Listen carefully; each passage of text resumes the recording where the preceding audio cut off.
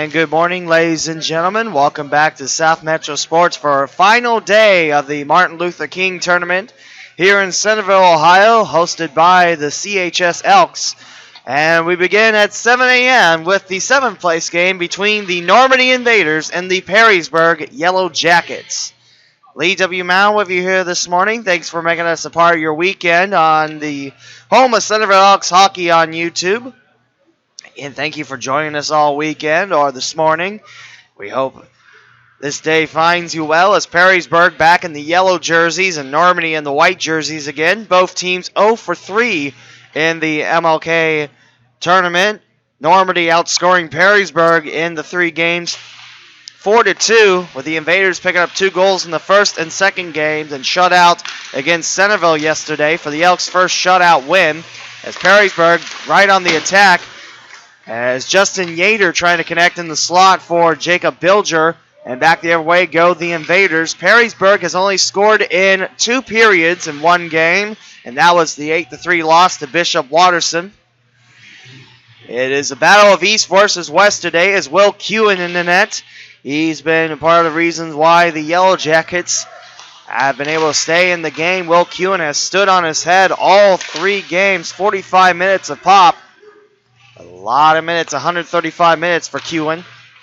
As now Perrysburg in the attacking zone. 40 seconds into our contest. It's Normandy versus Perrysburg. Perrysburg is the home team for this game, and the first time that we're seeing East versus West. Normandy representing the East Division, Perrysburg in the West. As now the Yellow Jackets go on the attack against Normandy out of the neutral zone. Dropped in the far corner from the stick of Chris Jersky. 3 Invaders surround the puck. Perrysburg settles it down near face-off circle time for Justin Yater. And able to connect it, and it's pushed back to Will Kewen heading towards that near corner, icing Normandy. 13:46 to go in our first period here. Our first game of 4 and our 13th game of 16 on the tournament. This is the day where East takes on West for the respective places.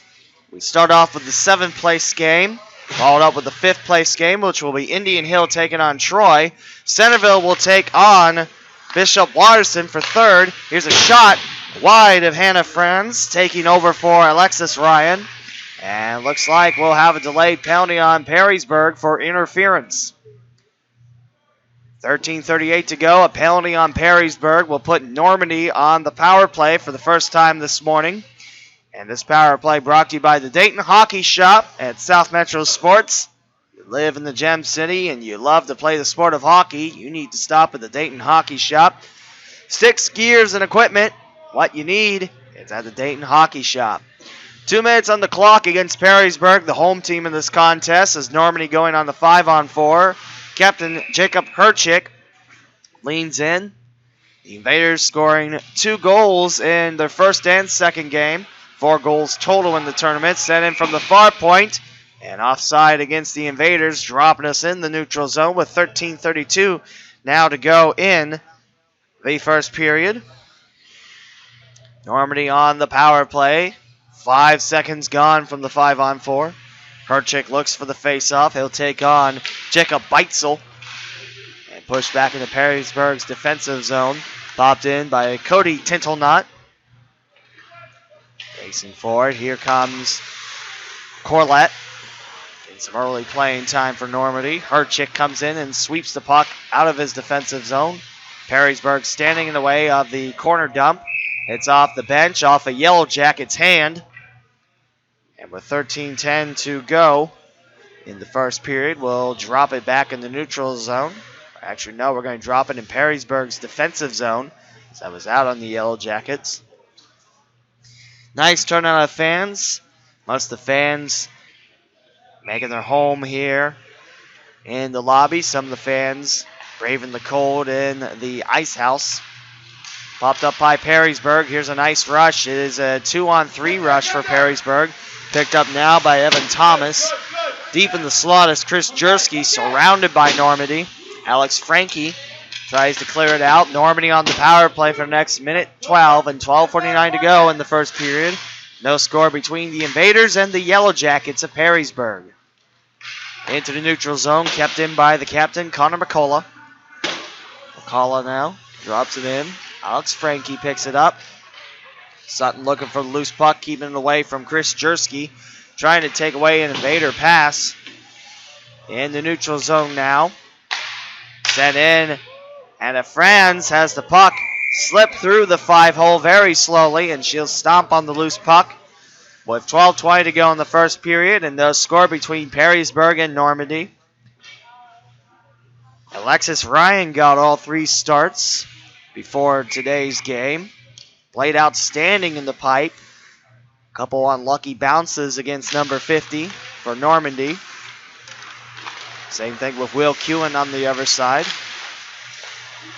In this game, for anyone to have success, the defense has to be able to clear it away from the goalie. Get him some time to breathe. In the slot, bouncing off the far post and staying away from Hannah Franz. It looked like she was going to bounce it in as she was skating backwards. But a nice defensive read by Normandy sends it down towards Will Kewen. Now the power play Invaders go back on the chase for the puck in their attacking zone. 11:47 to go in the first period. Here's a shot blocked by Normandy's Kyle Ryan. Nick Schmook on the ice for the Invaders, heading back towards the bench. 6 seconds left in the first power play of the game for Normandy. 11:43 to go in the first, no score. Normandy back in the white jerseys with the N crest up front, the N shield. And for Perrysburg, they're back in the yellow jerseys for the 3rd time out of 4 in this tournament. They wore the home whites in the first game yesterday on Saturday, their 2nd game overall in the tournament. Power play done. Squeezing amongst the end boards. Here comes Perrysburg with a puck. Nick Heckman did not play in the last game for Perrysburg yesterday. Scooped up by Zach Hayes. Perrysburg keeps it in their zone. McCullough reaches towards the near faceoff circle. Blocked by Herchik. Back to McCullough. The tall captain looks towards the near point. Swept in. Hannah Franz. Loose puck. Beitzel can't get a hold on it. And Tintelnot sweeps it towards the neutral zone where Perrysburg drops it in. Normandy's defense feeling the pressure from the Yellow Jacket swarm. Out of the reach of Zach Hayes on that pass to the corner. Icing on Normandy. Invaders and Yellow Jackets scoreless with 10:49 to go in the first period here from South Metro Sports. Our first of 4 today. Our 13th game of 16th overall. Bright and early for some hockey here in Centerville, Ohio.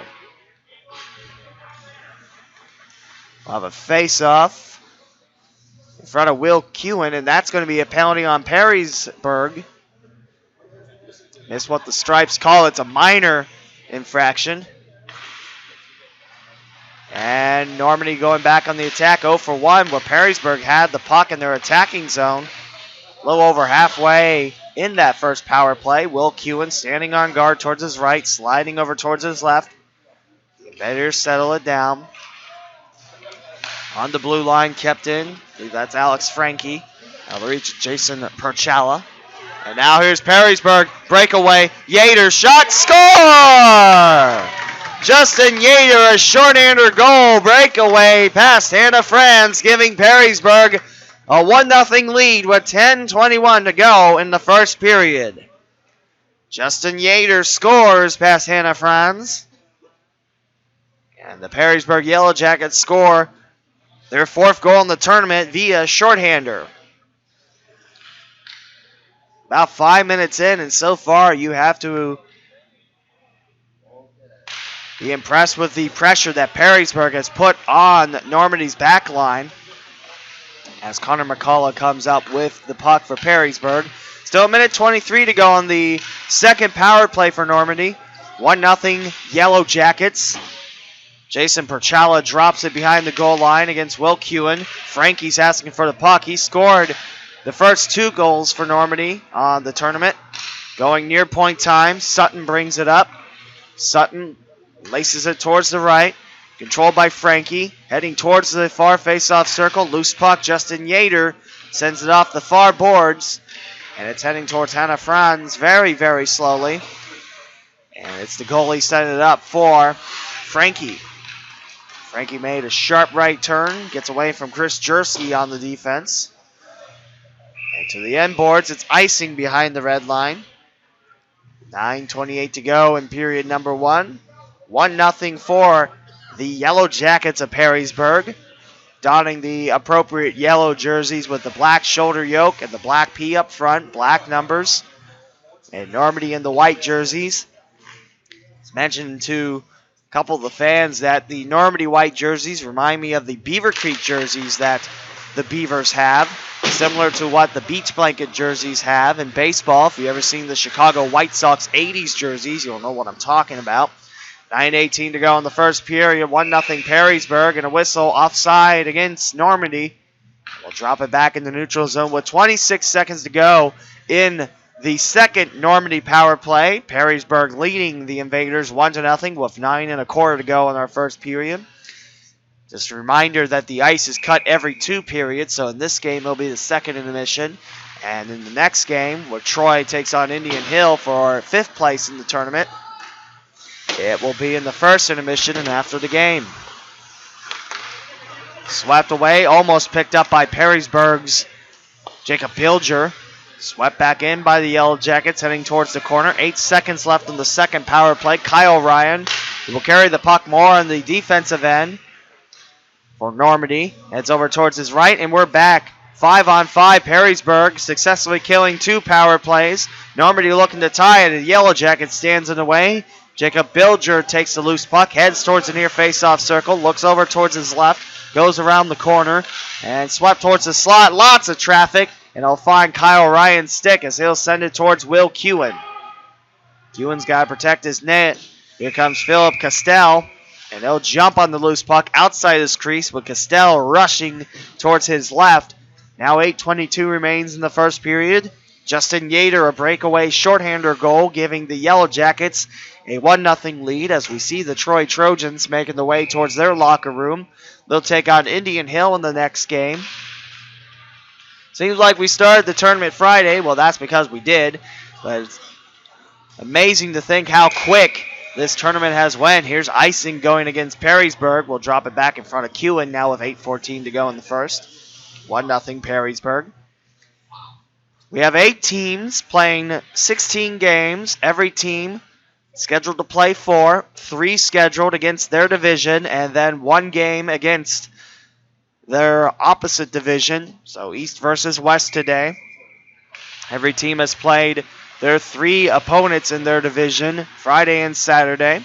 Both these teams 0-3. Normandy representing the East and Perrysburg representing the West.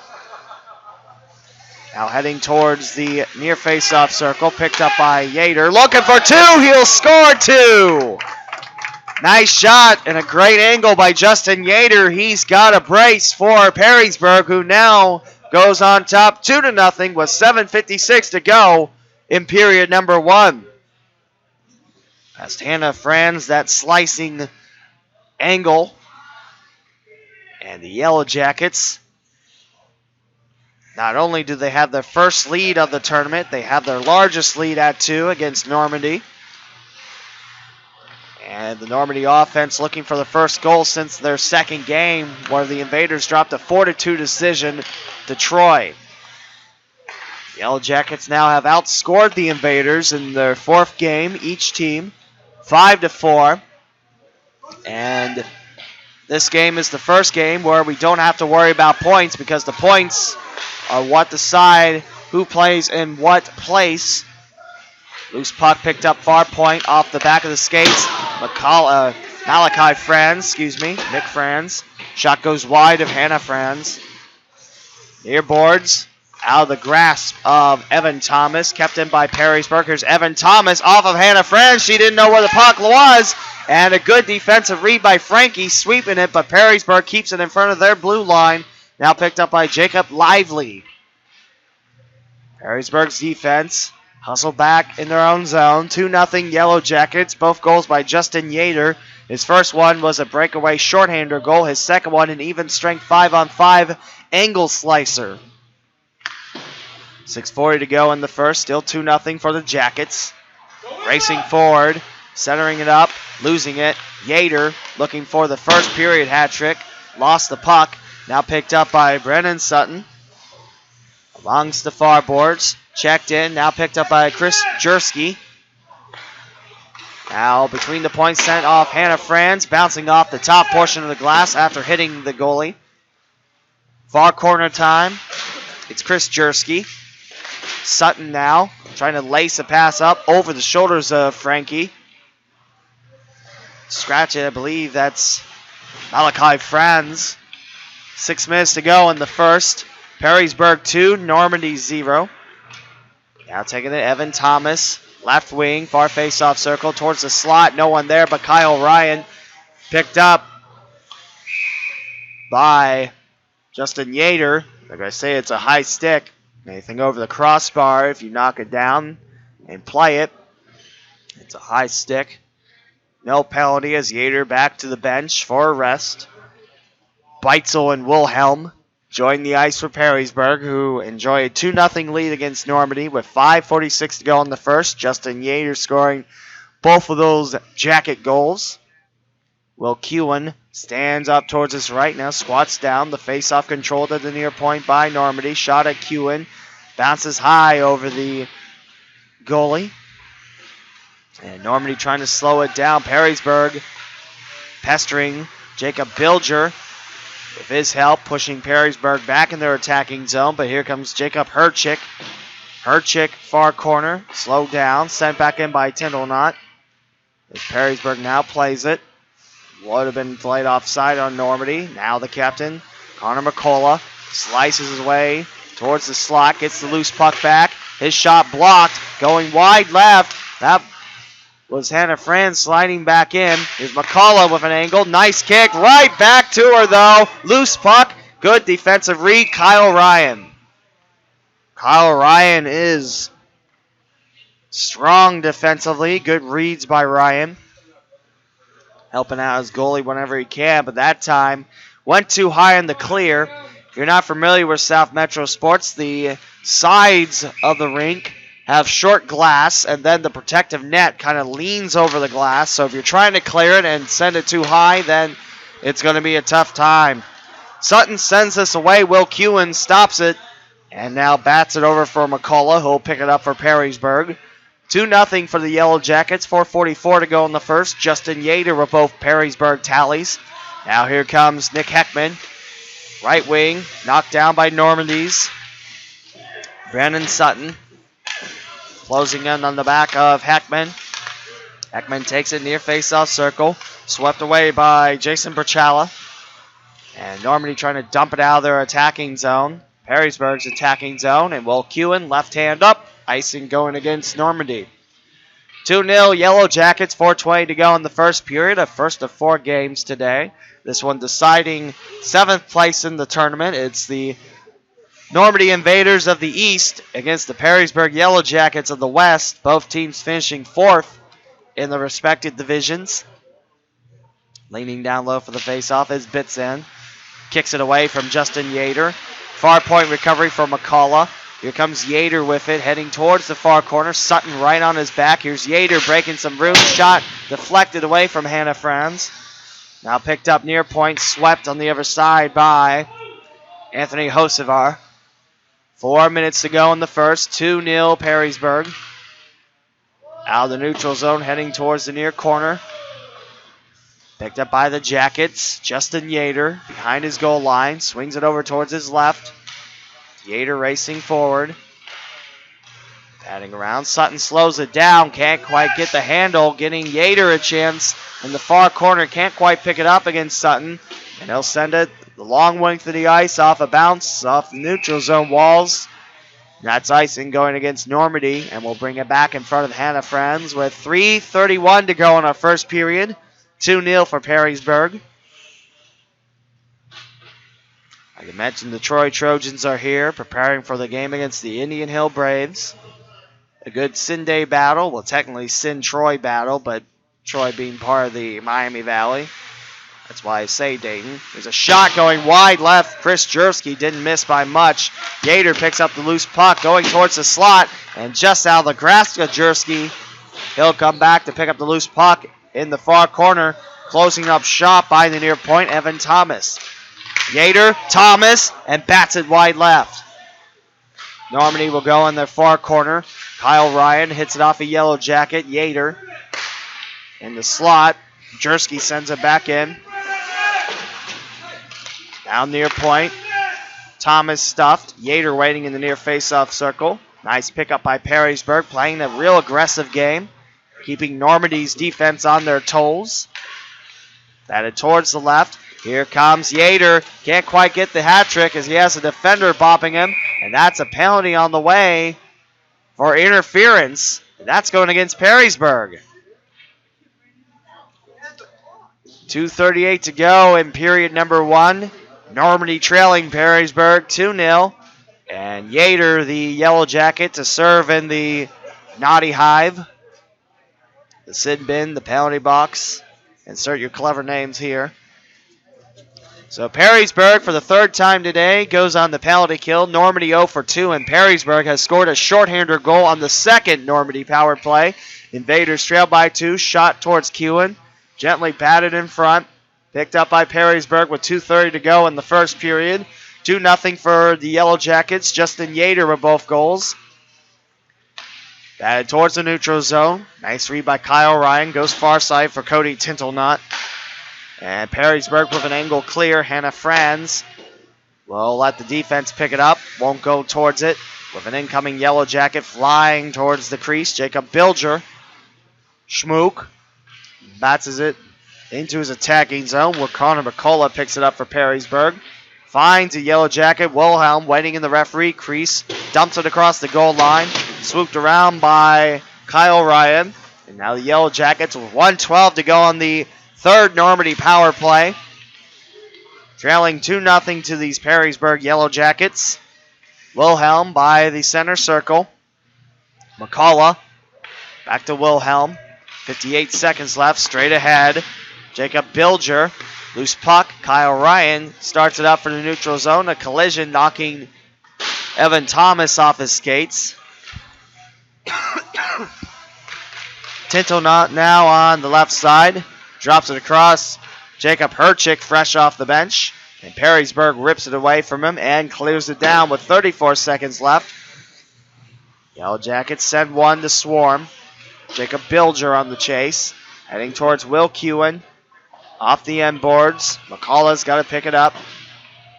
Last minute of the first period. Normandy trails 2-0 to Perrysburg. Towards the end boards of the Yellow Jackets attacking zone. Chris Jersky reaching for it. Tintelnot on the race for it. Here's Jersky ripping it away. Far face-off circle. Hannah Franz knocks it back. Score! Jacob Bilger with a shorthander goal. Second shorthander scored by Perrysburg. And the Yellow Jackets now lead 3-0 with 41.8 seconds to go in the first. And for the Yellow Jackets, that ties their high for goals scored in the tournament, as the Yellow Jackets scored 3 against Bishop Watterson. Now the Yellow Jackets have outscored Normandy in their fourth game, 6-4. And the Invaders' offense went quiet against Centerville. By the way, the shots on goal total in that game, Elks had 63 to the Normandy Invaders 10. Like I mentioned, Alexis Ryan, who's the backup goalie today for the Invaders, working very hard in the crease, had 57 saves, and a whistle and a cross-check just called, a penalty on the way. Nice toss by Justin Yater, finding the stripes. And it looks like Normandy will serve their first penalty on the day with 15.6 seconds to go in the first. Perrysburg on their first power play, sponsored by the Dayton Hockey Shop here at South Metro Sports. Sticks, gear, and equipment, it's all here at the Dayton Hockey Shop. Make it a stop today. Justin Yater takes his face off for Perrysburg. A nice rotation job by Yater. Goes for McCullough between the points. Near face-off circle time now for the captain. 8 seconds to go in the first period. McCullough drags it towards the far corner. Bumped a little bit. Good backup by Heckman. Far corner.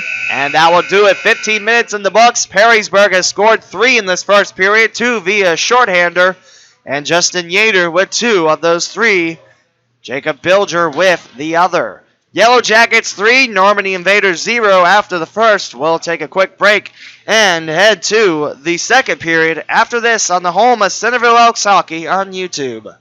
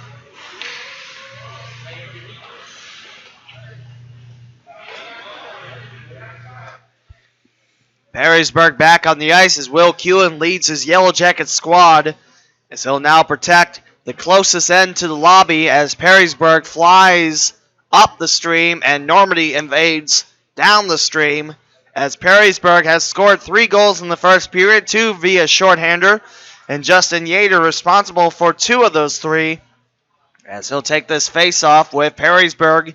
Still 1:45 to go in the first power play of the game. Yellow Jackets lead the Normandy Invaders 3-0. Jerski takes it right wing, past the point. Sends it wide of Hannah Franz. Bouncing in front. Racing for the loose puck. It's Brandon Sutton on the penalty kill.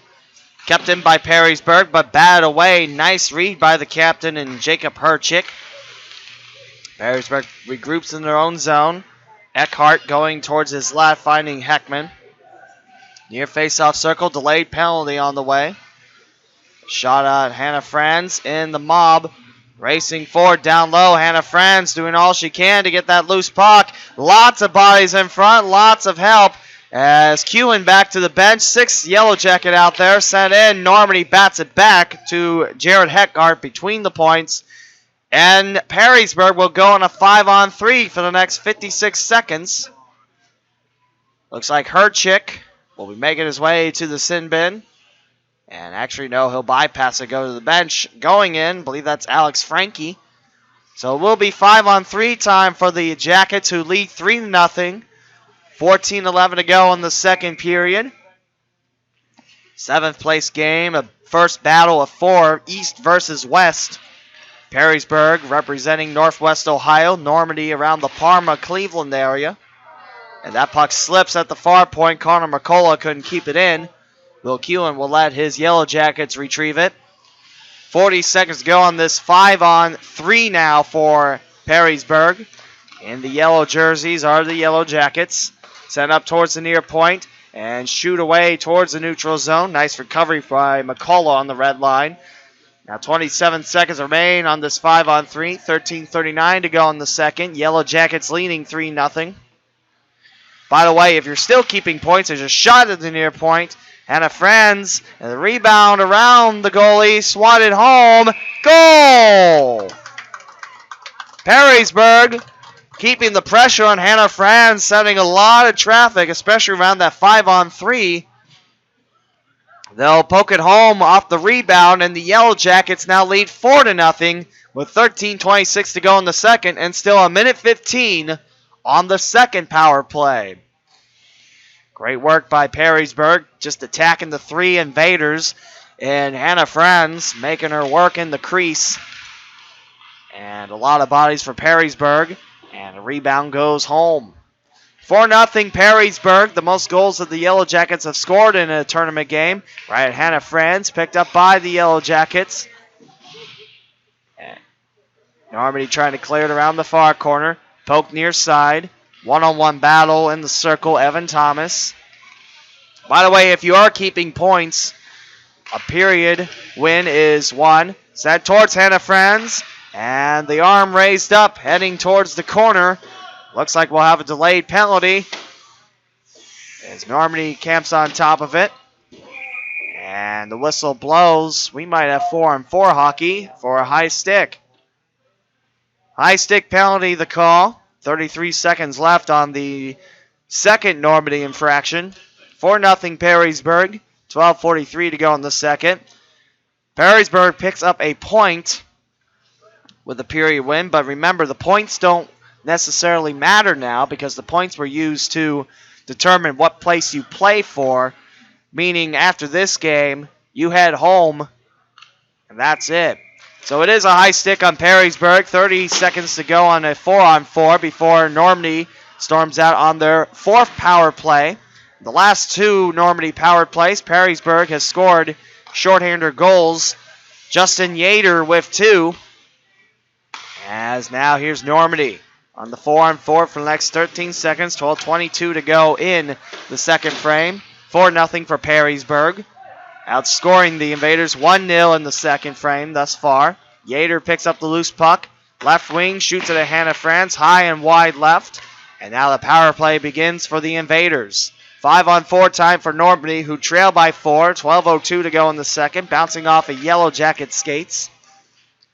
Connor McCullough swings it around. At the near point waiting is Tintelnot. Poked away by Bilger. And now it's Jason Berchala towards the slot. Hits it off the far post. And Justin Berchala trying to sweep home the rebound. He whiffs on that opportunity. That was very close for Will Kewen as he's still preserving the shutout for Perrysburg with 11:30 to go in the second. 4-0 against the Invaders. Justin Yater in his attacking zone on the penalty kill. McCullough picks it up behind the red line. Drags it back as two Invaders now head his way. Find an open Yellow Jacket and David Wilhelm by the referee crease. Normandy rips it away into the attacking zone and booted towards the end boards. A clear by Connor McCullough, the captain of the Yellow Jackets. Jacob Bilger racing for the loose puck. He's got the third goal today for Perrysburg. Waiting at the far point. Perrysburg still on the PK. Now here comes Normandy. Neutral zone towards the near face-off circle. Shot. Save Will Kewen from the blast of Jason Berchala. And heading towards the corner. That will do it for the 5-on-4 for Normandy. Invaders, 4 opportunities with a man up, and they go 0 for 4 thus far. 10:36 to go in the second. Perrysburg 1 for 2 on the power plays. Loose puck. And Hannah Franz traps it in the powder blue crease. 10:31 to go in the second frame. 4-0 for Perrysburg here at South Metro Sports. Lobby smelling quite nice. The hot chocolate and the coffee are brewing. The popcorn soon to be popping. And who knows, if someone asks for a pizza, we'll have a pizza smell through here too. That's one of the nice things about broadcasting from the lobby. You have the wonderful food smells. Just depends how hungry the fans are and how much food's made. You get the different smells from the concession stand. Also, it's a little bit warmer in here too. Bouncing off the far boards. Normandy comes up with it in their own zone. Splitting past McCullough, heading towards the far corner. No icing. McCullough will have to play this. It'll play just in time in front of Philip Castell. There's Bitzel waiting for it. Picked up by Wilhelm. Tangled up with Anthony Hosevar. Around the near corner. Perrysburg waits to play it in their own zone. 2 Yellow Jackets flying towards the neutral zone. Hosevar bounces it off the far boards. Perrysburg picks it up. 9:48 to go in the second frame. 4-0 for Perrysburg. Collision at the near point. Loose glove. And back out of the neutral zone. Here comes Normandy. It's now carried and taken down was Castell. Castell checked into the end boards by 2 Yellow Jackets. Jared Eckhart had most of that check. Wilhelm now leads it up. And center back to Eckhart as now the Indian Hill Braves make their way to their locker room, the opponent of the Troy Trojans. That will be the next game. Both those teams third in their respective divisions. Troy in the east, Indian Hill in the west. Down low, here's Connor McCullough. Kicks it straight ahead. Slowed down by McCullough. He'll have to play it defensively as Normandy now starting to put the offensive pressure on this side of the ice. 9 minutes to go in the second. 4-0 Perrysburg your score. Far face-off circle pickup Corlett unable to move it forward. Picked up by the Yellow Jackets, and Yater picks up the wings, speeds around the defender, takes it to the house, and blasts it high towards the scoreboard. You gotta love the moves of Justin Yater that time. Silky smooth. However, when he goes for the shot, he sends it high towards the rafters. And if you could rewind time just before he pulls back the stick, well, I'm sure he would like that one back. Back to the neutral zone we'll go as Perrysburg takes on Normandy. 4-0 for the Jackets with 8 3/4 left in the second. Yater for the faceoff. And picked up by Perrysburg. A jam job in the referee crease. Trying to get the loose puck. Evan Thomas, far wing. Yellow Jackets, center circle. That is Beitzel. Towards the near corner. Dropped. Picked up by Normandy. One player I haven't seen yet is Lucas George out there, one of the main puck carriers, along with Kyle Ryan.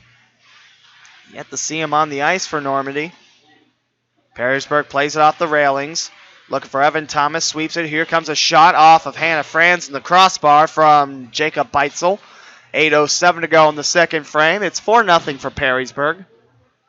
Our schedule today is Perrysburg and Normandy. That shot swept away by Hannah Franz. It's going to be icing on the Invaders. Perrysburg, Normandy, that's the game you're watching now. Troy Indian Hills up next. Around 10 o'clock, we'll have Centerville versus Bishop Watterson for third place in the tournament. And then for the championship, we'll have the Elder Panthers take on the Jackson Polar Bears. Two explosive offenses. I can't wait to see how all four of these games turn out. 8 great teams, 8 great fan bases making it here to Centerville, Ohio, and 8 great groups of kids playing the sport of hockey. Loose puck picked up far side, Nick Schmuck. Turnover in the slot. That shot from Jacob Beitzel hits off the top lip of the glass. 7:40 to go in the second. 4-0 for Perrysburg. Racing for it, Eckhart. Almost teasing McFranz that time. Invaders look for McFranz. Played off his left skate to the near corner. Perrysburg sending 2. On the goal line, it's Eckhart. Looking up front. Beitzel. Back to Beitzel in front of McFranz. Can't quite get the puck. Neither could McFranz. Loose puck recovery for Evan Thomas with 7:07 to go in the second. 4-0 for Perrysburg. Sweeping around is Eckhart, keeping McFranz in check. Batted forward. Turning around is Yater. He's got a brace today. 2 goals in the first period. 1 via shorthander. A breakaway shorthander, if you will. Yater takes it left wing. Nice spin towards the slot. Far face-off circle. Shot. Goal!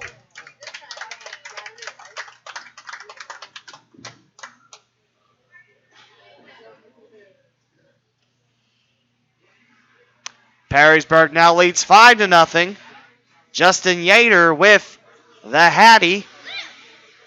Yater, great moves on the left side of things. And pulls it to the far face-off circle, getting the angle on Hannah Franz. I had to double check to make sure I saw the ref point. As Yater has scored 3 of the 5 Jacket goals. Perrysburg now on top 5-0 against Normandy. 6:26 to go in the second. Perrysburg back to work in their own zone. Wilhelm on the left. Going straight ahead, intercepted by Sutton. His shot rainbowing high over the net. Picked up by Andrew Winters now for Perrysburg. Turns it over for Herchick. He'll drop it slowly in the far corner. Swept around by Evan Thomas. Looks for Bilger. He's got one of those 5 Perrysburg goals. Far board bounce. Sutton on the chase towards the slot. No one able to get it. Andrew Winters, the closest Jacket. Now on the far side of things. Wilhelm combines with another Yellow Jacket to keep in the attacking zone. Normandy a sharp angle out of the neutral zone. 5:42 to go in the second. Perrysburg with 2 goals in the second period. Now lead 5-0. Sutton takes it near face-off circle. Shot just trickling wide left by Mikhailo Samerdak. Far point keep for Normandy towards the slot. Nice stick up there by Evan Thomas, not allowing the Invader and Lucas George to get there.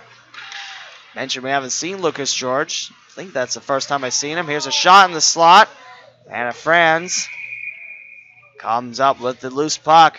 Two invaders crash on the wings of that Yellow Jacket. We'll have a face-off in front of the Invaders goalie with 5:09 to go in period number 2. Here from South Metro Sports. 5-0 Perrysburg.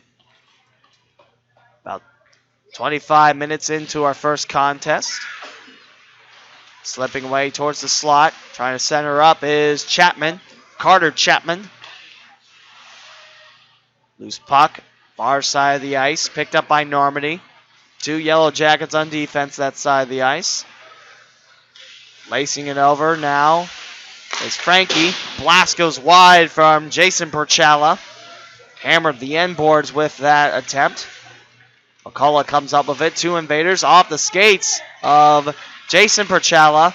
Picked up by Justin Perchala. And a shot trickling wide right by Normandy as the shots now starting to pile in for the black and orange Invaders. Here's Chapman. Nice catch by Yater. 3 of the 5 goals taken out and sliding out of the neutral zone. Sutton takes it left wing. Far face-off circle shot off the back of Connor McCullough. That's really using your back to block that shot. And I think there's a Yellow Jacket just in the shorts.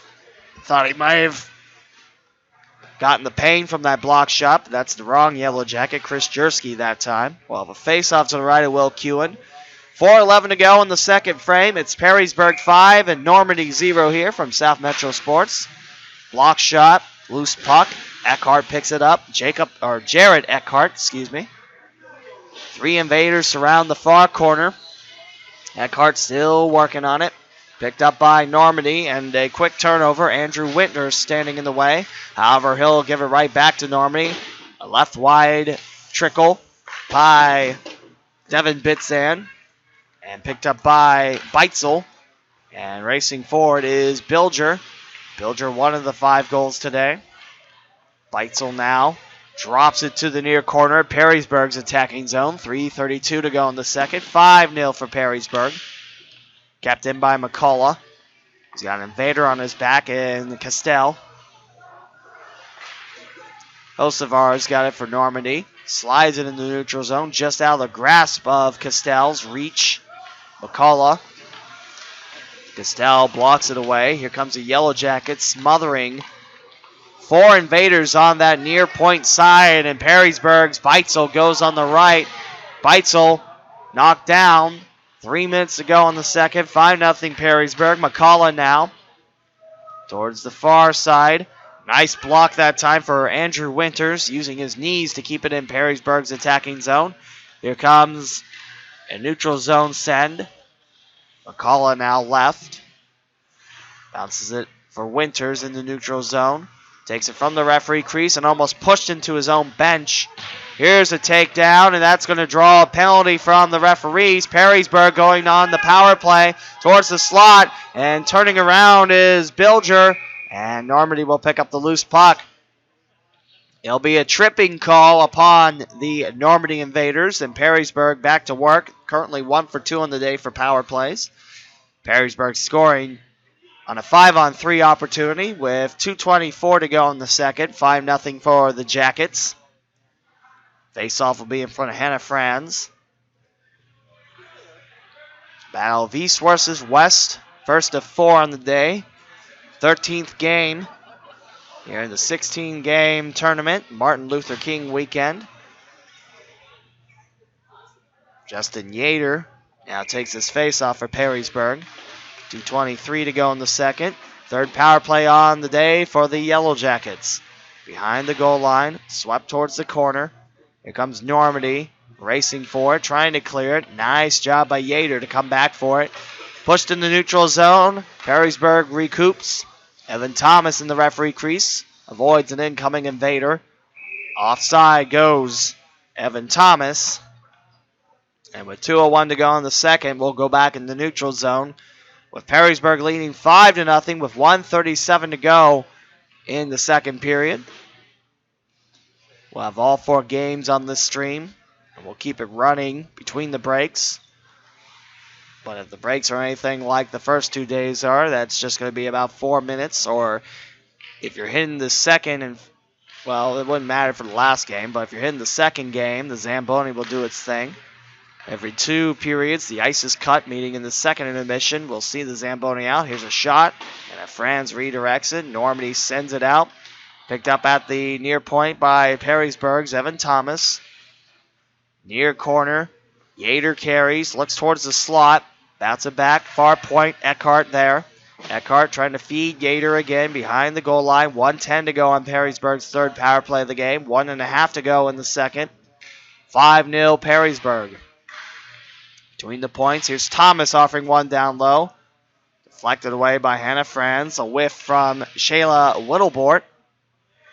At the near point, stand in, score! Evan Thomas, a nice shot at the near point. Hits it on the farthest crest of the net past Hannah Franz. And Perrysburg on a power play scores their second PP goal. Now leading 6-0. 1:15 to go in the second.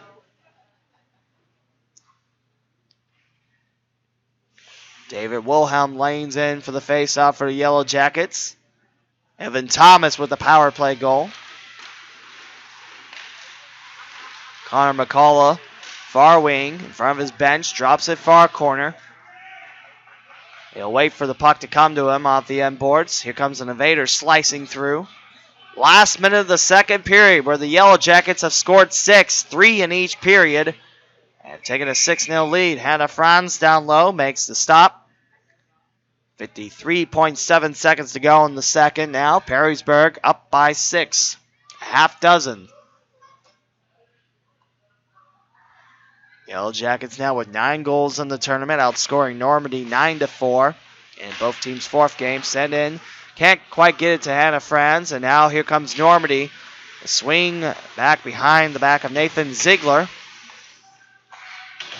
Near point, now neutral zone. Wilhelm sends it in off the back of an invader, I believe. Drop into the neutral zone. McCullough comes in. Here comes Normandy slicing through. The invaders take it towards their far corner. Push back Wilhelm. And now freed away. Connor McCullough takes it a little bit slower. Goes for Chris Jersky towards the neutral zone. McCullough picks it up straight ahead. 16 seconds left. Towards the corner. No one there. Icing Perrysburg. We'll keep it in front of Will Kewen. Hasn't seen much of the invaders lately in the second period. As Normandy looking to change their side of the scoreboard as the guests. 6-0 Perrysburg as the home team in the 7th place game for the Martin Luther King Tournament. Jacob Lively for the faceoff for Normandy, taking on David Wilhelm. Back to Perrysburg. 10 seconds to go. Trying to slice it through 2 invaders. Goes far side for Jersky. Nice pass to him, going one-on-one with his defender. Trying to beat him. Lost his balance. And that's the end of the second period. Another 3-pack of goals for Perrysburg, getting the last one on a 5-on-4. And the Yellow Jackets lead the Normandy Invaders 6-0 after 30 minutes of play. We'll get the Zamboni out here, cut the ice, and come back for the third period here on the home of Centerville Elks Hockey on YouTube.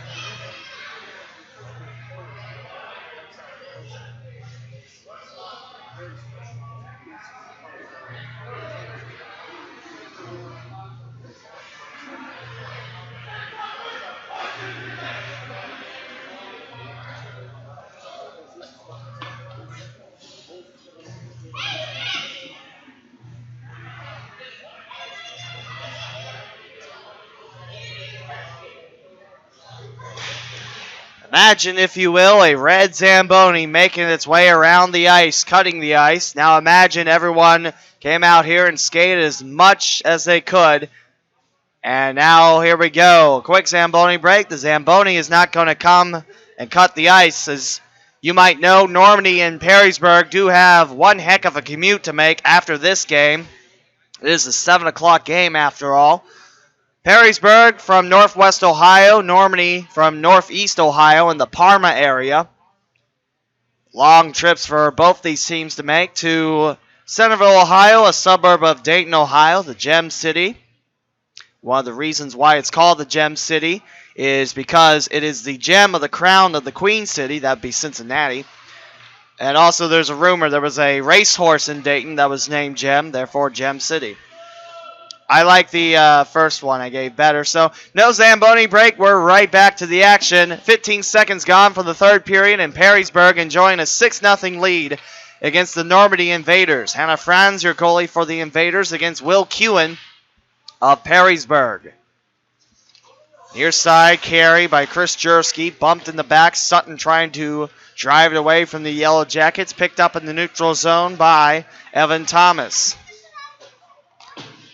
Sutton bumps it in the neutral zone. Perrysburg, 3 strong on the right. Sutton trying to drop it in. Away from MLK Franz. Straight ahead. Here's Frankie. Just shy of the center circle. Kicked off the left leg of Kewen. Will Kewen. Sent towards the Perrysburg goalie. And that's a goal. I thought that went wide to Will Kewen, but that's a Normandy goal. Slicing past Will Kewen. And Normandy now trails by 5, 6-1 for Perrysburg. And this is the same Normandy Invaders team that had that celebration where I believe it was Lucas George and Alex Frankie. One of them jumped, and then one of them was keeping the other one's leg trapped. It lasted for about a minute. This Normandy team knows how to selly. Herchick now taking on Jacob Bilger as the shutout over for Will Kewen. 13:09 to go in the third period. And it's 6-1 in favor of the Yellow Jackets. Kewen down the 5 hole, stomps on top of it. And I think the clock will stay running. 12:55 now to go in the third, now on a running clock.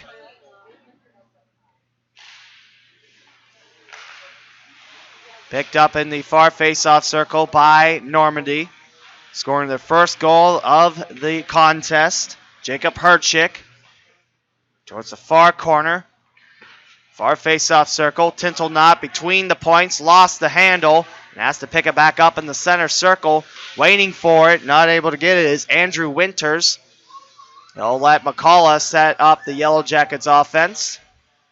1 goal in this third frame for Normandy. 3 goals in the first and second for Perrysburg. Shot Hannah Franz. Save, and Tintelnot redirects it. McCullough trying to keep it on his side of the ice. Turns it over. Here comes Zach Hayes. And down low, a save for Will Kewen. Under 12 to play in the third. We have a running clock with Perrysburg leading 6-1. Like I mentioned, these teams, these fan bases, have a long trip back to the northern quadrant of the state. Perrysburg around the Bowling Green, Toledo area, and the Yellow Jackets calling BGSU Ice Arena home. 50 years of existence. There's a shot and a save by Kewen as he slides over towards his right. And for Normandy, they're in the Parma area. And that's around the Cleveland area, so imagine Northeast Ohio that trip. Picked up by Perrysburg, slicing away Kyle Ryan. And picked up by Lucas George. Now carried in by Jason Perchala. Shot wide, slowed down by Normandy. Loose puck, wide on that attempt. That was Justin Perchala. No, scratch it, that was George.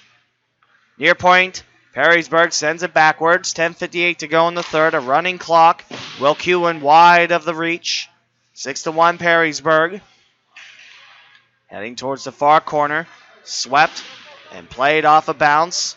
Hannah Franz ready for an incoming Perrysburg shot. Unable to get there in time. Nick Heckman did not play in the last game for Perrysburg. He was replaced by Carter Weiss, who is not in this game today, not part of the roster. Picked up by the Yellow Jackets. Shot near face-off circle. Loose puck. Now covered up by Hannah Franz. Left leg pad. Nick Hetman pushed away as he was looking for the loose rebound. And we'll have a face-off. 10-12 and rolling to go in the third. Face-off to left of Hannah Franz, who is taking over for Alexis Ryan, who started all 3 games before today. Alexis Ryan was solid as a rock. Like I mentioned, 57 saves of 63 Centerville shots, and that 6-0 defeat. Far face-off circle time for McCullough. Swung around. Normandy, the second time that the Invaders have given up 6 goals. Gave up 6 to Centerville, 4 to Troy, and 8 to Elder. Collision at Normandy's far point. And the arm goes up by the stripes. And the whistle will blow. And what is the call from the stripes?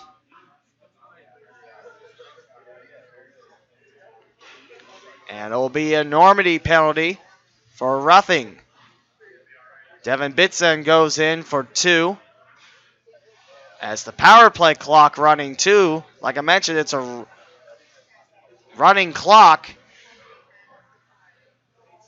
I didn't think the power play clocks ran 2, but on one of those boards, I'm not sure how you would operate a rolling clock and stopping a power play clock. Perrysburg going on a 5-on-4. 8:50 to go in the third. Will Kewen watches the puck bounce. Clear by Normandy, picked up by Anthony Hosevar. In the near corner, dropped. Recovered by McCullough, part of the power play unit. It's sent in by Alex Frankie. 8:30 to go in the third. 6-1 in favor of the Perrysburg Yellow Jackets in a battle for 7th place in the tournament. Both these teams the 4th seed in their respective division. Normandy in the east with Centerville, Troy, and Elder. And Perrysburg in the west with Bishop, Watterson, Jackson, and Indian Hill. 8:09 to go in the third. Still power play time for Perrysburg as they almost give up a shorthander goal themselves. A pack of shorthander goals, 2 in fact. Yater has a hat trick today for the Yellow Jackets. Dropped at the far point. 1 Yellow Jacket shot. Hannah Franz redirects it towards her left. And picked up at the near point by Hosevar. Perrysburg trying to trap it. The Invaders go back on the penalty kill. 7:40 to go in the third. 6-1. Wide to Kewen. The Invaders starting to pick up the offensive firepower. Showed promise in the first 2 games, scoring 2 on Troy and 2 on Elder. Held scoreless against Centerville. And the power play is over. 5-on-5 time as the power play clock also ran with the rolling clock. As Perrysburg trying to drop it off the post and in. Oh, a tough bounce for Hannah Franz, but Perrysburg scores their 7th goal in the game. Hits off her leg and hits off the near post, crossing that goal line. Perrysburg 7, Normandy 1. 6:53 and rolling to go in the third. Both teams with a goal in this third period. Face off center ice. Now 6:44 to go in the third. Like I mentioned, rolling clock for this contest as both teams have to head to the northern quadrant of the state. We're in the southwest portion of Ohio. Miami Valley, as they call this area. 3 counties in Indiana and a big bulk of counties south of Lima, north of Cincinnati. Twist and entanglement by Jacob Beitzel. Around the far corners, past the red line from Normandy. 6:10 to go in the third. Still a rolling clock. 7-1, Perrysburg your score. Heading over towards the near corner, waiting for someone in the slot. Closest invader was Nathan Ziegler. Wasn't able to get the loose puck. However, caned away by Herchick and sent in by Kyle Ryan. Slicing towards Hannah Franz. She'll come out towards her crease and just redirect it towards her right. 5:40 to go in the third. 7-1 for Perrysburg. Sliding away from a Yellow Jacket, Ethan Corlett. Played by Perrysburg's McCullough. Connects it to Bilger, who U-turns around, heading towards his attacking zone. Good pressure by Herchick, guarding that blue line. Kewen slows it down and gently shuffles it over towards his left. Now with 5:18 to go in the third. 7-1 Perrysburg. Both teams scoring a goal in this third frame. Collision knocking down an invader. Back up, Jacob Lively. Here's Perrysburg towards the slot, wide left of the post. Now recovered by the Yellow Jackets. Bilger. Yater looking for Bilger in the slot. Good stuff, and coming back. Jacob Bilger on the second time. He won't be denied by Kyle Ryan's stick. He'll hit it on the far side of the net, and Perrysburg goes up 8-1 with 4:44 and rolling to go in the third period. Yellow Jackets outscoring the Invaders 2-1 in this third frame. As we'll have a face-off center ice. Lively takes this one for the Invaders as they go back up the stream. Perrysburg down the stream. Nick Heckman for Perrysburg. Yellow Jackets up by 7. Recovered in their own zone. Alex Frankie and the Invaders. Lose it in the neutral zone. Sutton cleans it up. Brennan Sutton towards Kewen. Never gets to him. As the defender in front now carries it. Connor McCullough. 4 minutes to go in the third as the clock continues to roll. As Perrysburg leads by 7, it's 8-1. Sutton chips it towards the center logo. The South Metro Sports logo, center ice facing the lobby. Here's McCullough. Referee crease. Coming in is Yater, looking for 4. Races around the far corner and met up with 2 more Invaders. 3 total on that.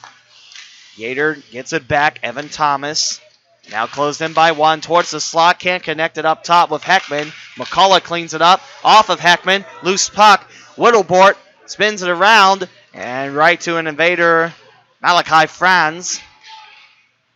Nick Franz now.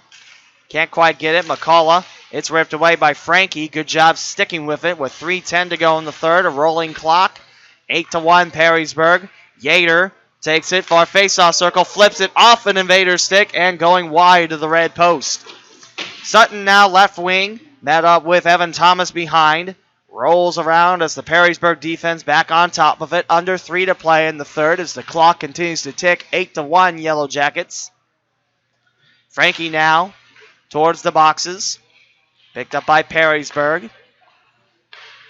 A good offensive explosion from the Yellow Jackets after only scoring 3 goals in 2 periods against Bishop Watterson. Perrysburg has put an 8 spot on the home side of the scoreboard. Smiling for the Perrysburg fans. There's Normandy looking. There's Herchick. Zips it straight ahead. Wide of Kewen. No icing. 2 1/4 to go in the third. Still 8-1 for Perrysburg. Sutton now directly on the red. Almost intercepted by an incoming Chris Jersky. Far corner time. Yater. Yater rips it by Normandy's far face-off circle. 1:54 to go in the third. Yater, near face-off circle, loses the handle as he was trying to go through the army of Invaders. A whiff on the shot. Evan Thomas can't get any power on it. And here comes Alex Frankie, taking it towards the slot, trying to beat Kewen. Saved by the Perrysburg goalie. 1:34 to go in the third frame as the clock continues to roll. 8-1 Perrysburg here this Sunday morning. A nice cold day at the rink. Perfect situation for hockey. It's nice up here in the lobby, although the food smells have started to went away. There's a high blast. A whiff by Perrysburg. Picking it back up is Chris Jersky. 1:07 to go in the third. 8-1 for Perrysburg. Recovered by the Yellow Jackets. Take the far wing. Last minute of the game. Center circle. Wilhelm trying to keep it away from pestering Jason Perchala. He'll rip it away for Normandy. 8-1 Perrysburg. Invaders trying to keep it in their attacking zone to squeeze one more goal out against Will Kewen. Stands tall on the right side towards the slot. Here's Kewen reaching for the loose puck and carries it over towards his right and lands on top of it. We might get one more face-off out of this as the clock continues to tick. 25 seconds to go in the third. Perrysburg 8 and Normandy 1. That's the face-off at the near point. Kyle Ryan sends it back in. Yellow Jackets play it defensively. Swing it up off the skates of Jersky. Poked away by Normandy's stick. Jason Perchala trying to send it up. 3 seconds out of the reach of Carter Chapman. And that does it.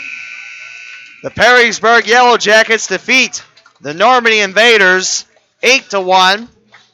3 goals in the first and second. 2 goals in the third for Normandy, or scratch it, Perrysburg. Normandy gets their lone goal in the third period. And the Perrysburg Yellow Jackets finish the tournament 1-3, and they will pick up 5 points out of this game. But again, for Championship Sunday, the points don't really matter, but if they did, that would be 5 points for the Yellow Jackets. Normandy falls to 0-4 in the tournament. We wish both these teams success as the season closes for the 2016-17 year. As Perrysburg and Normandy head towards their respective part of the state, Perrysburg wins this game 8-1. As up next, we will see the Troy Trojans battle the Indian Hill Braves here at South Metro Sports. Thanks for watching, fans. We'll be back after this Zamboni break, and this time the Zamboni is out. You don't have to imagine it. You can watch it here on the home of Centerville Elks Hockey on YouTube.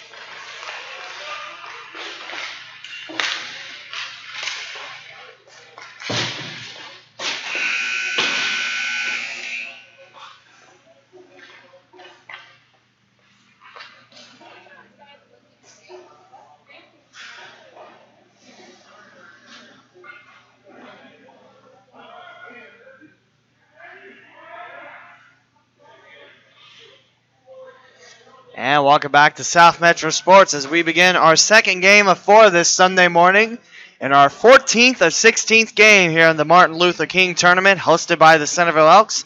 And for the 5th place game, a battle of West versus East. It is the Troy Trojans of the East taking on the Indian Hill Braves. Lee W. Mound with you here on the home of Centerville Elks Hockey on YouTube. Thanks for making us a part of your Sunday morning and part of your weekend. As the first game we saw was Perrysburg taking down the Normandy Invaders by a score of 8-1. A very explosive offensive game for Perrysburg as Justin Yater of the Yellow Jackets came up with a hat trick in that contest, meaning Perrysburg finishes in 7th place, Normandy in 8th. Now we'll figure out who finishes 5th and 6th. It'll be the Indian Hill Braves from Cincinnati and the Troy Trojans from Miami County. Trojans in the white, they are the home team as they head down the stream to start our first period, and Indian Hill's going up the stream as we'll see Jack Wilson take this face-off. And slinging on the near boards, picked up by Troy. Enrique Alejandre back in the net for his 4th time in this tournament for the Trojans. He's talking to one of the assistant coaches for Troy. And with all the credit I give Enrique Alejandre, He actually started goaltending in August. Just to see how well his game is in that short amount of time is awesome. They're taking on Lake Anderson, the gigantic Indian Hill goalie, who towers over his net. A shout out yesterday for Indian Hill, part of the West, a 5-0 win against Perrysburg. And we'll have a delayed penalty on the way. Lake Anderson to his bench, and Troy surrounds the puck 45 seconds in, and the Trojans are going to the box for a high stick. And this Indian Hill power play is brought to you by the Dayton Hockey Shop here at South Metro Sports. For everything hockey in the Gem City, it's only at the Dayton Hockey Shop. Face-off will be to the right of Enrique Alejandre as he held Elder to 1 goal in the first 30 minutes before Elder exploded for 4. And one of the referees is looking at something. It looks like the blue line tape might be coming off where the referee is skating. That could be a bad tripping hazard as Troy on the penalty kill in the first 45 seconds of the game. Both these teams, 1 win, 2 losses on the season. On the tournament, excuse me. Only 3 games in the season. That's a short season, and we're already in middle part of January. Troy 1-2 in the tournament. They lost 3-1 to Centerville, despite Preston Hofler scoring the first 41 seconds of that game before the Elks tied it late part of the first, and then 2 in the third to win it. Troy picked up their lone win in the tournament with a 4-2 decision against the Normandy Invaders, and lost 5-0 to Elder. Like I said, Enrique Alejandre kept that Elder offense at bay for most of that game. Very impressive considering Elder is one of the top teams in the Southwest Ohio High School Hockey League along with St. X, and is the top team, Elder, actually in that league. As both the teams now head towards the benches. This could be a little bit. It looks like the referee just took the blue tape off as the South Metro staff make their way over there. This could be a while. Indian Hill, they lost 6-1 to the Bishop Watterson Eagles. Lost 4-2 to Jackson in the 7 o'clock game yesterday morning. And beat Perrysburg 5-0 for Lake Anderson's shutout. That's the Lone Braves win. Both these teams 1-2. The third seed in their respective division. Before the third Centerville game, Troy was actually second place, but with the Elks clean sweeping the 5 points away from the Normandy Invaders, pole vaulted to second place. They'll be the next team. Centerville taking on Bishop Watterson. And Bishop Watterson and Jackson, actually, the 1 and 2 seeds of the West, were decided in that last game yesterday between the Eagles and the Polar Bears. And Jackson came out on top, exploded for offense with 3 goals in the first, and won 6-3 against the Eagles. That's why Bishop Watterson's playing next for the West, and Jackson the last game, looking for the championship. A beautiful trophy sitting in the lobby for everyone to see. That's what's at stake for Elder. The Panthers out of Cincinnati, calling Northland Ice Center home. A team that's 2-0 against Centerville on the season. Like I said, now 8-0-1 in the Southwest Ohio High School Hockey League. As now the ice where that blue tape was pulled from being repaired. A good catch by the referee. It's about safety for these kids. You want to play the sport right. You want to make sure no one gets an injury, and tripping could be a possible hazard. Right now, both teams in front of their bench. Enrique Alejandre staying in goalie form in front of his bench. Looks like he's protecting his Troy Trojans bench. And Lake Anderson stands over by his Indian Hill bench. Indian Hill, the away team, back in the black jerseys. The second time we're seeing Indian Hill in said black jerseys. Red numbers, white trim, white letters. Some of the jerseys differentiating. It's like Anderson's jersey. A couple others don't have the white outline. It's just the red numbers. And it looks like they have patched that ice, so the Indian Hill Braves prepare for the power play. Troy on the penalty kill for the next 2 minutes. 14:15 to go in our opening frame, and the ice has been repaired. here from South Metro Sports in Centerville, Ohio. Face-off is Matthew O'Brien. He'll look back, make sure the staff get off before they start to play again. Matthew O'Brien now looks around, squares off. I believe that's Zach Eulenbrock taking the face-off for the Trojans. And away we go. Picked up by Indian Hill between the points. Michelson sends it in. Nate Michelson. Twisting, turning around. Loose puck picked up by Troy's Caleb Mangus in the white jerseys with the red numbers and the gray trim. Far face-off circle. Good screen by Zach Eulenbrock, allowing the Trojans to pick up the loose puck and go all the way towards the end boards. As that's the first clear of the penalty kill for Troy. Again, all the power plays and penalty kills sponsored by the Dayton Hockey Shop here at South Metro Sports. In the neutral zone, Wiley Lyons sends it towards the attacking zone. Here's Falter with a tally, and it's saved by Enrique Alejandre. His backup is Scott Riedel. And for Lake Anderson, I believe he's the only goalie listed. So it'd be an emergency goaltender situation if Anderson needed to be replaced due to an injury. Alejandre looks over his left shoulder. Here's a shot from the far face-off circle, and Troy does a nice job, namely Grant Garrity getting a stick on there to prevent any rebound shots. Now the Braves swing across the wagon, try to drop in the slot. Good pressure there by Troy. 45 seconds left on the power play for Indian Hill. 12:56 to go in the first period. No score between the Trojans and the Braves. And high stick. And looks like we'll keep it in Troy's defensive zone. Trojans with a high stick. 36 seconds to go. And the penalty on the Trojans. 12:50 to go in the first period. And everyone's going to replace their special teams unit. This is for 5th place in the MLK tournament. Both these are the 3 seeds. The first day and the only day where we'll see East versus West in this tournament. Troy along with Centerville, Elder, and Normandy. Indian Hill with Perrysburg, Jackson, who's playing for the championship for the West, and Bishop Watterson.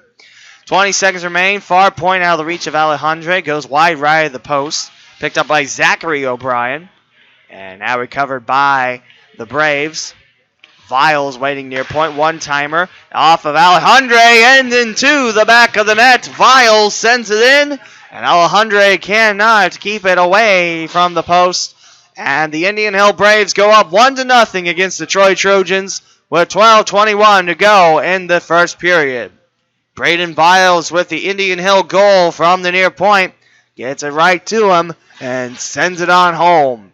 Power play goal for Indian Hill. Sean Amato leans in. They'll take on Preston. Nope, make that Charlie Ryan for the faceoff. Loose puck can't get to Caleb Nelson. Troy's got to race back for it. Nelson now. Far boards. Connects it to Charlie Ryan. Open Trojan up front. Tristan Meek. Meek takes it to the slot, sends it wide. As he's trying to get the loose puck away from Wiley Lyons. Into the neutral zone. Ryan and the Trojans have it. Bounced in by Caleb Salazar. Back in his number 25 jersey. Wore 17 with the gray jerseys yesterday for the Trojans. 11:42 to go in the first period. Indian Hill strikes early with a 1-0 lead. A power play goal for the Braves. Behind the goal line. Here's a nice squeeze by Whittam. Out of the reach of Anthony Sartorelli. Had the first goal against Perrysburg yesterday. Towards Alejandre. Nice scoop by Caleb Mangus. 11:20 to go in the first. Still 1-0 Indian Hill. Out of the reach of Nelson. Kept in by the Braves. Sent wide by Lyons from the near point. A couple shots already for that area. There's a skipping puck off the end boards and icing against Troy as Preston Hoefler now joined up with Grant Garrity on the ice. Nate Eulenbrock also part of the party for the Trojans, who trail 1-0 with 11:06 to go in the first period. Both these teams 1-2 in the tournament. Then for the third place game, we'll have a pair of 2-1 teams. And then for the championship, 3-0 Elder against 3-0 Jackson. Far point out of the reach of Zachary O'Brien. through his legs. And Troy, if they can hurry, gets the loose puck. Nate Eulenbrock couldn't get there in time. He was blocked off by Viles, the goal scorer for Indian Hill. Covered in by Nate Eulenbrock. Hofler's coming in, trying to free the puck away for the Trojans. Looks like he's got it against Jack Wilson. Shot down low. Lake Anderson in front. Loose puck. A scurry in front of Lake Anderson. Picked up by Zachary O'Brien. And now Mangus keeping skate to skate with Henry Rolander. And there's a nice check. Nate Eulenbrock pushing down the puck carrier. Jack Wilson. Red line for Viles. 10:25 to go in the first. 1-0 for the Braves. Troy back with it. Mangus swings it around off the leg of Nate Eulenbrock. Zachary O'Brien keeps it in. Braves have it behind the cage of Alejandre.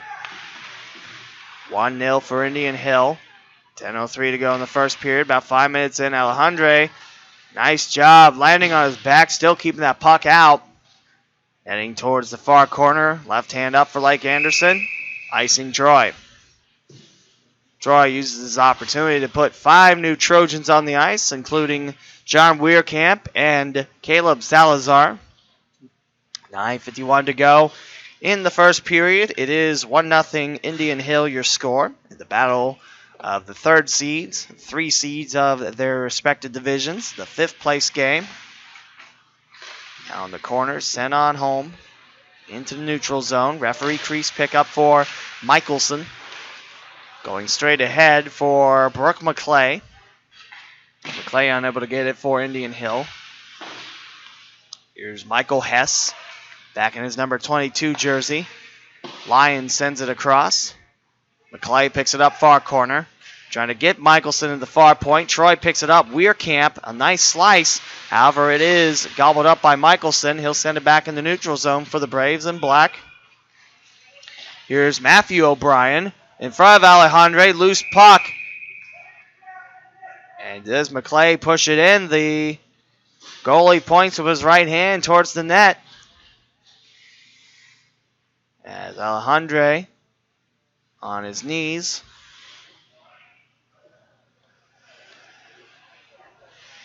And actually, looks like it's a face-off to the left of Alejandre. The goalie, or the referee, pointed like it was a goal towards Alejandre's net, and it is. It's 2-0 for Indian Hill. A scurry in front of Alejandre slips through, and the Braves have a quick 2-0 lead. As the Troy Trojans now trail by a brace.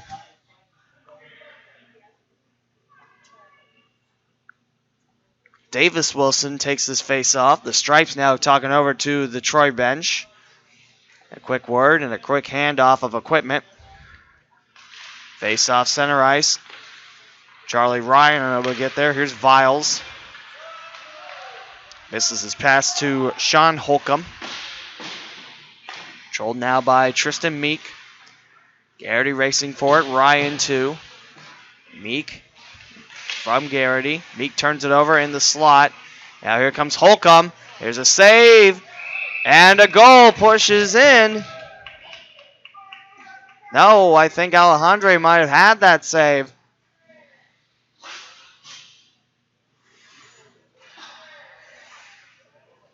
Indian Hill now leads 3-0 with 8:45 to go in the first period. Braves have stormed out on top. The most goals the Braves have scored is 5 against Perrysburg. And in the losses, combined for 3. Troy on the other side, their offense have scored 5 goals in 3 games, shut out by Elder. As the Braves have stormed out on top 3-0. You gotta imagine both these teams are tired. 3 games in 2 days, now the 4th in 3 for these squads.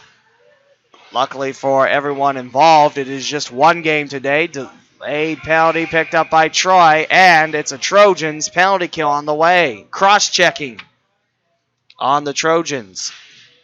Indian Hill has gone up 3-0. Past Enrique Alejandre. And into the box, looks like Salazar will have a seat. And Indian Hill back with the power play. 8:08 to go in the first period. If you're just joining us, the first game was a battle for 7th place. Perrysburg stormed out to an 8-1 win against Normandy with 3 goals in the first and second and 2 goals in the third. Normandy their lone goal in the third period. Justin Yater had a hat trick, a pair of shorthander goals. Yater's second was a breakaway shorthander. Perrysburg exploded for 8 goals in the 8-1 win against Normandy and battle for 7th place. This is a battle for 5th place. And Troy on the frowny side of the scoreboard, 3-0 Indian Hill. Shot towards Enrique Alejandre. Bounced in front. Now the Trojans flip a clear towards their bench, and it leaves the rink. 1:41 to go on Indian Hill's second power play of this game. 7:49 remaining in the first. A lone day of East versus West. Troy representing the East. So far, the West 1-0 on Championship Sunday. Dropped in the far face-off circle. Recovered by Indian Hill. Far point. Michelson swatted away before Alejandre could get to it. And the PK back on top of it. Wiley Lions. So far, Indian Hill looks more energetic. Both teams, remember, have played 3 games in 2 days, this being the 4th and 3. So you got to think the skaters' legs are tired, the bodies are tired. It depends, how much sleep these guys have got, if they commute. Not sure if Troy's commuted to and from Miami County. It is about 30, 45-minute trip, depending on how long it takes you in 75. Whereas Indian Hill, that's under an hour to Cincinnati. As now we'll see Zachary Falter, far corner. 55 seconds left on the second Indian Hill power play. If my memory serves me right, it's 1-for-1 for the Braves. Michelson, near point, near face-off circle. Moved around, wide of Alejandre, staying parallel of his grasp. And Troy sends it back into Indian Hill's defensive zone. Blake Anderson golfs it up in front for McClay, who's now in the attacking zone. Matthew O'Brien, McClay leveled. Matthew O'Brien loses the handle. Zachary O'Brien comes in. A nice idea, but he's offside. And with 6:32 to go in the first period, Troy trailing Indian Hill 3-0. The Centerville Elks are here preparing for their game versus Bishop Watterson. As Normandy and Perrysburg, I believe, are out of South Metro now. Like I mentioned, that's a long journey, especially for Normandy. They're in the Parma area. That's northeast, the Cleveland area, if you will. Whereas Perrysburg, northwest Ohio. Maybe not as long as a trip towards Cleveland, but still, that's northwest Ohio. We're in southwest area. It's quite a hike for both squads as Viles, who scored the first Indian Hill goal, sends it across. Viles had the power play goal from the near point. Covered again by Caleb Mangus. Indian Hill's offense has kept the pressure on Alejandre. A far shot hitting off the post. Zachary O'Brien now up front off of 2 Trojans. Still recovered by the Braves behind the goal line. 6 minutes to go in the first. And Alejandre's net is knocked back. Mike Anderson versus Enrique Alejandre. Both gentlemen have started now all 4 games for the respective teams. Now Alejandre guarding his powder blue crease.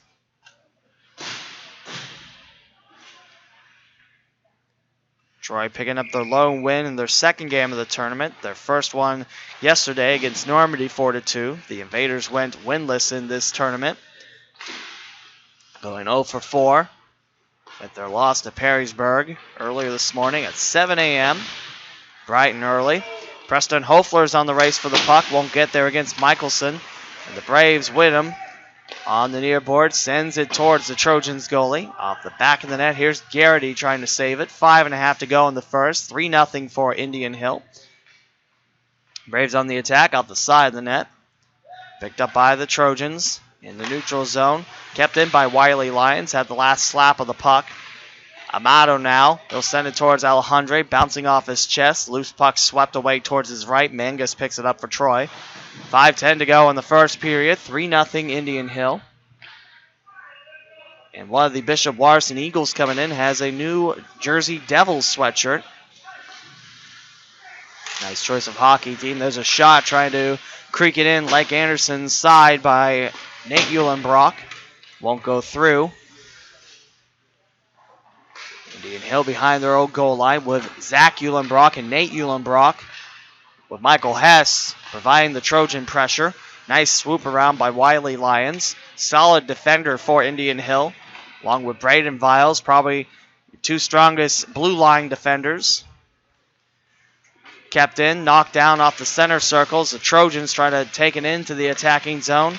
Hess and Zach Eulenbrock ran into a sea of black jerseyed Braves. Near corner, here's a check from Brandon Benji, who actually got the start today for Troy. Near corner time for Indian Hill, 4:06 to go in the first. 3-0 for the Braves. Troy in the white jerseys for the first time this tournament. Have the red jerseys. First game through the 5-hole of Alejandre. And I believe that's Brooke McClay right there to finish it on off. And the Braves have scored 4 in the first frame. Now leading the Troy Trojans 4-0 with 3:57 to go in the first.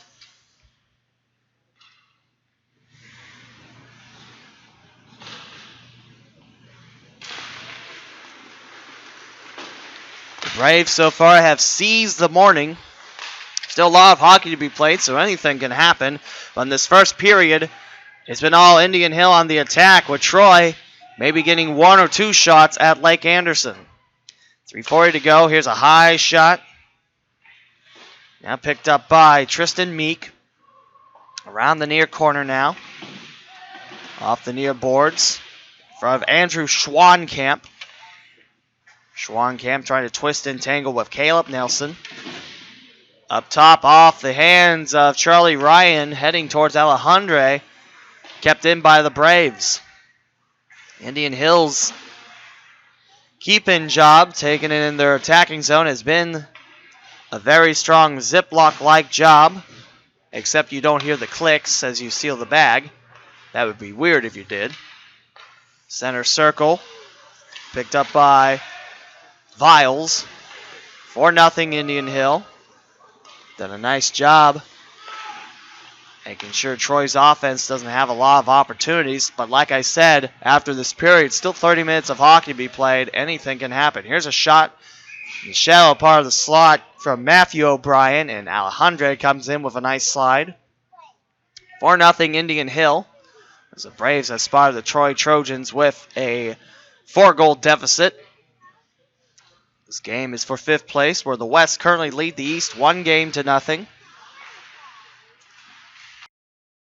And in from the far face-off circle over the grasp of Alejandre. Lions, far corner. O'Brien racing for it. Here's Nate Eulenbrock. He is double-teamed by the Braves. Does find Salazar behind him. Kept in by Nate Michelson. Now here's Troy. Nate Eulenbrock looking for the first Trojan goal. Off the left hand of Lake Anderson. A nice stretch by the Giant goalie. Harvey now behind the back of Matthew O'Brien. Stopped at the far point by Troy. First solid look in the offense for a while for the Trojans. As Matthew O'Brien looks to end that. He's looking for the farthest Brave. Knocked down by Hofler. And it's rolled a hand pass with 1:50 to go in the first period. The Troy Trojans trail the Indian Hill Braves 4-0. Michelson back to the Braves bench along with Brooke McClay. Davis Wilson with Viles, Zachary O'Brien, Henry Rollander, and Sean Holcomb. Looks like Davis Wilson squares up and gets it to the near point. Batted away by Alejandre. Rebound past him and unable to pull the trigger in the slot. Alejandre distracted towards the right. Couldn't slide back in there. Here's Viles looking for 2. In the slot, bouncing off the back of a Brave. And now Indian Hill recovers in the neutral zone. As Lake Anderson playing in front of his crease, watching the Trojans come in. Anderson staying in front of the crease, taking that shot from John Weirkamp. He'll record the stop with 1:22 to go in the first frame. Indian Hill 4 and Troy 0. Our second game of 4 on this Sunday morning. Our 14th game of 16. We started the tournament Friday. It's hard to believe that it's already coming to a close. Lyons spins right into the referee. Still maintains the puck. Nice skate work by Lyons against Graham Harvey. Now Nate Eulenbrock. Michelson takes it away from him. Neutral zone from Mangus. Here's Harvey now past the near point. Amato keeps him honest. Whittam stutter skates, allowing Hofler to get it through Amato's legs. Cleanup duty by Lyons. Lyons with the shot, and Alejandre with the left-hand catch. 45.1 seconds ago in the first, with Indian Hill on top by 4. Face-off will be to the right of Enrique Alejandre. And just like in the Mayor's Cup here at South Metro, Alejandre starting all the games in the tournament. And I think all but one, the Miami Valley Freeze tournament. We didn't do all those games at Hobart Arena. We did only the Centerville games from that tournament, where the Elks finished in 3rd place. Took 2 tough losses to a good Northern Kentucky Norse club and the Finlay Trojans. Now towards the right, McClay trying to twist around. Actually, that's Jack Wilson. 16 seconds to go in the first. Indian Hill on top, 4-0 against Troy. Battle of 5th place. Shot wide by Zachary O'Brien. A nice keep-in job from the right point. Here comes McClay offering one. Curves away from the post. Last second. And it's swept away by the Trojans. And the puck will land in the neutral zone after 15 minutes of play. And Indian Hill puts 4 on the board against Enrique Alejandre to lead 4-0 against the Troy Trojans. So we head to the second period after this here on the home of Centerville Elks Hockey on YouTube.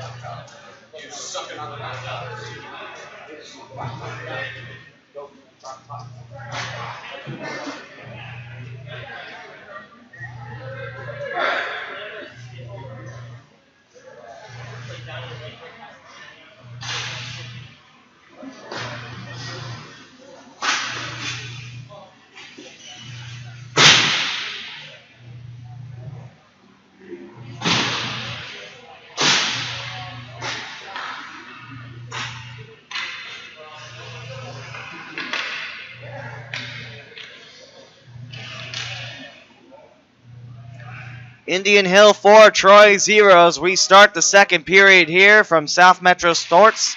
The 5th place game, East meets West. And so far the West has a 1-game lead over the East. Here's Matthew O'Brien. Can't hold it in the slot. Nelson, Hofler, Garrity can't get there. Matthew O'Brien zips in.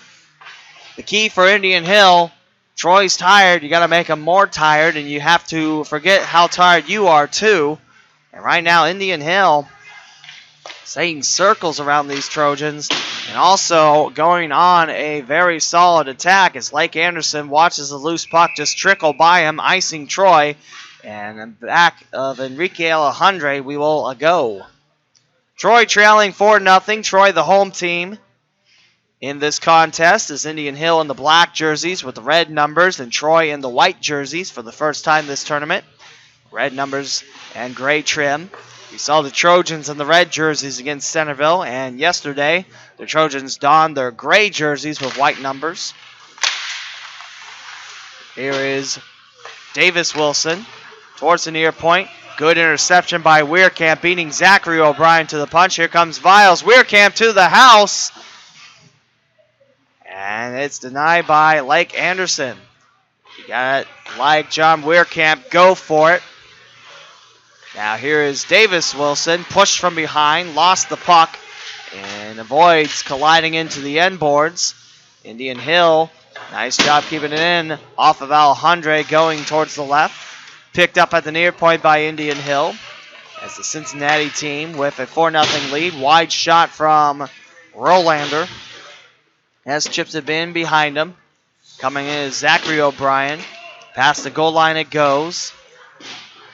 Zach Eulenbrock on the chase. Hess trying to slow it down. Salazar in the slot. Here's a 1-on-2 battle. And Davis Wilson couldn't quite anchor it down. Weirkamp over Zachary O'Brien. Takes a high hop.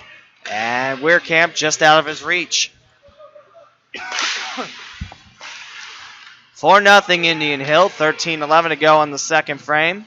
No icing as Troy reclaims the puck. Their attacking zone. Troy now marching up the ice. And Indian Hill going down the ice. Bouncing puck. Hofler in the back of the net. Score for Troy. Trojans have cut into the deficit. Now trailing by 3 to Indian Hill. 4-1. Hofler got it started. And it was finished on the left side of the net. Great play there by the Trojans. Great teamwork. As it is the Trojans with the first goal of the game. Now outscoring the Braves 1-0 in this second period. Like in the first broadcast I mentioned, there are no points on this championship Sunday because what are you going to do with the points after you place? And the answer is not much. Sent in by Tristan Meek as the Trojans look to slice the deficit in half, and now the Trojan Army starting to feel that offensive fire kick in. Outreach of Harvey as Indian Hill looking to go back on the aggressive side of things. Sartorelli drops in the near corner. Sliding on in. Looks like that's Davis Wilson. Hofler looking to add a stick to the party. Here's Indian Hill in the slot. Michelson twisted around. Loose puck picked up by Hofler. The captain of Troy takes it right wing, looks at his options. A far face-off circle blast wide of Anderson.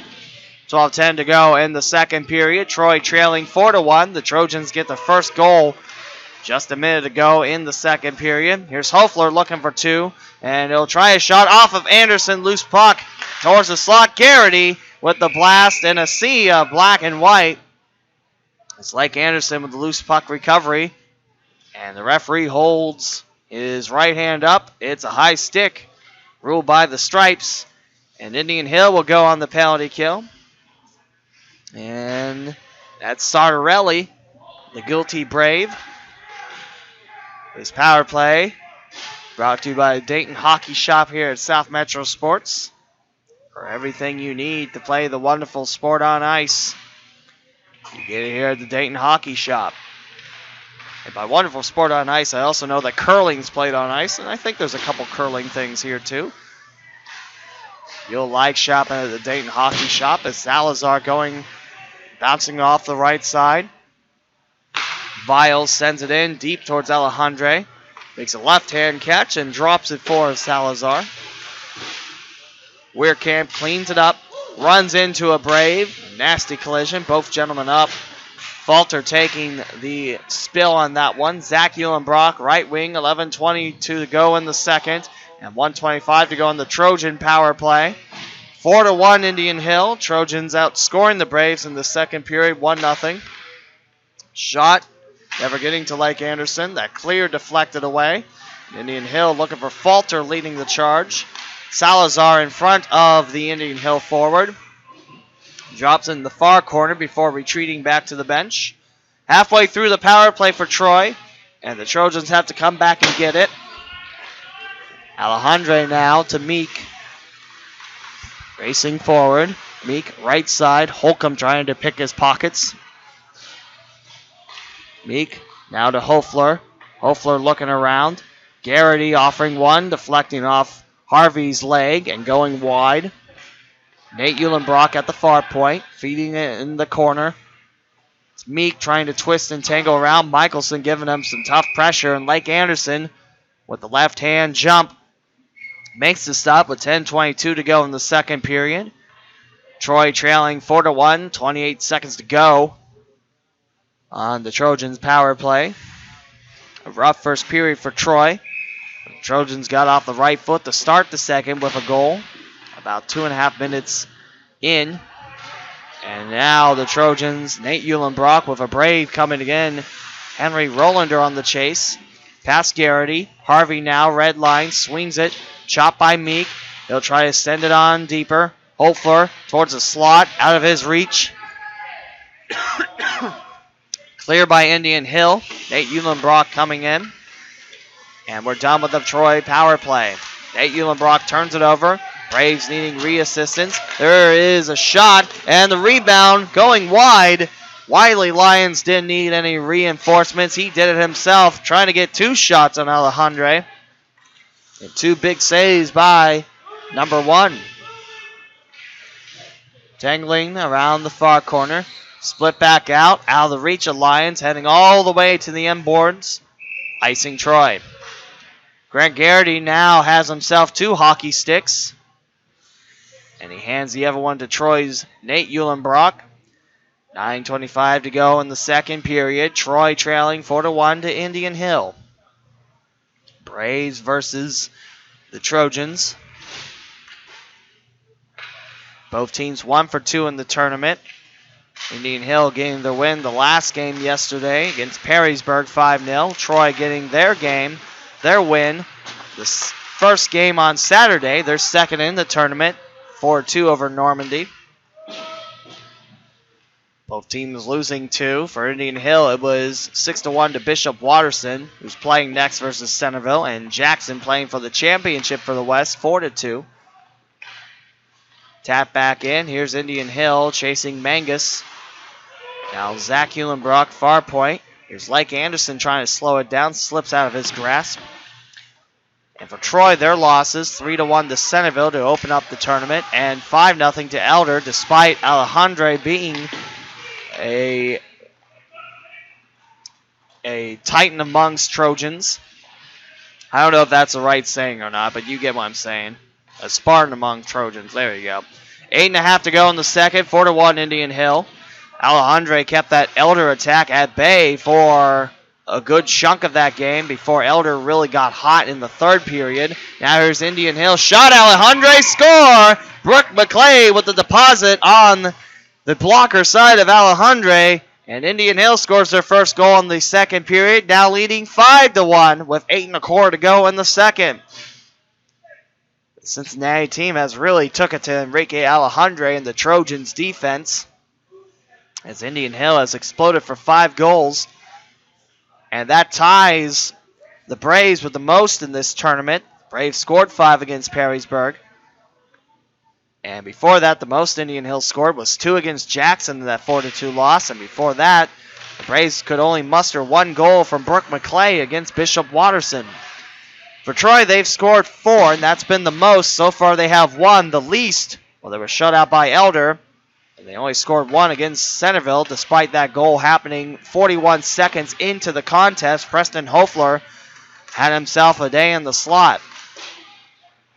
Harvey sends it forward. It's Hofler picking it up by the far face-off circle. Wings it towards Lake Anderson, and a catch made by the Indian Hill goalie with 7 3/4 remaining in the second.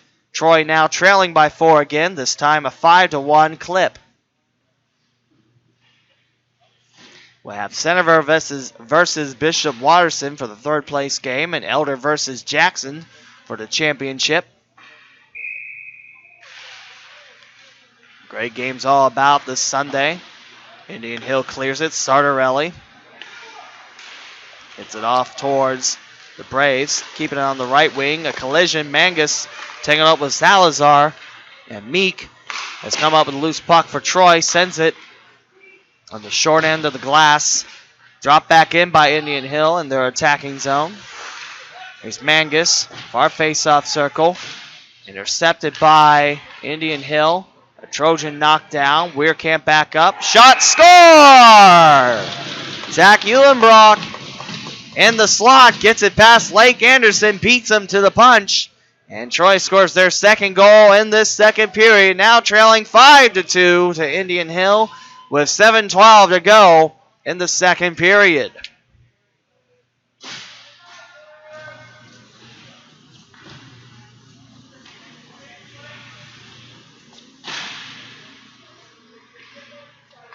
Hoefler takes the face-off for Troy.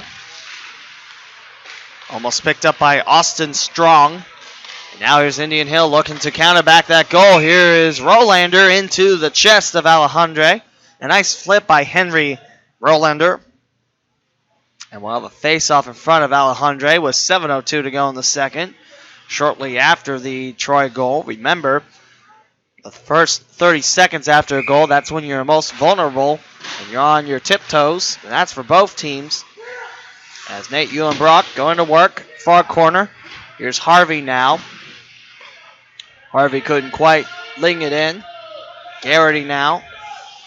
Nate Eulenbrock towards his left, bypasses him for Nelson. Ran into by Davis Wilson. Jack Wilson now. Jack, the shorter of the two Wilsons. Finding Davis Wilson. Picked up Zachary O'Brien. He'll connect with Schwankamp. Now to Davis Wilson. Flipping it on home. Score! Davis Wilson in the slot. Right hand wings it in past Alejandre. And the Trojans back down by 4. As Indian Hill 2 goals in the second frame. Now trailing 6-2 with 6.5 to go in the second. As Indian Hill offense came to play, both these teams feeling the effect of their 4th game and their 3rd day on their knees, on their legs, on their bodies. Hockey takes a lot out of you in just 1 game, but playing 4 games in 3. Of course, it also helps that all these players are young, high school level.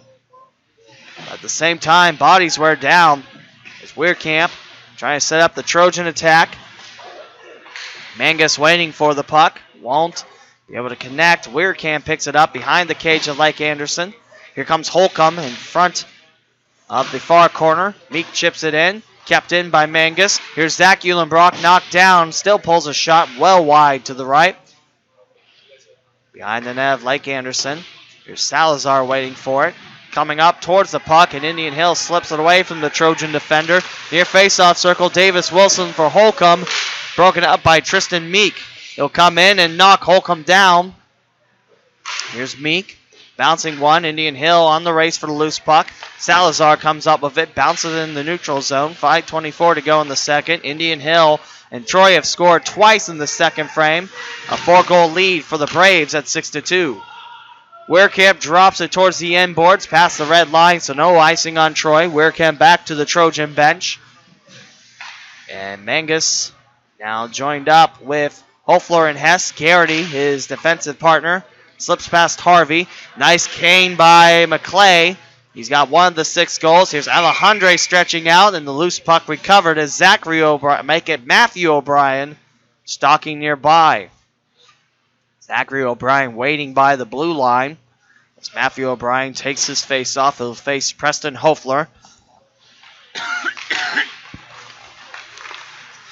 6-2 in favor of Indian Hill. Intercepted. Here comes Hoefler. Breakaway time. Past Lake Anderson and off the goalie going wide. Breakaway, however, by Preston Hoefler. Nice speed. Keeping away from the defenders. Now Matthew O'Brien looks to start a 2-on-4. A drop into the near corner. Closing on in is Troy. Far corner madness. A lot of Trojans on the Braves. Hoefler comes up with it, keeping away from Brooke McClay. And Hess is going to try to play it on the bounce. He'll have to play behind the goal line with Zachary O'Brien on his tail. Swung around. Now Troy's Hess needing some help. Zach Eulenbrock coming in with 4:07 to go in the second. 6-2 for Indian Hill. Far corner. Zachary Falter picks it up. Stop at the far point. Nate Eulenbrock sends it in. Off the end boards. Weirkamp trying to keep it. Far face-off circle. Weirkamp gets there just in time for Troy. Picked up by Indian Hill. Takes a funny hop off the glass. A sharp hop. Nate Eulenbrock to the neutral zone. Garrity stood up by Brooke McClay after dropping it off. McClay trying to send it in.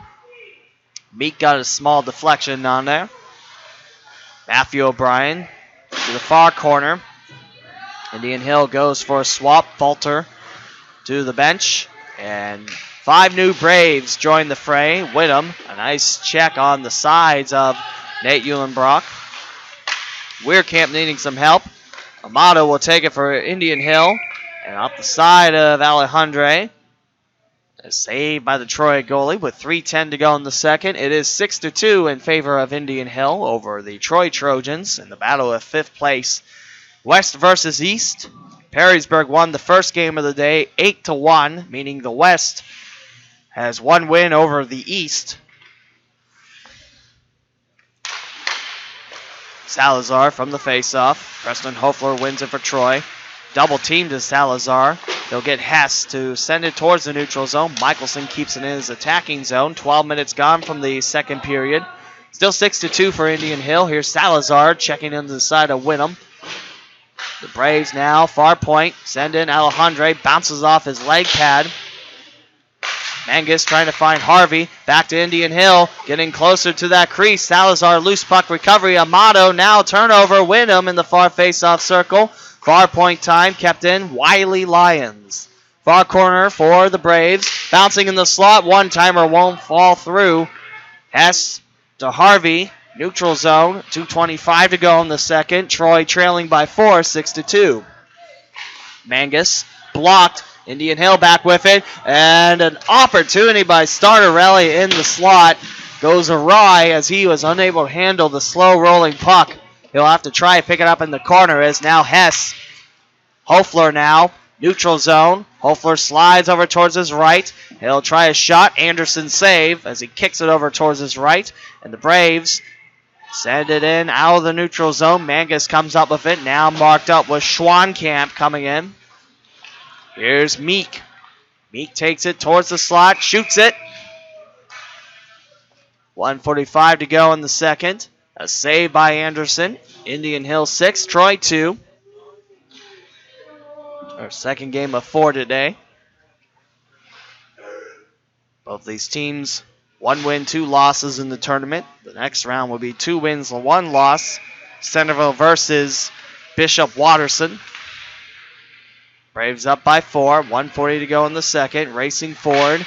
Popped up high and off the protective net. Plinkering down in front. Some of the Elks fans. And loose puck.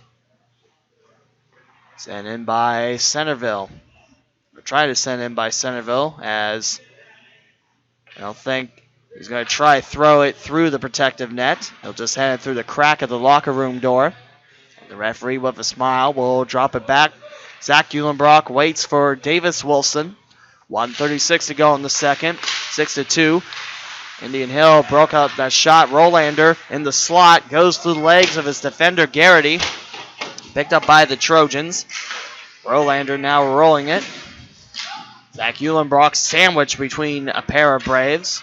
Nate Eulenbrock gets the loose puck as Troy's Meek. Weirkamp skating backwards. Keeping away from Rolander. 1:11 to go in the second. Puck heading towards the corner. And Zachary O'Brien will have to go back and play it. Braves up 6-2. Heading towards Alejandre's corner. No icing. Here comes Meek. Away from Holcomb. Now here's a second Brave. Davis Wilson trying to trap it. Thought that hit off the protective net. Zachary O'Brien now watches Viles. Send it back in the neutral zone. 45 seconds to go in the second. The Braves looking for another goal. And Nate Eulenbrock starts the long trip back in his attacking zone. Ripped away Matthew O'Brien now around the cage. Matthew O'Brien looking towards the slot where McClay is. And Matthew O'Brien loses the handle as Garrity off the near board. Zachary O'Brien with the chase. No icing as that hit off a couple of sticks. 20 seconds to go in the second where Indian Hill leads 6-2. Swapped around the slot. Harvey, near corner, checked in by Viles, who got the first goal rolling for Indian Hill. Leads 6-2 with 6 seconds left in the second. Matthew O'Brien drops it in. Waiting for it is Falter. Far corner last second. And it will bounce in front of Falter, and that will do it for 30 minutes of play. As the teams now start to make their way to the locker rooms as the Braves lead the Troy Trojans 6-2 here from South Metro Sports. We'll take a Zamboni break, and we'll come back after for the third period of Troy versus Indian Hill here on the home of Centerville Elks Hockey on YouTube.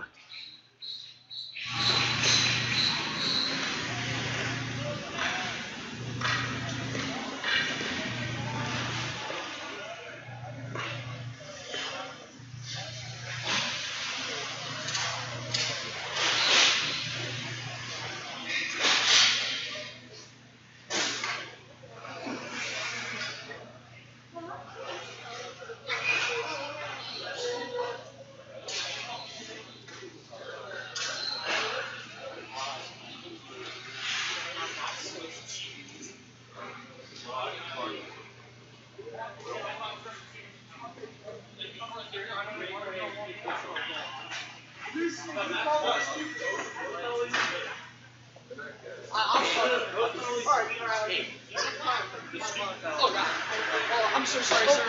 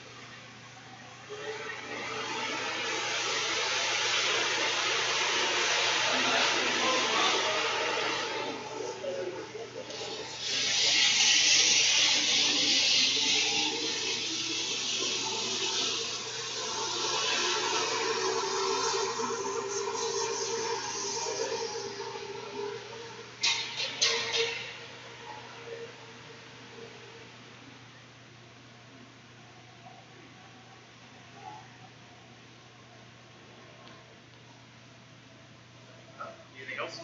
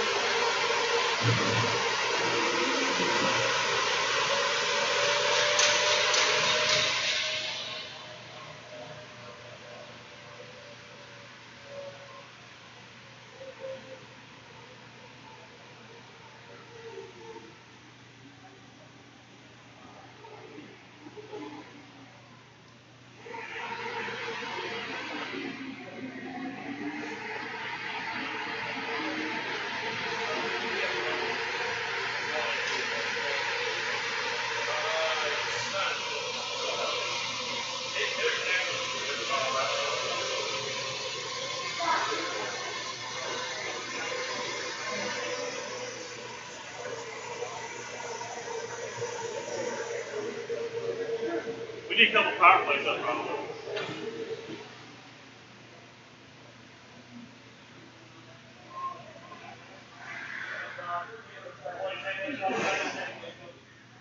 Portmanteau?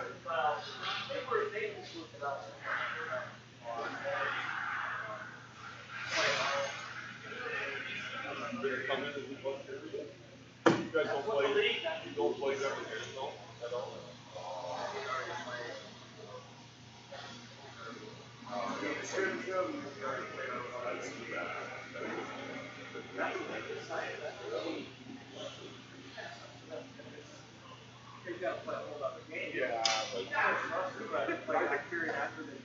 Yeah, that's play after.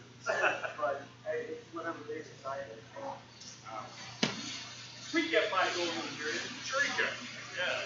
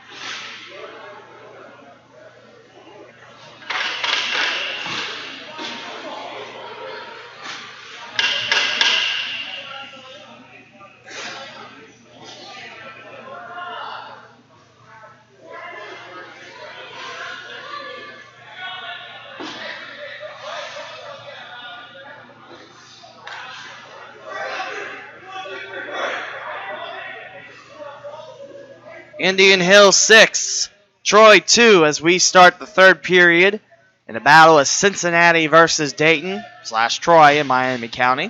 Lee W. Malm with you here this morning as we wrap up the Martin Luther King Tournament today. This is for the 5th place in the tournament. A battle of 3 seeds, Indian Hill representing the West Division and Troy in the East, as Indian Hill back up the stream and Troy coming down the stream. Just like in the first period where Indian Hill outscored Troy 4-0, currently lead 6-2. Both teams exchanging 2 goals in that second frame. There's a shot off of Anderson, curving wide. Nate Eulenbrock had that blast. Weirkamp on the chase. Near face-off circle, rattling the Gatorade bottle, Tristan Meek. Great pass from Weirkamp, finding Meek, and he will light the lamp with a hot blast past Lake Anderson, almost knocking the Gatorade bottle off. It's 6-3 Indian Hill, 14:36 to go in the third, and if you're the Trojans, that's the type of start you wanted to see. Great start by Troy in this third frame, still with a 3-goal hole against Indian Hill, as the Braves scored 4 in the first, 2 in the second, and still plenty of hockey to be played in this third frame. Holcomb off the near boards. Here comes a Brave with the check. Past the blue line. Racing forward is a Troy defender.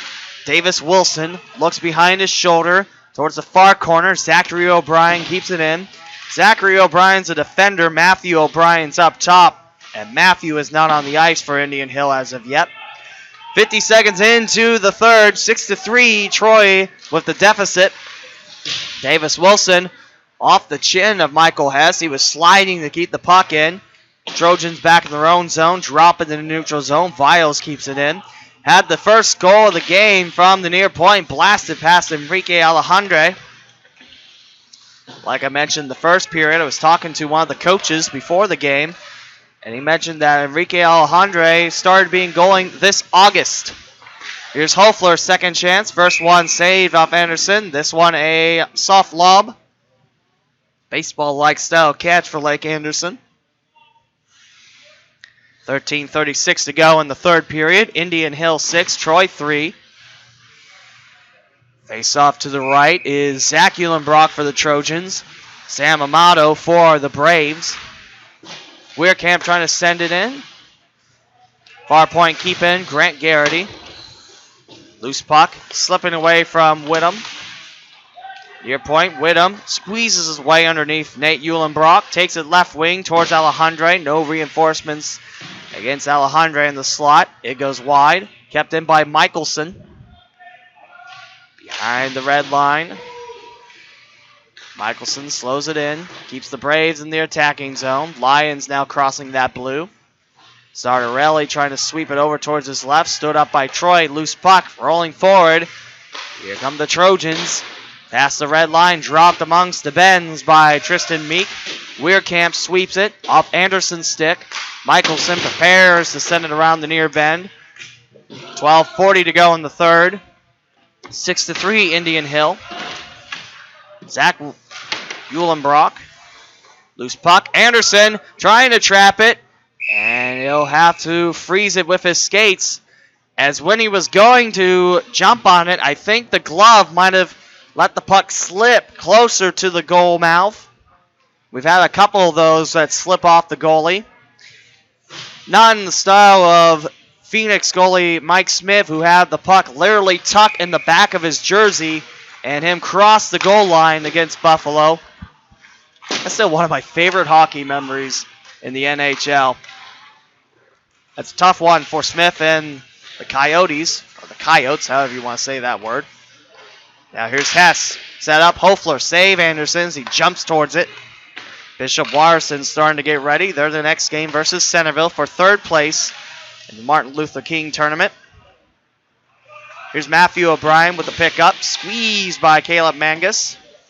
As Mangus checks him into the boards, he knocked a stick of Graham Harvey out. Here's a shot. Great save, Alejandre, by Zachary Falter's blast. And lots of Trojans and a Brave down behind the goal line. Alejandre back up on his skates. 11:50 to go in the third period. 6-3 for Indian Hill. Both these teams 1-2 on the tournament. Indian Hill losing their first two games. As they recover the face-off, Michelson keeps it in just shy of the neutral zone. Ran into the Trojans bench. On the opposite side, Lions watches the bounce. In the near face-off circle, Troy spins around, cleans it. There's Lions chipping it in past Salazar's stick. Salazar, far corner, going for Hess. Here's Hofler now, trying to take on two Braves. He slips it forward. Good puck movement. Hofler shot and knocked down by Anderson, bouncing wide right. Schwankamp on the race for it, zipping around the corner and back out off the Zamboni doors. Michelson, he's in his own near corner. Sweeps it the other way as the Trojans focusing camp. Now swinging around. Meek knocked down, twist down. Here's Michelson. Trying to keep it in for Lions in the neutral zone. Jack Wilson. Now here's Troy. Open ice. Weirkamp and Lake Anderson comes into the slot and knocks it away. Gutsy play that could have been costly, and the ref blows his whistle, points towards the Troy bench. 10:39 to go in the third period. Indian Hill leading 6-3. It's offside upon Troy. Davis Wilson back for Zachary O'Brien. over the away bench, currently hosting the Indian Hill Braves. And Bishop Larson will sit on the bench. At least that's what I think. As Troy's the home team.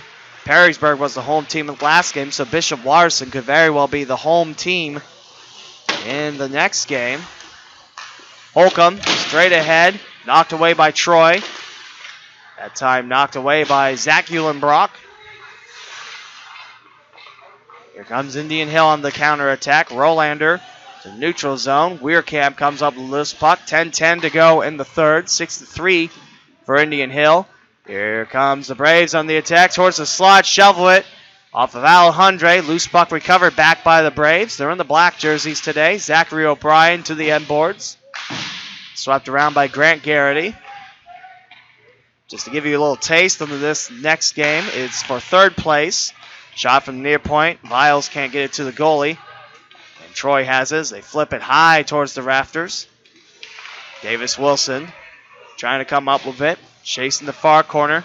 Zachary O'Brien slipped past him. Picks it up in the neutral zone. And still going backwards. Good race by Michael Hess. Now back their way. Here's McClay.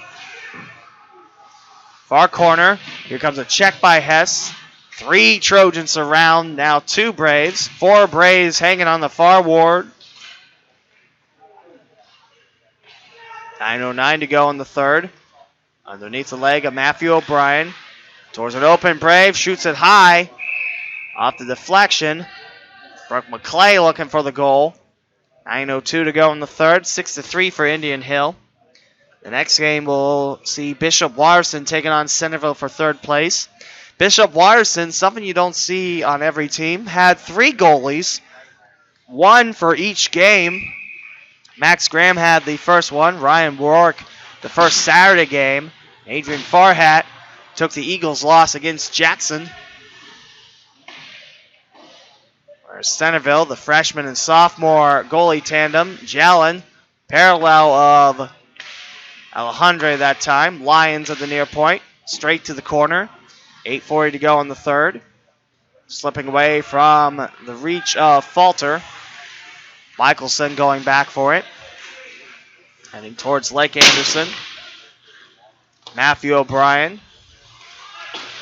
Checked from behind by Caleb Nelson. Troy frees it away, only to have Lions batted back out. O'Brien, Matthew O'Brien near point. Near point, here's a shot deflecting off a couple knees. Troy picks up the loose puck, racing forward. Here's the Trojans. Hofler from Harvey. Hofler's shot goes high from the near face-off circle. Harvey trying to latch on top of it. Here comes Indian Hill. Racing forward. Brooke McClay, his shot at the 5-hole save by Alejandre. The near corner swept around. Harvey's going to get there first. Graham Harvey. Hits it off the back of Anthony Sartorelli. And Troy deep in their own zone with 7:41 to go in the third period. Trail 6-3. 1 goal in the third. It's for Troy. That's all the goals we've seen quickly in, and the whistles blow. And I believe the puck is ruled frozen, so new Braves on the ice, new Trojans. 7:31 to go in the third. Face-off, Sam Amato for Indian Hill against Zach Eulenbrock. Weirkamp, a nice twist around. He's got 1 to beat. Zachary O'Brien has it bounce off his skate. Weirkamp falling down. Zach Eulenbrock looking for Meek. Open ice. Sartorelli guarding him quite closely. And I thought that puck might have hit off an Indian Hill Brave over the bench at the far point, but Zachary O'Brien plays it on the reach of Weirkamp. Nate Eulenbrock checked into the end boards with the puck between his legs. Bouncing puck. Indian Hill trying to rip it down. Here is Meek taking the left wing.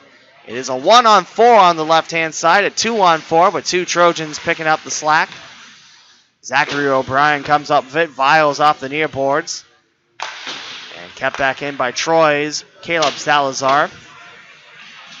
Think about heading back towards the bench. Now centers up the defense. Now Mangus taking that right side. Here's Preston Hofler with it. He's got Hess towards his left, and he's also got a forward towards his right in Caleb Nelson. Nelson bats the loose puck behind, and now ripped away by Indian Hill's Tarek Whittam. Looks like we'll have a delayed penalty on the way, and the whistles blow. I believe it's a head contact penalty.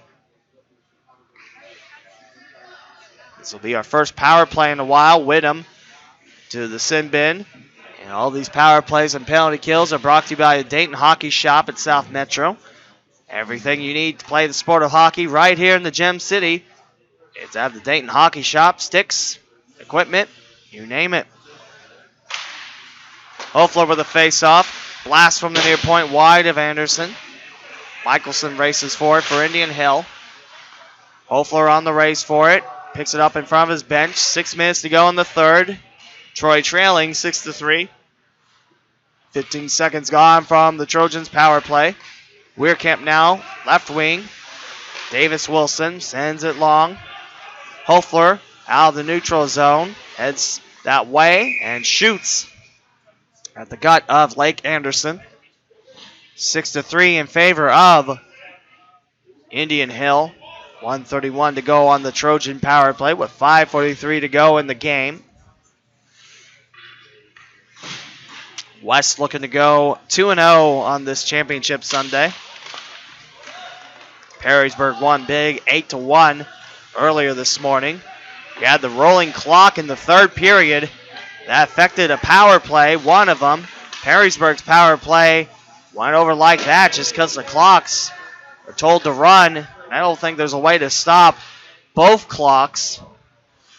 Maybe there is. I don't have enough experience with the scoreboard, as we'll have an offside against Troy.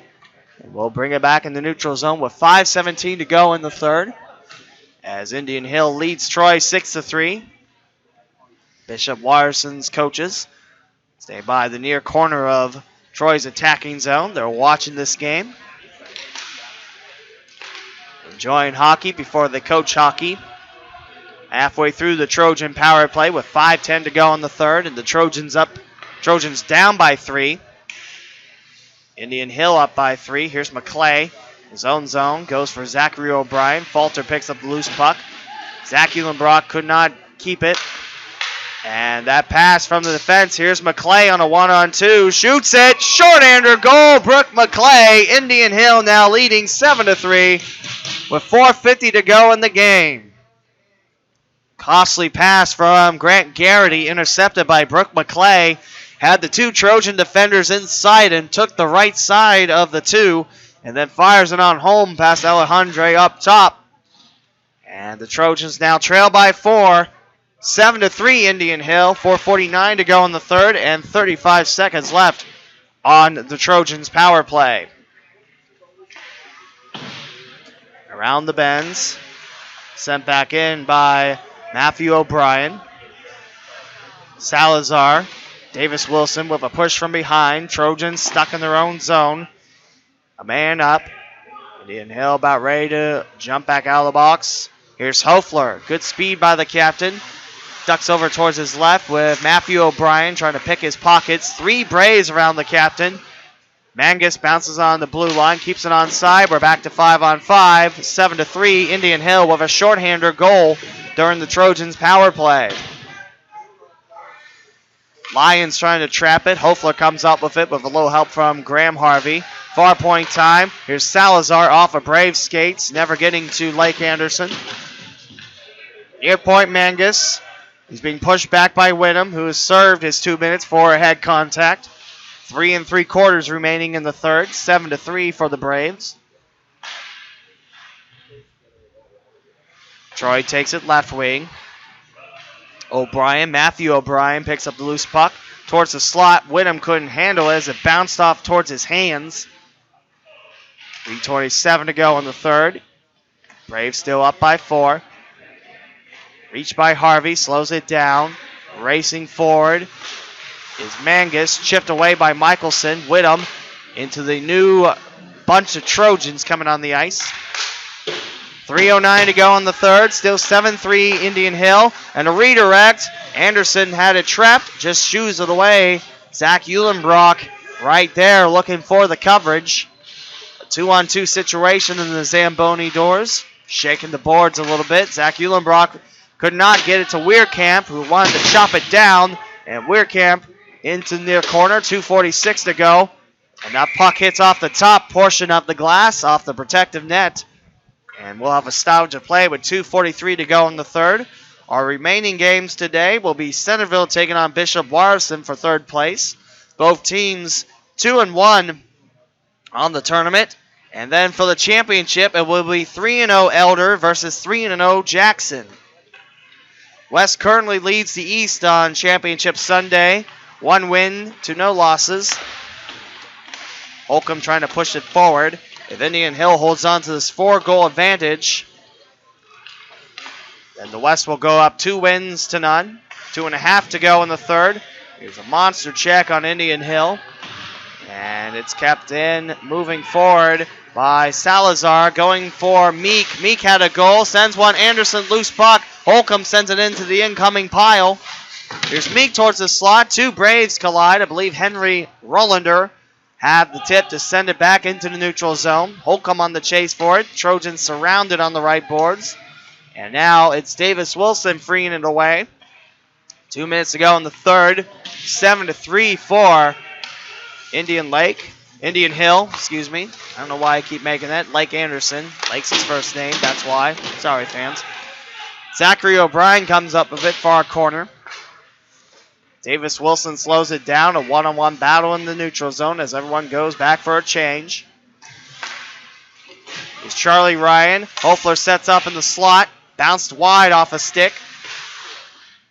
Sent back in by Michael Hess. Ripped away by Indian Hill. Michelson now left wing. Going forward. Dropping it towards the end boards. 1:20 to go in the game. Troy trailing 7-3.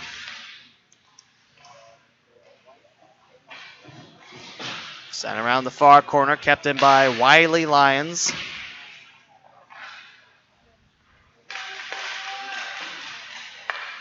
And now we're down to our final minute of the contest. Winner of this game is the 5th place finisher in the Martin Luther King Tournament. Lions keeping it. Far point, jam job on the far boards. Loose puck just slips out of the reach of McClay, who had that shorthander goal to put Indian Hill back on top by 4.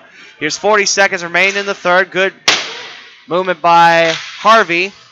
Able to center her up, though, as Michelson right on his tail. McClay comes in to finish the job. Flips it high off the protective net and stop the clock at 27.8 seconds to go in the third period. Indian Hill 7 and Troy 3. Elks fans making their way up here.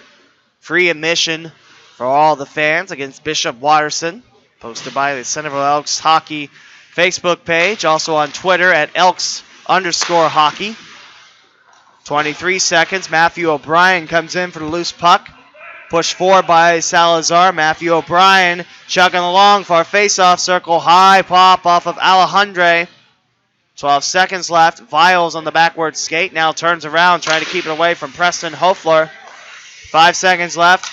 Jack Wilson past Harvey's stick. Hofler, last second shot. Takes it towards the slot and sends it high. And that will do it as Indian Hill defeats Troy 7-3. And the Braves are the 5th place team in the Martin Luther King Tournament with 4 goals in the first, 2 goals in the second, and 1 in the first. If you take away Indian Hill's 4 goals in the first period, that would be a tie. But the Braves put 4 on Alejandre early and pick up a 7-3 win against the Troy Trojans. Up next, Bishop Watterson versus Centerville. Don't you go anywhere, folks. We'll be back after this short break here on the home of Centerville Elks Hockey on YouTube.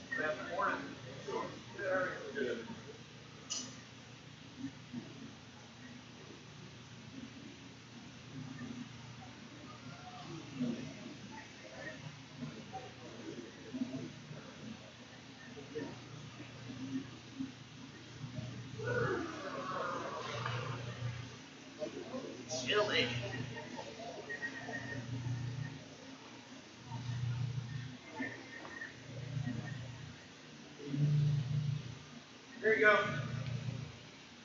Got it.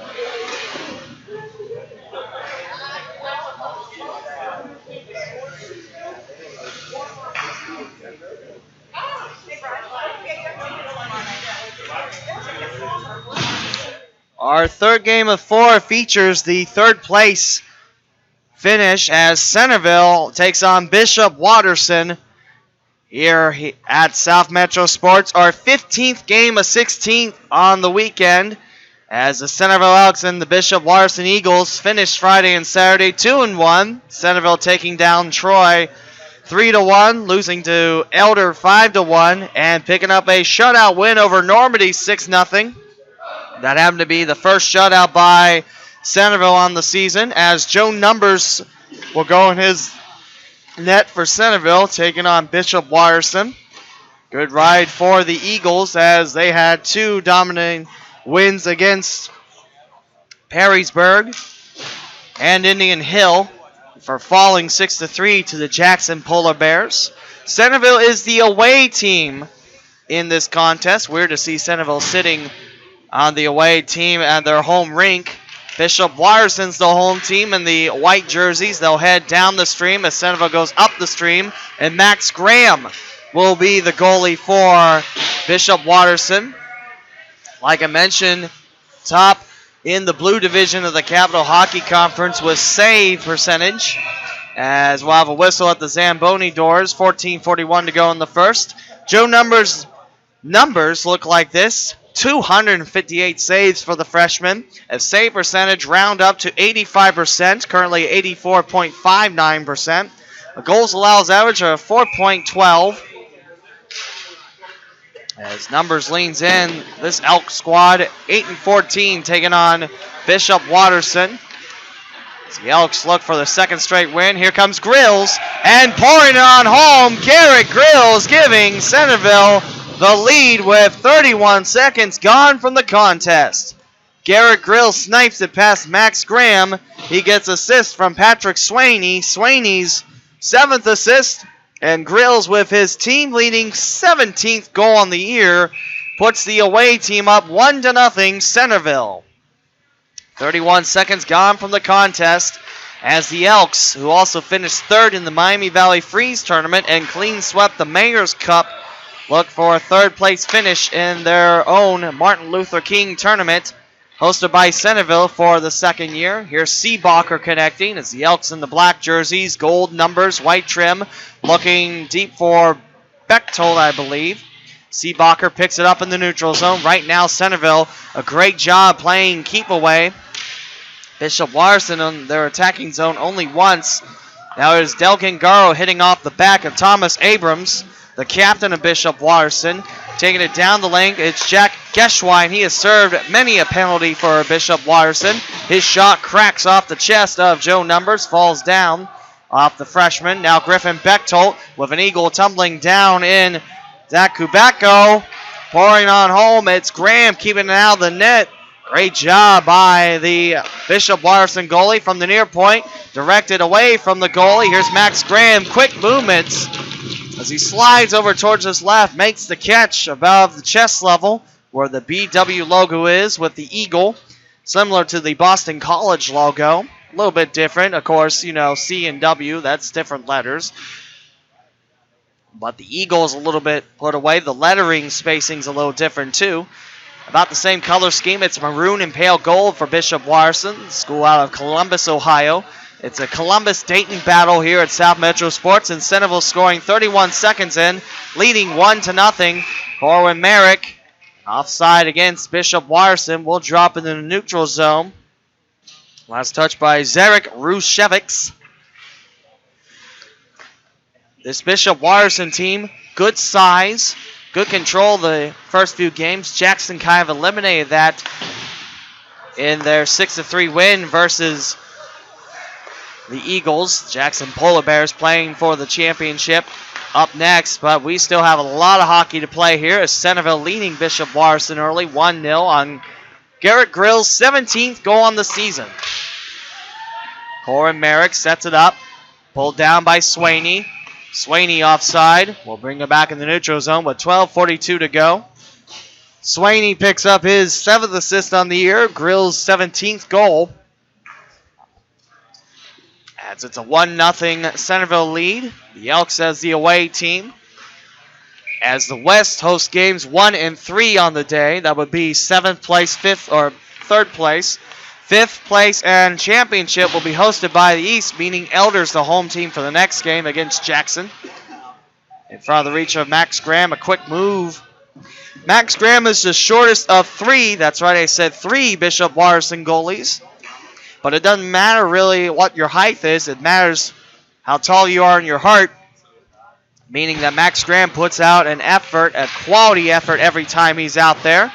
Had a real strong performance against Indian Lake. Had a whole day to rest. Didn't play at all yesterday. Like I mentioned, the other 2 goalies did for Bishop Watterson. Loose puck picked up by Delkin Garo, keeping in reach of Adam Fallon. Had a hat trick in the first game for Bishop Watterson.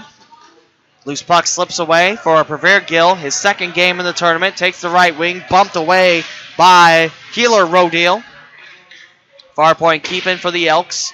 Near corner. Racing for it. Looks like Fallon. Squeezing Elk down. Seebacher starts to skate backwards. Bob Berner, his defensive partner. 11:47 to go in the first. Nice job by Berner keeping it out of the reach of Jack Geschwein. The lone eagle up front would have had a breakaway if that pass was connected. Near corner. Fallon leans in. Like I said, Bishop Watterson, good size to him. And good physical size too, not just the height. Here's Max Graham with a nice underhand catch. 11:27 to go in the first. 1-0 for Centerville. Last game for Centerville before Saturday when they take on Oxford Talawanda at the campus of Miami University. Definitely looking forward to that one. Now, all my years of living around the Miami Valley, never been to Miami. Shots by the Elks. Andrew Samborski directed wide by Graham. Send in. Graham knocks this one towards the near corner. A one-on-one battle. Looks like Swaney comes up with it.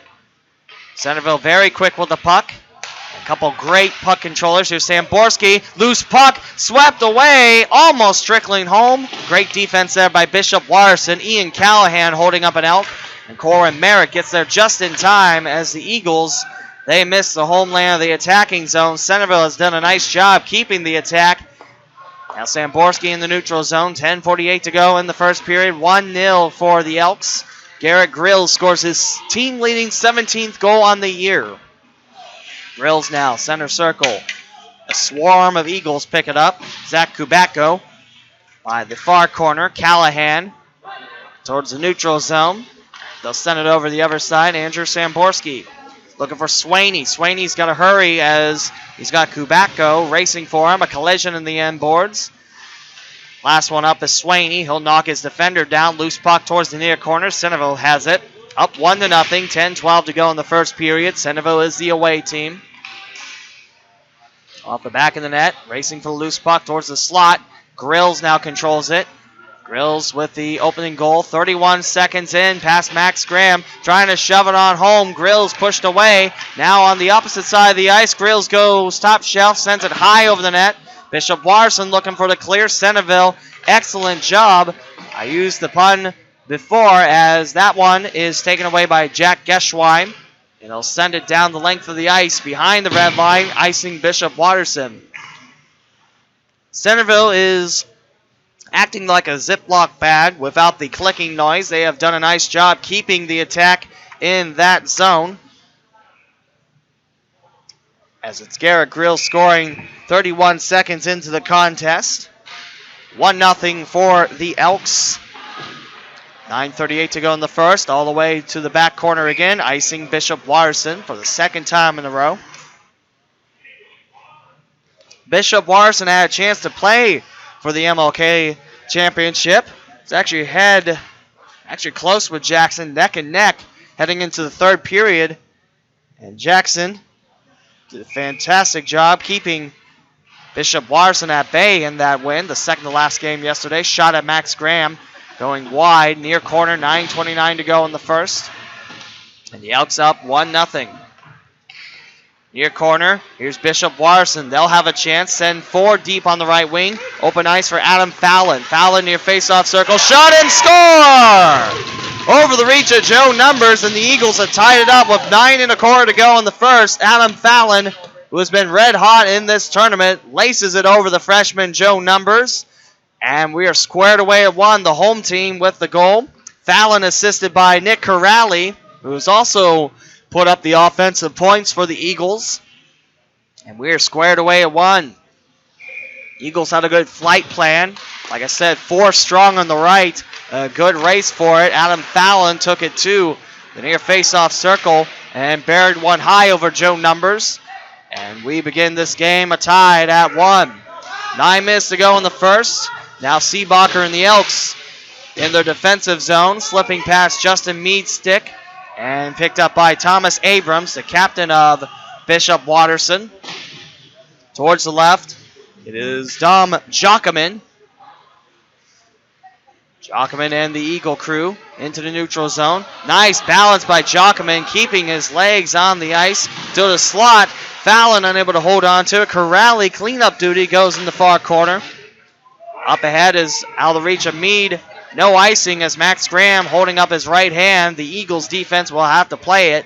Now the momentum on Bishop Watterson's side as Centerville looks for the loose puck. Picked up by Grills. Takes it far face-off circle towards the corner. Dropping it back for Swaney. Swaney for Merrick. Popped up heading towards Graham. Pulled down by Fallon. And Fallon, a little room to work with. 2 Eagles soaring on the left. Fallon looking for 2. He's got it! Adam Fallon, 2 angle shots, putting Bishop Watterson up 2-1 with 8:02 to go in the first, slicing it past Joe Numbers. Excellent pair of shots by Fallon, giving him 2 on the day. And the Eagles enjoying their first lead of the contest. After Centerville scores 31 seconds in, the Eagles with back-to-back goals from Adam Fallon. And now Bishop Watterson leads 2-1 as the home team in this contest. Brandon Ahrens for the faceoff. Merrick, nice reach by Jack Geschwein, holding out his stick. Merrick trying to slow down Jake Schultz that time. Here's Sam Borski looking for some help. Picked up by Gabe Herren. Blocked back. Here's Schultz again. Schultz with good size. Now in the slot. Saved by Numbers off the stick of Brandon Ahrens. And the freshman records a save with 7:37 to go in the first period. Bishop Watterson 2, Centerville 1.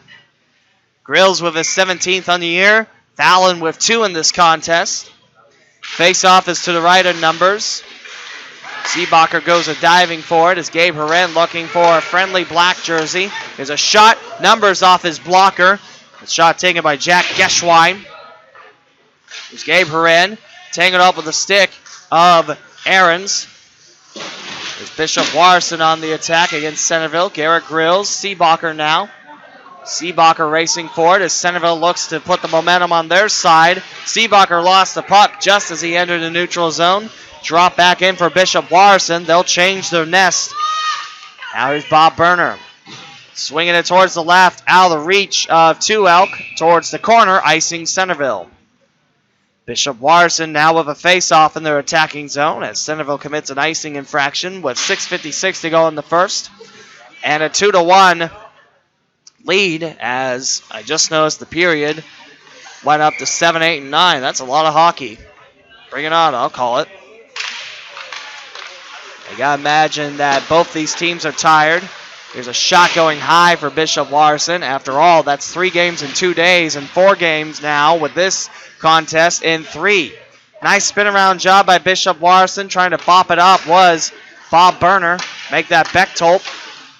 Seebacher now. Riley Herren looking for it. Scored his first Centerville goal. And the game against Troy on a reflection. Bishop Watterson keeps it in their attacking zone. Kyle Naderhoff lets it go in the corner. Seebacher trying to clear it. Now Bishop Watterson has put the offensive pressure on Centerville's back line. Batted wide. Jockerman looking for the loose puck. Taking it up with an elk on his right side. Here comes Seebacher looking for the loose puck.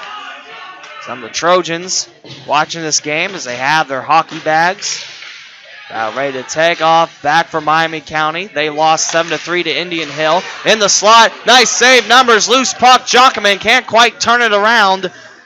And now Bechtold with Riley Herrin on the left. He'll swing it Bechtold towards the right, knocked down in his attacking zone.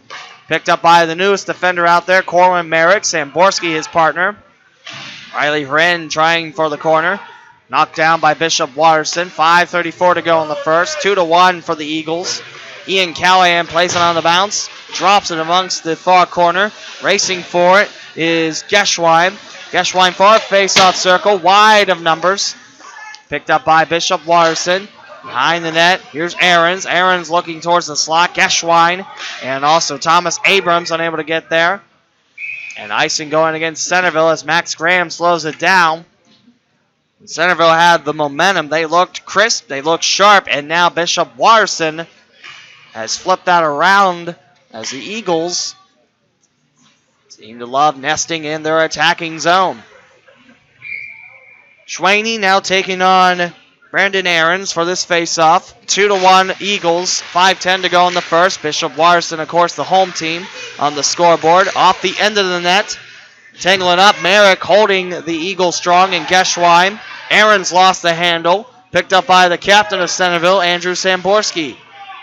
Samborski going around towards his left. Slowed down. It is DiFilippo looking for Schwaney. Schwaney has to reach for it. Deflected, no icing. Graham sending it back in the neutral zone off an Eagles touch. Takes a funny hop off the glass. Scooped away by the freshman Joe Numbers. Merrick looking for Meade, who is pushed from behind. Meade trying to slow it down. Incoming is Rodil. Couple nice bumps. Trying to move the puck forward. Schwaney now. Schwaney past the final blue line. DiFilippo couldn't keep it in, and the Eagles have some open ice to work with. A good flip. Here's a shot off at Joe Numbers. Believe that hit off his helmet that time. Nick Corrali with that tally. Trying to jam it on home. Loose puck. Joe Numbers. He had some defensive help with Berner and Schwaney. 4:06 to go in the first period. Bishop Watterson back-to-back goals from Adam Fallon, leading Centerville 2-1 with 4:06 to go in the first. We'll have the Zamboni cut the ice in the first intermission. We'll have a longer break in between. Near point time, off the post, Kyle Naderhoff. Now at the far point, Danny Kraft. Looking deep for Corrali, sent back in. In the slot, it's high by Bishop Watterson. Fallon looking for a hat trick in this first period. Looking to drop in the slot for Kilo Rodil. Knocked down by Naderhoff. Stick about chin level. Corrali comes up with a loose puck. Out of the reach of Rodil that time. Now here comes Garrett Grills looking to tie things up with 3.5 to go. Shot into the gut of Max Graham. And he'll record the save with 3:26 to go in the first period, where Bishop Watterson leading Centerville 2-1. New Eagles take the ice. Zarek Roshevics along with Jake Schultz. And for Centerville, they'll change out their lines too. Griffin Bechtold with Riley Herrin and Prevere Gill. Sent around the far corner. Here's a one-timer by Berner down low, and Max Graham has the loose puck. Covering up just as Riley Herrin looking for the loose remains. 3:19 to go in the first now. 2-1 BW. Face off to the left of Max Graham. Far point. Wide by Berner. Loose puck picked up by the giant Zarek Roshevics. Like I mentioned, this Eagles team has some good size to him. Probably one of the tallest we've seen in this MLK tournament. Now wrangled around. Move forward. Abrams trying to connect it. He'll go for Schultz left wing. Berner guarding him. Schultz controls the puck before he's finished in the Zamboni corner. He'll come back out with it. Still squeezed. Good defensive sticking by Bob Berner. Frees the puck up as Bechtold now goes for Gill. Gill slings it. Riley Harin's going to play it on a bounce. Takes it onside near faceoff circle. Can't get it back to Gill as he was rushing towards the slot. Now controlled by Bechtold.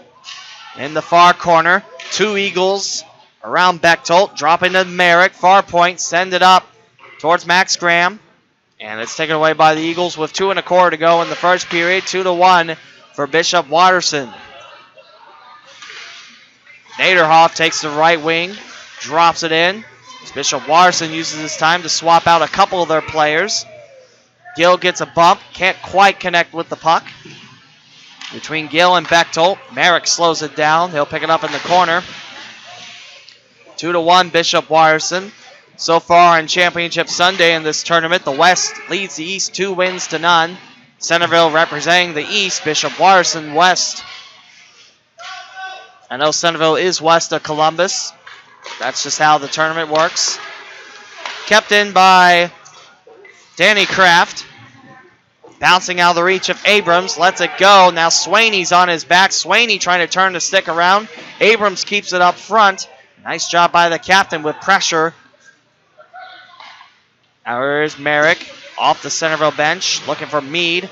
Nice job by Grills picking up the loose puck. Going for Swaney. Back in the neutral zone. Clean up job by Grills. Bringing it back for Samborski. 1:05 to go in the first period. Heading to our last minute of the first. Centerville trailing by 1. Bishop Watterson back with it. These teams that met up in the preseason where Centerville won by a goal. I believe that was in Columbus. Here's a shot by Grills into the heart of Max Graham with 49.3 seconds to go in the first. 2-1 for Bishop Watterson. The Elder Panthers are all here, preparing for their matchup with the Jackson Polar Bears. Both teams are purple. Elder's white and Jackson's other color is gold. 45 seconds left in the first. 2-1 Eagles. Racing forward on the right. Corrali waiting for it in the slot. Burner guarding him. Picked up in the neutral zone by Naderhoff. Both goals by Bishop Watterson, scored by number 91, Adam Fallon. Corrali with an assist on the first one. Trying to go in the slot for Rodil. Delgangaro slows it down. A little whiff on the point. Bechtold, 13 seconds. Looking for open ice. Gill takes it far face-off circle. 9 seconds. Gill holds on, then tripped up a little bit. Burner ran into the corner. Score! 3.1 seconds to go in the first, and Centerville has tied it up. Another late first goal by Centerville to tie things up. That's what they did against Troy before they won 3-1. And we're tied up at 2. Bob Burner, Griffin Bechtold.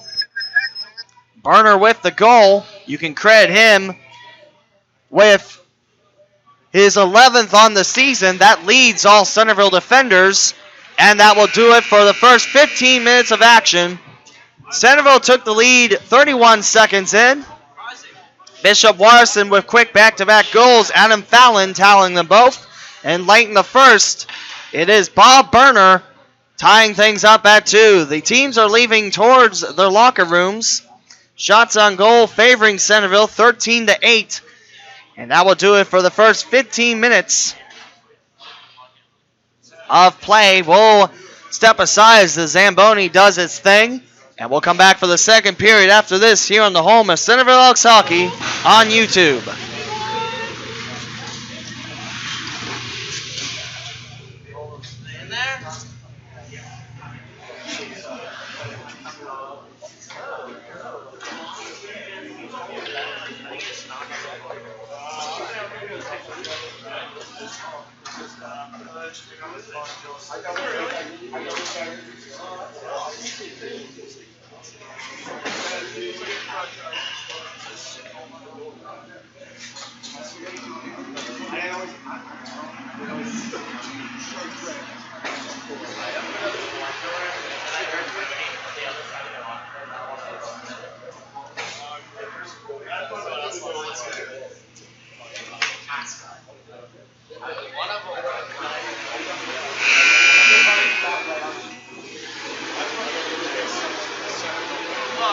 Did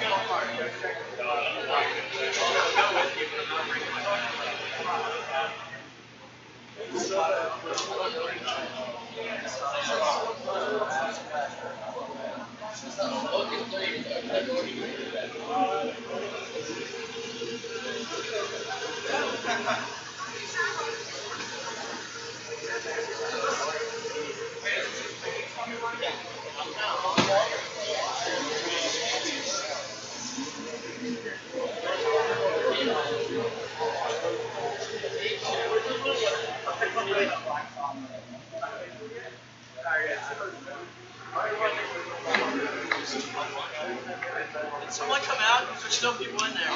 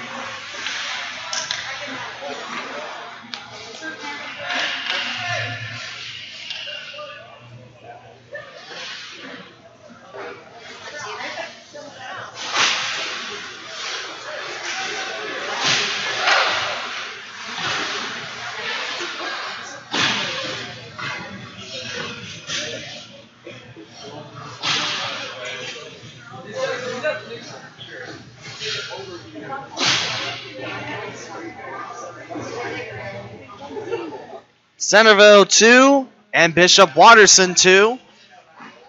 The Elks get the goals from Garrett Grills and Bob Berner. And Bishop Watterson's 2, serviced by Adam Fallon. Grills scores his team-leading 17th goal, and Berner scores his defensive-leading 11th goal. As now the Eagles fly up the stream, and Centerville going down the stream. Elks versus Bishop Watterson. Centerville, the away team. It's Bishop Watterson, part of the West Division. They get to host the 7th place and 3rd place game, whereas the 5th and championship game, hosted by the East, which is Troy and Elder. So far, the West have 2 wins. East looking for their first. Centerville representing the East, looking to change that here on Championship Sunday. Of course, if the West win more games than the East or vice versa, then it doesn't really affect anything. It's just a neat little stat to uphold. Jack Kish back on the ice. Sends it across for Kyle Naderhoff as the Eagles and the Elks tied at 2. A very early goal and a very late goal for Centerville. Their 2 goals. And Bishop Watterson scoring in the middle of that first period. Again, Fallon had 2 near face-off shots. 2 big angles on Joe Numbers. The Elks on the attack. Grills will pick up the loose puck in front of the downed Eagle. Back to Berner. Berner racing for it. Off the helmet of Max Graham. Loose puck. Shoot away by Bishop Watterson. Left hand up. Icing against the Eagles. Tied at 2. 14-11 to go in the second. Nice turnout of fans as the Jackson Polar Bears watching from the near corner. They're taking on Elder. Also a battle of purple. They're the only 2 teams in this tournament that wear purple. Face off, near point. Here's Merrick. Feeds it in. Wide of Max Graham. Racing for it. Batted out. Here's Callahan in front. Callahan trying to kick it around. And he'll send in the off-ice booth. No netting there for the benches or the off-ice officials. Nice throw by the scoreboard operator. 13:50 to go in the second. Face off in Centerville's attacking zone. Leading is Brandon Aarons. Take on Griffin Bechtold. As of late, really working on the face-offs. Doing his part up top. Now becoming part of the forwards for Centerville. Dangerous weapon when you can play both sides of the ice. Zamborski comes in, playing it far corner around Aarons. Back up for Thomas Abrams. Second Elk on the way. Poked by the Zamboni doors. As Zamborski trying to hold on. Can't quite get it to Dominic Del Gangaro. Far corner time around. Down low at the ankles of Ian Callahan. And now Bishop Watterson swats it to the Lone Eagle waiting off his stick in Brandon Aarons. Almost on the protective net. Picked up by Bishop Watterson. 13:10 to go. Here's a shot. Numbers covers it up. Shot taken between the points by Jack Geschwein. Tied at 2 with 13:07 to go in the second period. Shots on goal favored Centerville 13-8 after 1. After a game where Centerville outshot Normandy 63-10. Alexis Ryan, the goalie for Normandy, she had 57 saves in the contest. Shot goes wide from Zach Kubatko. Swept around by Meade. Picked up neutral zone. Kyle Naderhoff around the incoming Elk. Open ice. And a whistle going offside against Bishop Watterson. Will return to the neutral zone for a face-off with 12:53 to go in the second. Tied at 2 between the visiting, quote-unquote, Centerville Elks and the home Bishop Watterson Eagles. Centerville hosting the second annual MLK Tournament. 8 teams, all representing a different part of the state of Ohio. A couple teams from the Cinday area. Of course, Centerville, Troy, and Elder representing that around I-75. Bounced around now. It's Jake Schultz trying to get a clean handle on it as he goes back in his attacking zone, leaves it behind. Centerville picks it up. Here's Bob Berner. He'll fling it towards Max Graham at his 5-hole.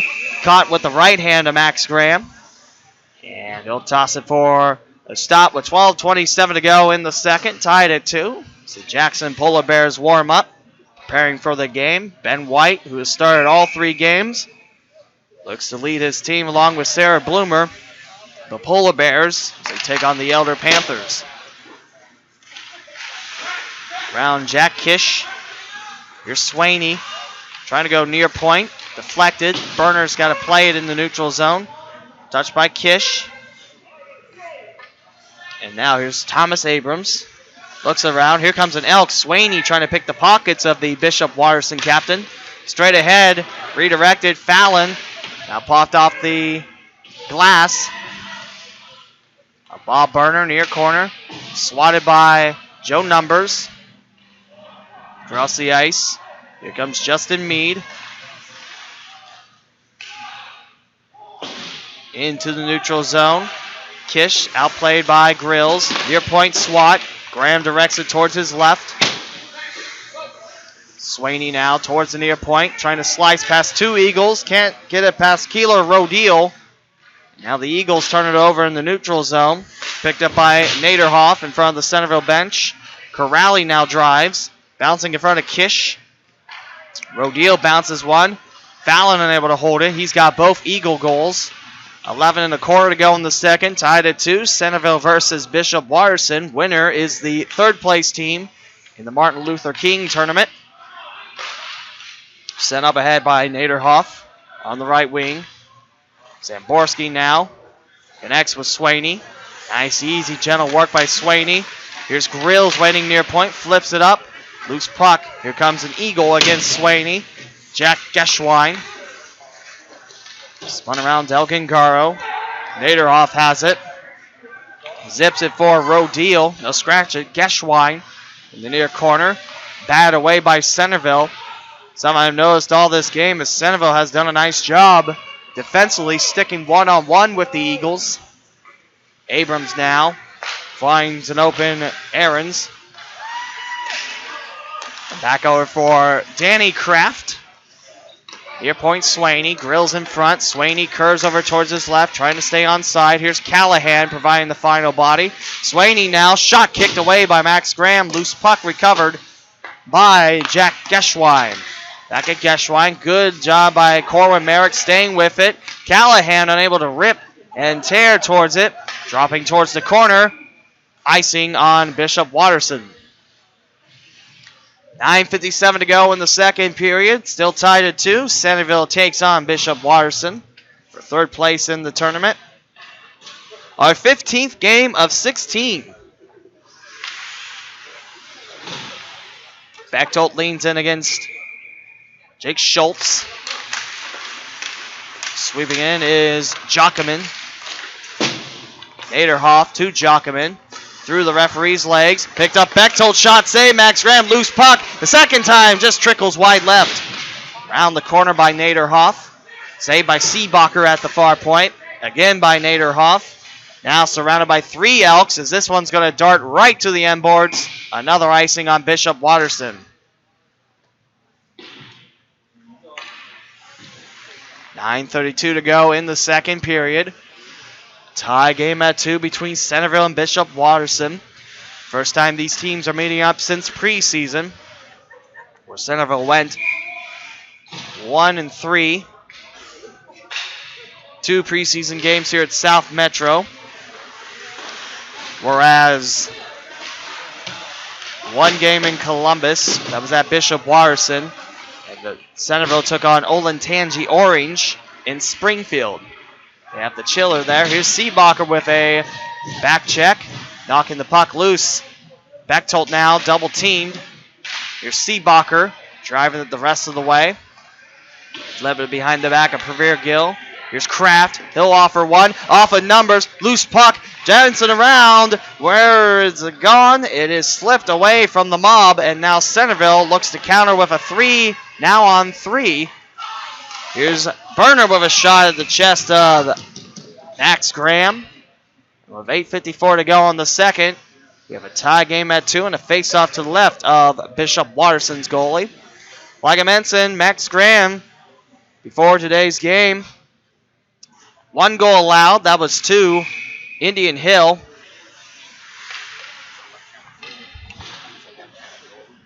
A left-handed goalie. He watches a shot by Merrick. Can't quite get it on the bounce to Justin Mead. Far point time, Samborski. Now the reach of Swaney. Good defensive read by Merrick. Naderhoff swings it around to Elks. Chopped down by Merrick. He'll race back for the puck. He'll get some reinforcement from Andrew Samborski. 8.5 to go in the second. Tied at 2. Great game thus far. Bishop Watterson and Centerville finishing second in their respective divisions. It is a little bit funny that Bishop Watterson's in the West Division, while Centerville is west of Columbus, west and south, if you want to split hairs.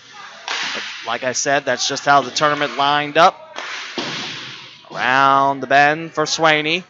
Naderhoff can't pick it up. No icing. It will have to be played by Naderhoff and Bishop Watterson's defense. He's got Kish on the other side. Goes straight ahead for Schultz. Schultz now. Geschwein. And off the protective net. 7:47 to go in the second. Tied at 2 between the Elks and the Eagles. Faceoff will be to the left of Max Graham. Like I mentioned, it's not every day you see a team with 3 goalies. This Bishop Watterson team has that. It could be a big relief. Also could be a 3-headed dragon as well. You kind of want it to happen as Max Graham hits it off the stick, but you kind of don't want it to happen if one goalie gets red hot. And you have to sit him for one of the others. Max Graham, part of the top savers in the blue division of the Capital Hockey Conference. Towards Max Graham, shoos it away. Corrali now takes the left wing. Eagles fly quick past Dom Jockeman. And offside goes Bishop Watterson. Good flight by the Eagles. However, crossing that blue line without the puck. And we'll drop it in the neutral zone with Nick Corrali preparing this faceoff. Tied at 2, Bishop Watterson versus Centerville. Corrali back with it from the faceoff. Shot down low, holding on strong, Joe Numbers. Numbers actually played in the Elder game, played the last 2 periods, held the Panthers to 1 goal after Sigworth allowed 4 Elder strikes in that first period. 5-1 Elder win. 1 of 3 by the Panthers as they clean swept the East Division. Here's Fallon racing forward and off the rafters. Let's drop it again with 6:41 to go in the second.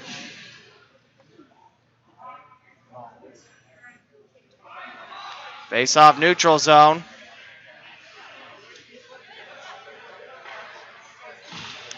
And we'll drop it center ice. Now Stripes talking over to the Eagles bench. It is Brandon Aarons for this face-off for Bishop Watterson against Garrett Grills. Numbers ready. Puck dropped behind the back of Gabe Hurin. Aarons with a shot. Nice read by the right-hander Numbers. And loose puck picked up, sent back in by Zach Kubacko. There's Centerville now. Nice rip by Aarons. Trying to set it down to Numbers. Loose puck. Finally stomped on by Centerville. Joe Numbers getting the start today as we have a collision and an elk on all fours in that far corner. Slow to get up. Grimson in pain.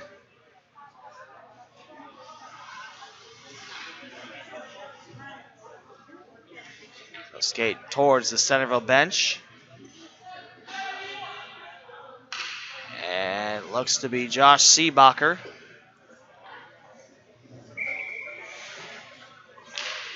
6:09 to go in the second. Tied at 2. Centerville around Kyle Naderhoff towards the corner. Won't quite get there. Here's Bechtold flying into the flash towards the slot. Gill has it bounce off his stick and go behind him. Now on the left wing is Geschwein. Geschwein leaves him behind. Loose puck recovery by Kish. Delayed offside for Bishop Watterson. Centerville plays it. 5:42 to go in the second. Gill pointing his stick out towards his left. Here comes a third elk to help. Kish sends it back into the pile. And I believe that hits off the protective net. And we'll drop it in the neutral zone with 5:35 to go in the second. Tied at 2. No goals in the second period thus far. No penalties on the game thus far. Shots on goal favored Centerville 13-8 after 15 minutes. Fairly even second period. Abrams drops it around the corners. Bishop Watterson keeps it in. Believe that's Rodeel in the near corner. Popped up, now settled down by Centerville's Gill. Racing for it. Near corner towards Numbers. Shot swept away. And rebound. Clean it up. Joe Numbers knocks it away. Amazing job by the freshman that time as he landed on his back. However, Bishop Watterson not done with the attack. That shot blasts high. I believe that was Fallon. Looking for 3 today. Picked up by Corrali as Bishop Watterson starting to get the offensive flowing. Fallon towards the slot. Corrali's slot buster curves wide left. Corrali can't hold it. Here's Kraft offering one in the pile. Off of Numbers. Loose puck bouncing around. And now around the far corner, Abrams comes up with it. 4:36 to go in the second. Tied at 2. Zamborski needing some help from his elk counterparts. Popped up towards the slot. Bishop Watterson's Corrali settling it down in front of Numbers. Here comes Bechtold cutting in. Riley Hurin now driving the puck in a triangle of Ingles. Trying to find some more open ice for Gill. Pressuring on the back of Thomas Abrams. Straight ahead off the center logo as Merrick tumbled over the downed Eagle. Here's Corrali near face-off circle. One-on-one trying to jam it past Numbers. Trying to hit on the inside of his leg. Collision on the inboard. Samborski lost the puck. Eagles far corner now. Schultz offering one. Whistle and a save for Joe Numbers. 3:53 to go in the second period. We're tied at 2 between the Centerville Elks and the Bishop Watterson Eagles. A face-off awaits us with Jake Schultz. Bishop Watterson out shooting Centerville at this point in the second period, 12-7. Making that 25-15 Eagles, and icing on Centerville will bring it back. Centerville outshot Bishop Watterson 13-8.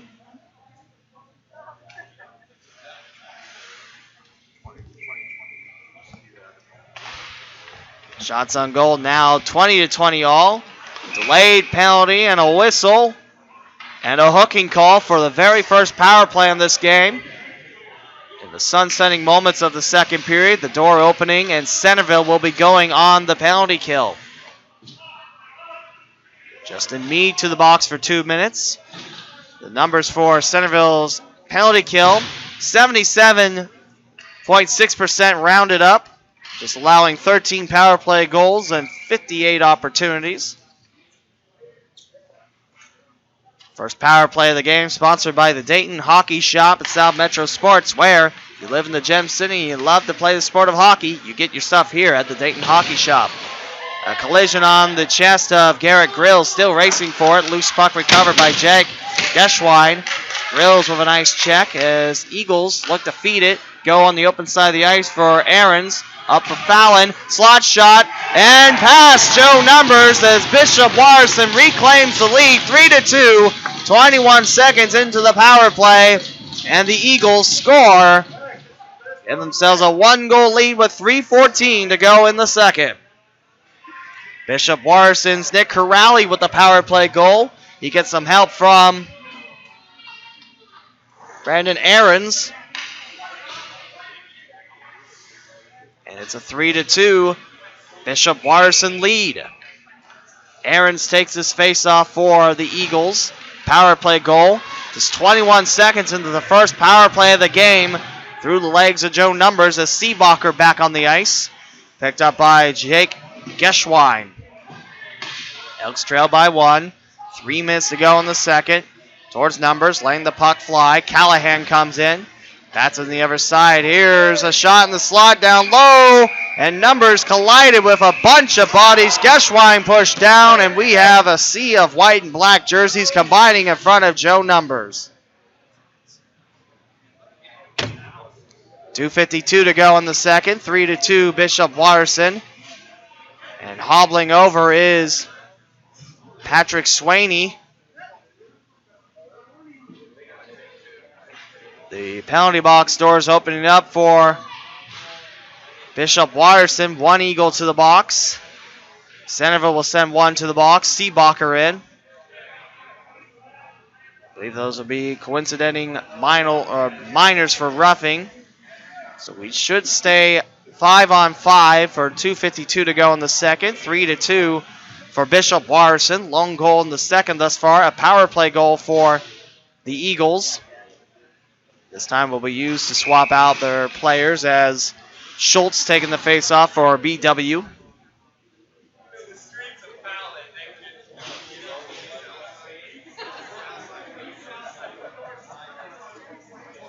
Schultz leaning in. And he gets the face-off. Abrams blocked at the far point. Here comes Centerville. It's swept away. Loose puck, Merrick. Off of Abrams' stick. Now scratch at Schultz' stick. And here's Samborski from Merrick. Straight ahead. Out of the reach of Abrams. He'll play it on the bounce, far boards. Bob in the center circle. Samborski for Delgingaro to Bechtold. Bechtold now. Little room to work with. Cutting over towards his right. And he'll U-turn around as he's being pursued by Dom Jockeman. Into the attacking zone of Centerville. Picked up by Kish. Off an Elk skate. Here's Merrick. Off the far boards. Abrams sends it back in. Abrams now strings it through. Samborski. Now picked up by Kish. Will take the left wing slowly. Bounce back over his shoulder. Under 2 to play in the second. 3-2 Bishop Watterson. Flying high. Centerville wide by Bechtold. Great speed by Bechtold as Merrick comes closing in at the far point. Drops it into the attacking zone. Allowing Bishop Watterson. Oh, that hurt. That hit off Delgingaro as he goes back to the bench. Now here is Merrick. Leaning down low. Hitting off the Eagles. Exiting the ice. Merrick back with the puck. 1.5 to play in the second. Bishop Watterson leading 3-2. Picked up by Naderhoff, beating out Prever Gill. On the back of DiFilippo. And now here's Fallon. 2 of the 3 goals are his. Near face-off circle, turnover. And back to Corrali. He's got the other one. A power play goal. Fallon in the slot. Back over for Numbers. Great save along the near post for Centerville's Joe Numbers. 1:10 to go in the second. 3-2 for Bishop Watterson. Face off to the right of Numbers is Nick Corrali leaning in. He'll slap his stick on the ice before the puck drops. Merrick returns to the ice for Centerville. And Bechtold now taking this face off for Grills. So towards Numbers. Bounces back. Picked up by Aarons. Corrali now. Kraft waiting at the near point. Nice slide in by Grills. Rips it away. He scored his 17th goal in the season. Nice catch on a slide in the last minute of the second. Joe Numbers. 55 seconds to go in the second. Still 3-2 for Bishop Watterson. Seebacher leaning over the penalty box. Coincidental minors that should be ending sometime soon. 47 seconds to go in the second. 3-2 BW. Bishop Watterson over the net of Joe Numbers. Burner trying to strip it away from Abrams. 35 seconds. Now racing forward, here's Centerville. Good work by Bechtold. Hits it off the defender. The Elks going to work in the far corner, sweeping around. Getting some late period magic happen for the Centerville Elks again. Burner sending it wide of Max Graham's net. The left-hander slides over towards his right. Squeeze job on Bechtold. Zamboni doors rallying around. Cleared away by Fallon. And all the way to the far corner. Picked up. Here's Aaron's shot. And score! 4 seconds left. The Eagles had a late goal in the second to take their biggest lead of the game, 4-2, with 4 seconds to go in the second. Great speed by Brandon Aarons going to the house of Joe Numbers, depositing the 4th goal for Bishop Watterson. And Centerville now trails by 2, their largest deficit of the game. 2 goals in the second. And Centerville held scoreless as Nick Corrali leaning down. It's late period magic working for Bishop Watterson. Sent off the backside of Adam Fallon. And that will do it for 30 minutes in the books. That's a way to end the second period. Hit your own teammate on the backside. But 30 minutes in the books, and Bishop Watterson puts 2 on the scoreboard and leads Centerville 4-2 after 2 periods here in the home of Centerville Elks Hockey on YouTube.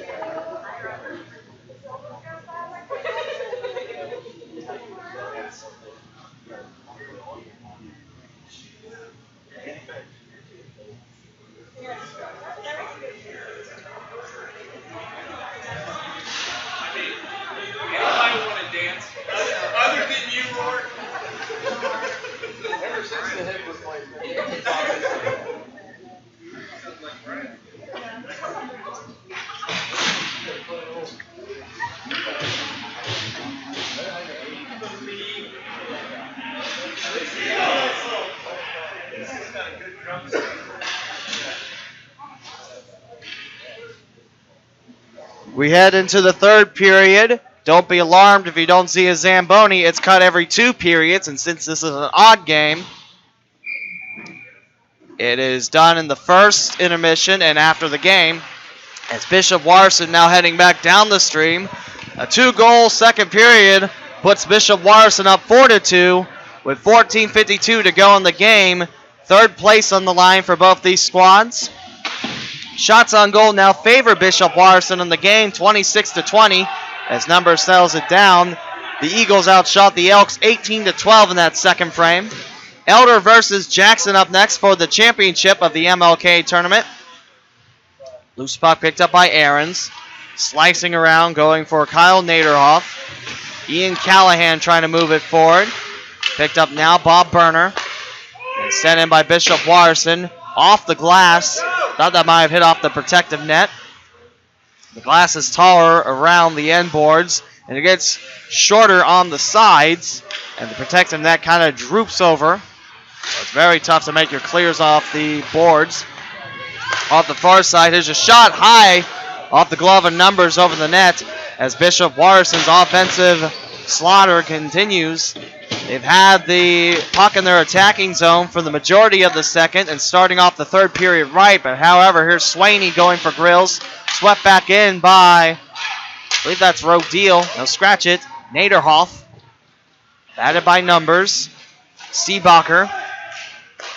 Go over towards his right. Burner around an Eagle. Bishop Watterson sent two lovers into the circle. Now Garrett Grills. He'll slice past Naderhoff. Garrett Grills with a shot. Bumped away by Max Graham. In the near corner, picked up by Seebacher. He'll reset the Centerville offense. Zamborski going high over the net. Picked up by Delgan Garo. Tip to the far point. Merrick swept away by, I believe that's Jake Schultz. That's Max Graham's net. Swooped away by the Eagles defense. 2 minutes gone from the third period. 4-2 Bishop Watterson. One-on-one battle as Fallon looking for a hat trick. Dumps it in. Hattie for Adam Fallon. 5-2 Bishop Watterson. 12:54 to go in the third. 3 unanswered goals by the Eagles starting in the second period. This time Adam Fallon, a good curve into the far face-off circle and drains it in past Joe Numbers. And it's a 5-2 BWHS lead. Eagles with their biggest lead of this game, now at 3. The largest lead was at 5 against Indian Hill. Eagles a real good game on that, rendering Indian Hill frozen in that game where the Eagles used their speed and just all over every single pass in the Indian Hill win. And now here's Bechtel from the far point, taking it towards the house of Max Graham. Waiting in the slot is Previer Gill. He's got it in the open side. Going far, face-off circle for Bob Berner. Bouncing one behind the boards. Delkin Garo trying to clean it up in front of Thomas Abrams. Loose puck kept in. Samborski offering one. Bounced off the right hand of Graham. All the way to the end boards, icing Bishop Watterson. 5-2 Eagles in the third place game of the Martin Luther King Tournament. Second to last game of the tournament, and on Sunday, you hockey fans, that's not the end of the hockey. Cincinnati Thunder are back here. Took a hard-fought loss to the Peoria Mustangs. Thunder back here at 2, I believe, 2 or 2:30. So like I said, you think the hockey's done after this tournament? Nope, it keeps on spinning here at South Metro Sports. There's also a big volleyball event behind us, too. But we got the hockey up here, as you can see. There's Delkin Garo, make that Bechtold, shoved by the sides. Dom Jockerman. Graham slows it down. Kyle Naderhoff picks it up. To Jockerman. Frees it up. And a turnover into the slot. It is Schultz. A one-on-one battle, outsped by Bob Berner. Slipping past Jack Kish. Gill looking for the loose puck. Behind the goal line he goes. Bechtold is his reinforcement behind. Goes near corner. Just one Eagle there. And intercepted by Grills on that clearing attempt. Shot off Max Graham. Loose puck heading towards the slot. And Bishop Watterson finally clears it with the third Eagle batting it back. Berner. Seebacher. Grills near point. Sends one wide. Now the reach of Swaney trying to pick it up in the far face-off circle. Now Centerville starting to get the offensive clicking again. Here comes Meade. He's playing on the back line for Centerville. Going for Seebacher. Berner and Seebacher the defenders. As Seebacher going towards the far corner. 10:35 to go on the third. Near board. Naderhoff. Turnover. Seebacher towards the net. Believe that hits off the side of Danny Kraft. 10:19 to go in the third. Still 5-2 Bishop Watterson. 2 goals in the second, 1 in the third, and 2 in the first. Putting the Eagles on top by 3. Nice check by Grills, knocking Naderhoff away from the puck. Going for Merrick, slips away. Merrick reversing rolls with Grills. So he'll head towards the near corner. Naderhoff blocking him off. Zaborski Grills, near boards. 9:50 to go in the third, 5-2. Bishop Watterson, icing Bishop Watterson.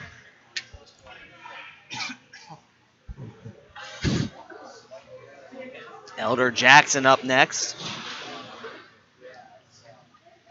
For first place in the Martin Luther King Tournament.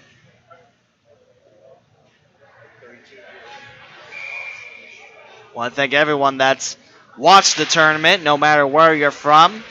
Always appreciate the kind words, but always appreciative to bring you hockey here on YouTube, the home of Centerville Elks hockey. Speeding forward, a nice boost of speed, can't quite sails high over the net of Centerville's Joe Numbers. Racing forward with it. Here comes Griffin Bechtold and the Elks. 3-on-2, third Eagle on the way. Trying to find Gill, batted back towards the corner. Zach Kubatko on the chase. 9:10 to go in the third. 5-2 for Bishop Watterson. Seebacher, a nice body keep in. Delgangaro towards his right, intercepted by Bishop Watterson in the white jerseys.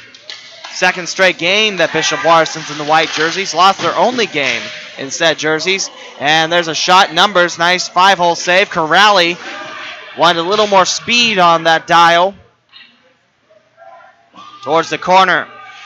Naderhoff. Seebacher waits for it. Red line, drops it towards the referee. Of course, he can't play it, but Bishop Watterson can. Taking on the right wing. Nice curve. Losing the puck, however, was Naderhoff. Grills trying to get his stick around. He's got 3 Eagles pecking at him. Gill now reaching his stick. Battle of 21s. Jockerman losing the height battle, but he gets it away from the friendly giant forward for Centerville. There's Burner far point. Wide to Max Graham. That was open as Graham concentrated more on his left. And now it's a 2-on-1 for Bishop Watterson. Schultz takes his shot off the glove of Numbers. Back to Schultz. A look towards the near corner. Here's Jockerman around the corner. Here's Swaney off the skates of Kish. Sends it back in as Gill goes back to the bench for Centerville. 7:43 to go in the third. Centerville trailing by 3 at 5-2. Bishop Watterson. Here comes Burner. Straight ahead. Meade double team. Back to Aarons in the neutral zone. Going for Thomas Abrams. Captain of Bishop Watterson. Knocked down by Aarons. He's offside as Numbers swats the puck down low. With 7:22 to go in the third. 5-2. Bishop Watterson. This weekend, Centerville had a lot of silent auction items and also a 50-50 raffle. I believe that drawing's happening soon. Silent auction winners have their prizes. See some of the gift baskets up here in the lobby. There's a shot off Max Graham. Hits off the far post. Bishop Watterson recoups in the corner. 1-on-2. Here comes Geschwein. Taking on Merrick. His shot high over Numbers. Geschwein picking up the loose puck. Merrick right behind him. Sent back in by Aarons.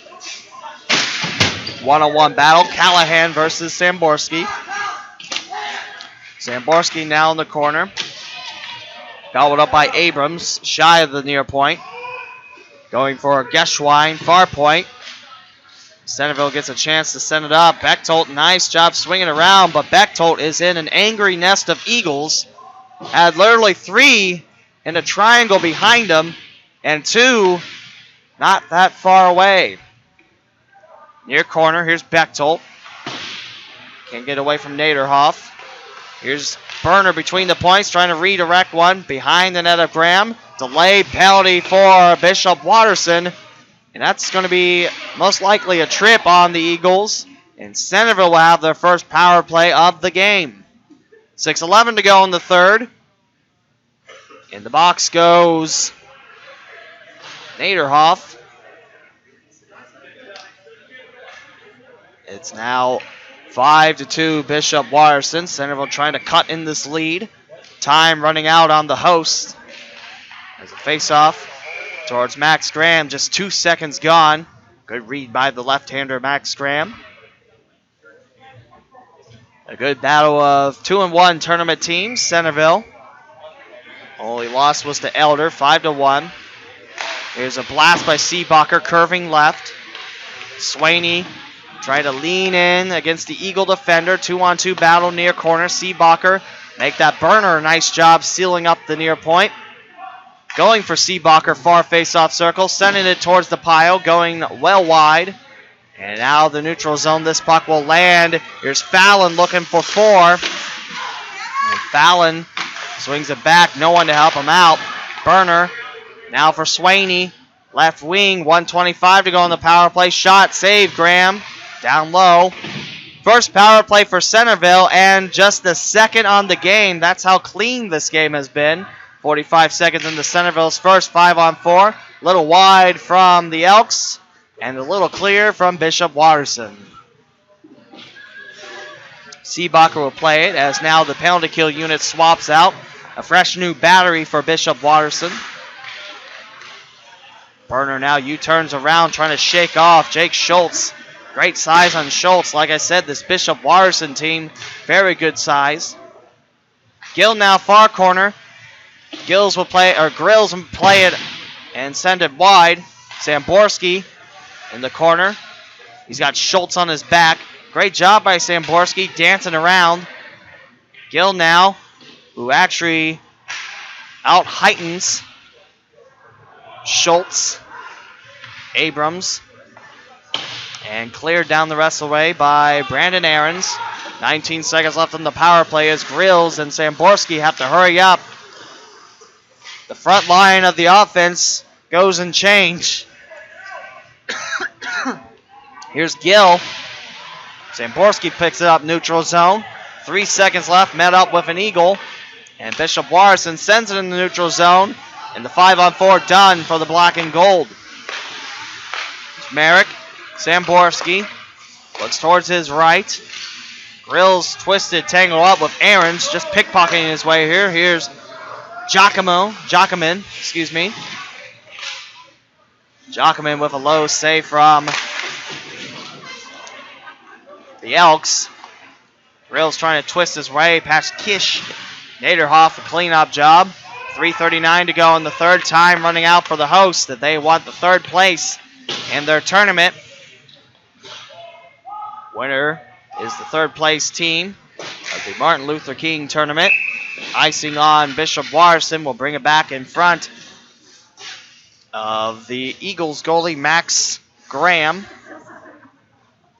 A 5-2 Bishop Watterson lead here from South Metro Sports. Thanks for joining us this weekend. No matter how many games you watched, well, thank you for tuning in to the tournament. Making me a part of your weekend with the hockey here. Wire checks in for Centerville. Face-off zips over towards the far boards. Here's Bechtold knocked down. Riley Horin finished. He gets the puck back to him as he's slowly getting up. Bechtold swings the way around. Wire trying to offer one. Wire and the Elks were part of the Fox 45/ABC 22 sports update back on Friday when Centerville beat Troy 3-1. James Ryder was here. Of course, Ryder, a Centerville High School grad. There's a shot going wide of numbers. Blast taken from Keeler Rodil.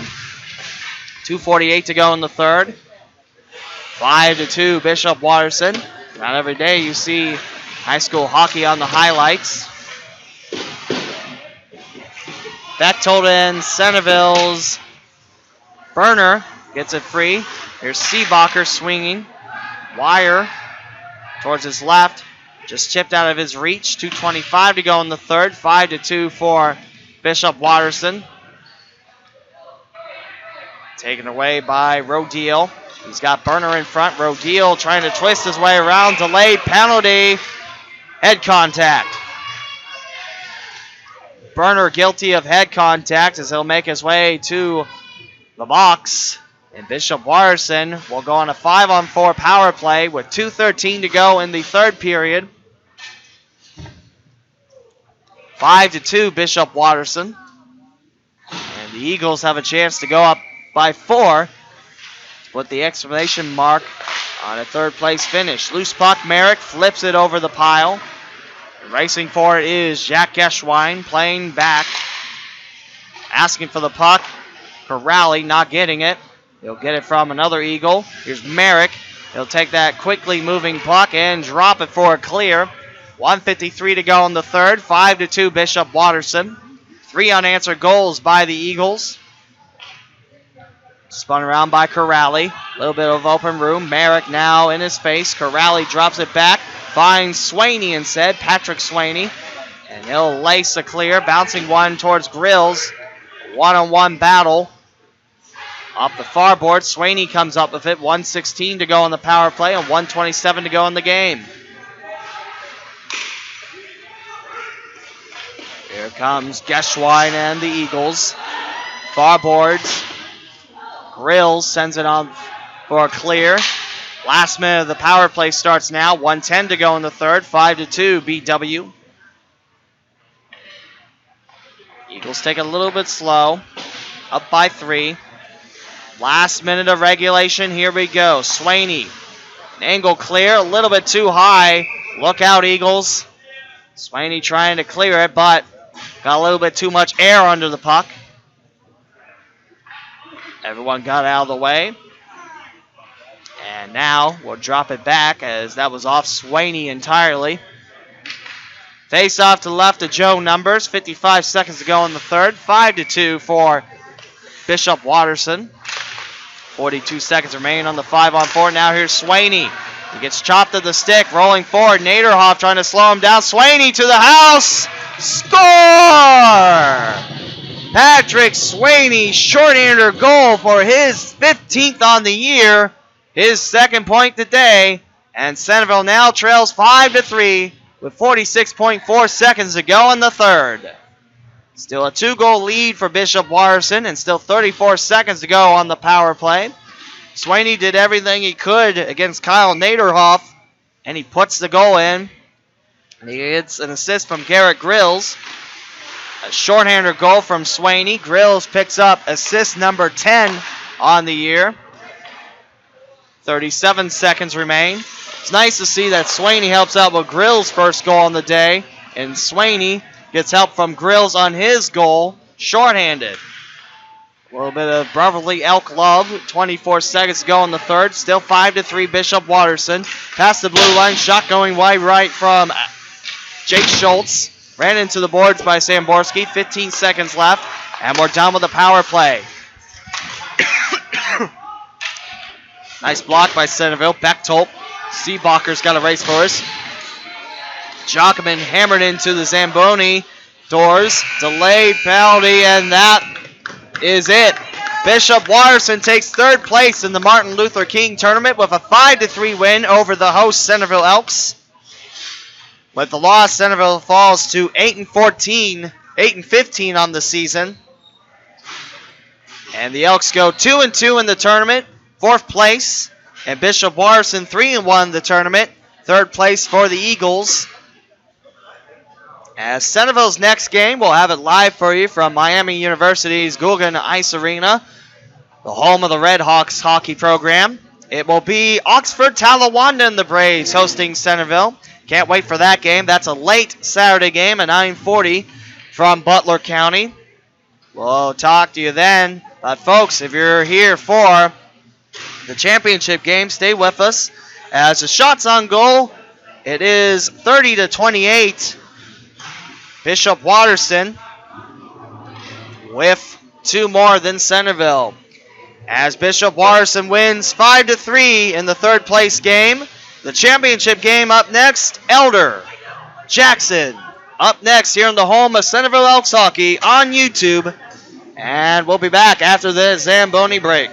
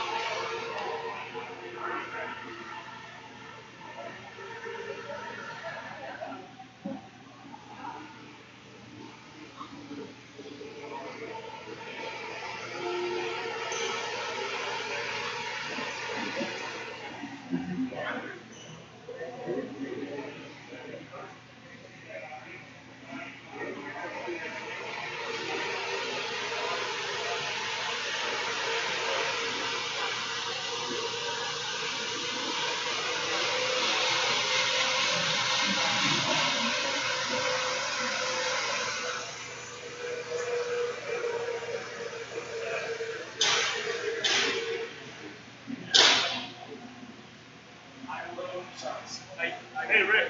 See you. Okay, you guys check it out. All right, we'll see you. Have a good trip back.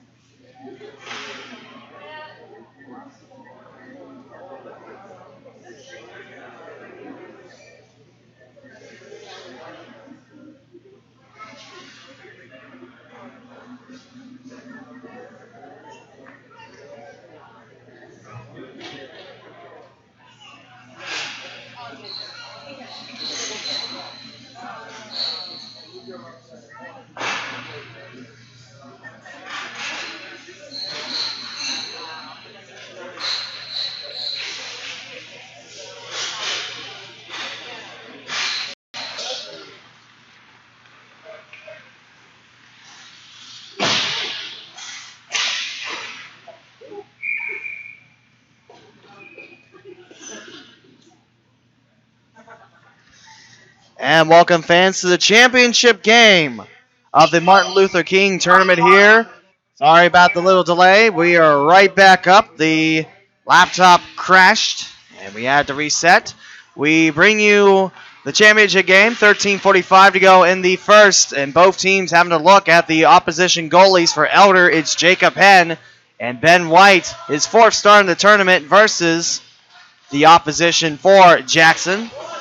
Both of these teams are 3-0 in the tournament. 3 great wins for Elder and 3 great wins for Jackson. Jackson represents the West, and they are the away team, as Elder the home team. With 13:19 to go in the first, we are scoreless here. A battle of Cincinnati versus Canton area.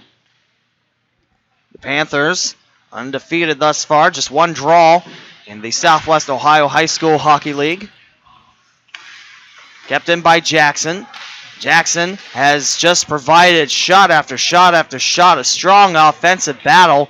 As Roman Capuano sends it in, loops over Jacob Henn.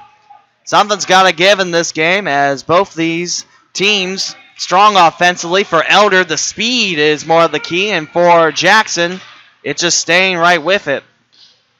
Elder has some of the most silkiest, smoother skaters you'll ever see, as Hoffmeyer has a nice bend around. Shot kicked away by Ben White. Hoffmeyer taken into the Zamboni corner. As Nick Nachanechny taking the rest away for the Polar Bears. 12:21 to go in the first period. No score between Jackson and Elder, as Henn holds on to the loose puck.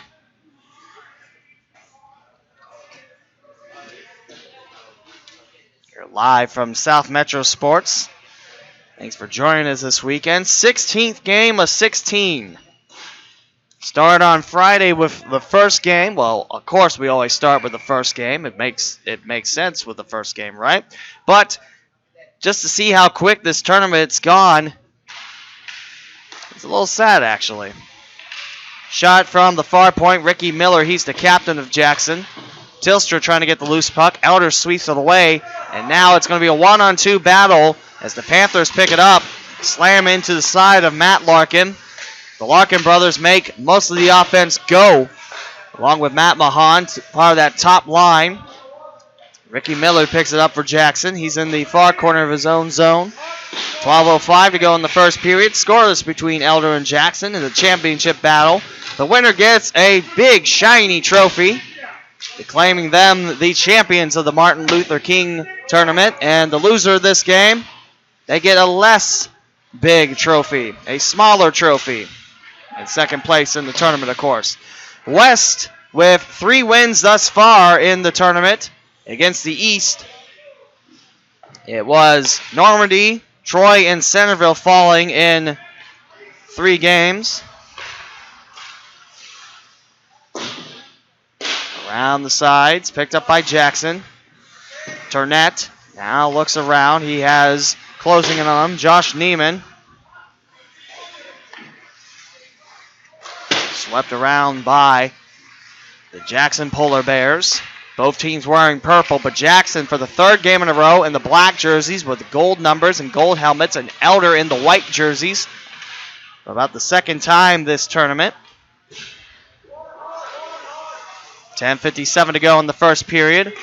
Scoreless here from South Metro Sports. This is the top of the top in the teams. Now back the other way for Elder. They're on the defense, as that's Alex Michelle coming up with it. In the corner now, Jackson trying to fight off, going towards Henn. Loose puck covered by the Elder goalie. 10:26 to go in the first period. It's scoreless here at South Metro Sports.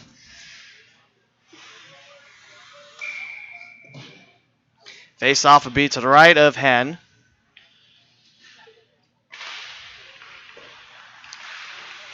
Behind the net of Henn. Sweep around. Picked up by Jackson's Clayton Evans.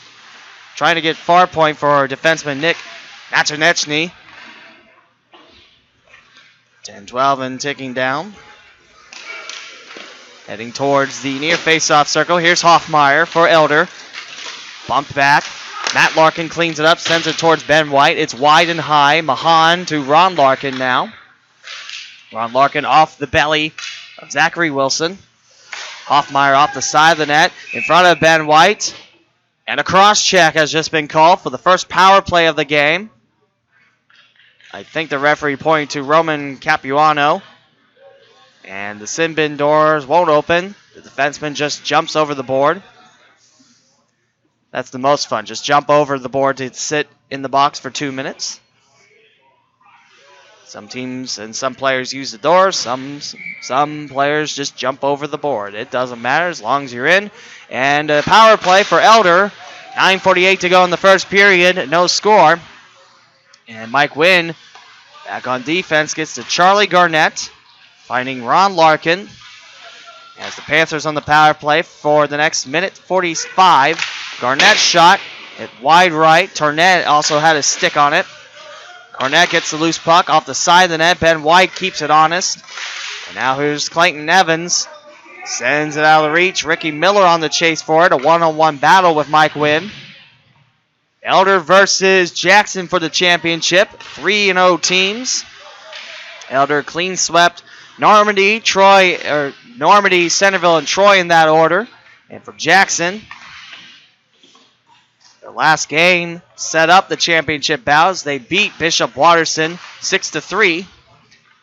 Previous games as Perrysburg beat Normandy 8-1. Troy fell to Indian Hill 7-3. And Centerville lost to Bishop Watterson 5-3. Garnett takes it right wing. Past two Polar Bears. Up top. Clinks off the helmet of Ben White. Now Garnett, far point. Towards the slot. Grabbed by White. Loose puck comes out. Here's Hoffmeyer. Hoffmeyer to the far face-off circle. Shot caught by Ben White. As Elder putting on the shots on Ben White in this power play. The first of the game. It's sponsored by the Dayton Hockey Shop. Here at South Metro Sports. As you want hockey, you got hockey stuff here at Dayton Hockey Shop. Face-off recovered back by Tommy Kilway. They pick up the loose puck, twirl it around, and Elder's got to go back to clear it. Connor Lang, the first one on response for the Panthers. Elder and the Polar Bears tied up. No goals, scoreless affair. Buck goes in the opposite sin bin. And we'll drop it with 8:05 to go in the first. In the neutral zone we go. Hard to believe this is the last game of the tournament. Great talking to all the fans of the teams, representing a different part of Ohio. Jackson's from the Canton, Ohio area, and Elder's from Cincinnati, Southwest Ohio. A little bit of Southwest meets Northeast. 8 minutes to go in the first. No score. 9 seconds left as here comes Hoffmeyer. Hoffmeyer leans in, trying to curve towards his right for the slot. Great defense there, but the arm goes up. It is Jackson going on the power play. Ben White heading towards his bench, and Elder will go on the first penalty kill via cross check. 7:42 remains in the opening period. No score, Elder versus Jackson. Hoffmeyer, the guilty Panther, sits in the box. We'll have a face-off in front of Jacob Henn. In the 3 games in the tournament, it's been all about the offense. Jackson and Elder do their offensive control a little differently, where Jackson is strong with it. They will keep pestering you for it. Nice puck control, whereas Elder, their skating is probably the best part of the offense. Like I said, something's got to give because they also have very strong goalies.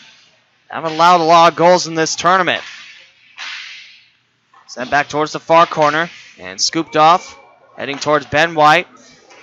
We'll play the angle and go for Ricky Miller up top. 1:26 to go in the Elder penalty kill, again sponsored by Dayton Hockey Shop. For everything about the sport in Dayton, Ohio, it's the Dayton Hockey Shop. Gear, sticks, everything you need at DHS. Off to the races, here's Matt Mahan. Mahan trying to connect it with Ron Larkin. He's stopped by Wilson, heading towards White. Loose puck as Mahan runs into a polar bear. And we'll have a stoppage of play with 1:06 to go on the power play and 6:47 to go in the first. No score, Elder versus Jackson. Championship bout, West versus East. Face-off will be to the left of White as Ellison takes it for Jackson against Elder's Steve Michelle. Taking the other side, Ricky Miller. Right wing turns it over. Elder hits it off the shoulders of Matt Larkin. Unlucky bounce for the Panthers there as they're looking to clear it away. Miller, great job at the far point. And right to Matt Larkin. Matt Larkin starting to pick up the speed. Will drop it in front of Ben White instead. 3 polar bears against Matt Larkin and picked up by Tommy Kilway, the middle polar bear, now taking the right wing and centering things up with 29 seconds to go on Jackson's first power play in the game. No score, 6:06. Backhander, wide of Hen. Kept in by the polar bears. Far face-off circle. Sent in by Ellison. Sliding catch, Jacob Hen. 5:58 to go in the first period. Scoreless here with 16 seconds to go on Jackson's first power play, our second of the game. As soon as Elder went off, Hoffmeyer guilty of his penalty. I'm remembering right, it was a cross-check. Face off to the left of Hen. 15 seconds to go on the 5-on-4. Reaching for it is Joey Brockman. Kept in by Capuano. Left point send in, wide of Hen's net. 5 seconds now left. Push. Tyler Meek eliminated off the glass. Back to full strength 5-on-5 hockey. Tipped in by Jarrett Cole. As Hen's going to trap the loose puck with 5:37 to go in the first.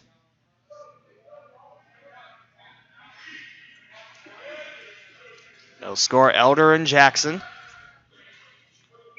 Nice turn of fans. Most of them sitting up here in the lobby, some out there, some standing on the bleachers, some around the near corner. Lobby's where it's at. It's a little bit warmer and the food smells nice. Right towards Hen. Stuffed. Loose puck. Sipped high. Cade Soderstrom, the closest one to the Elder goalie. Towards some of the banners and the flags. 5:28 to go in the first period. No score, Elder versus Jackson. And the circle heading towards Hen. Hoffmeyer trying to get it as he's fresh out of the box. We're back to 5-on-5 hockey. Hoffmeyer takes the left wing. 2 Panthers, 3 Panthers in front. 2 on his left. Hoffmeyer now taking charge. Ripped away by Jackson at the blue line. And here's a hammer in the Zamboni doors. They're starting to squeak more and wiggle more as this tournament wears on.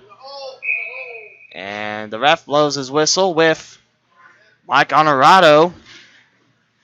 Looks like he froze the puck behind the cage of Ben White.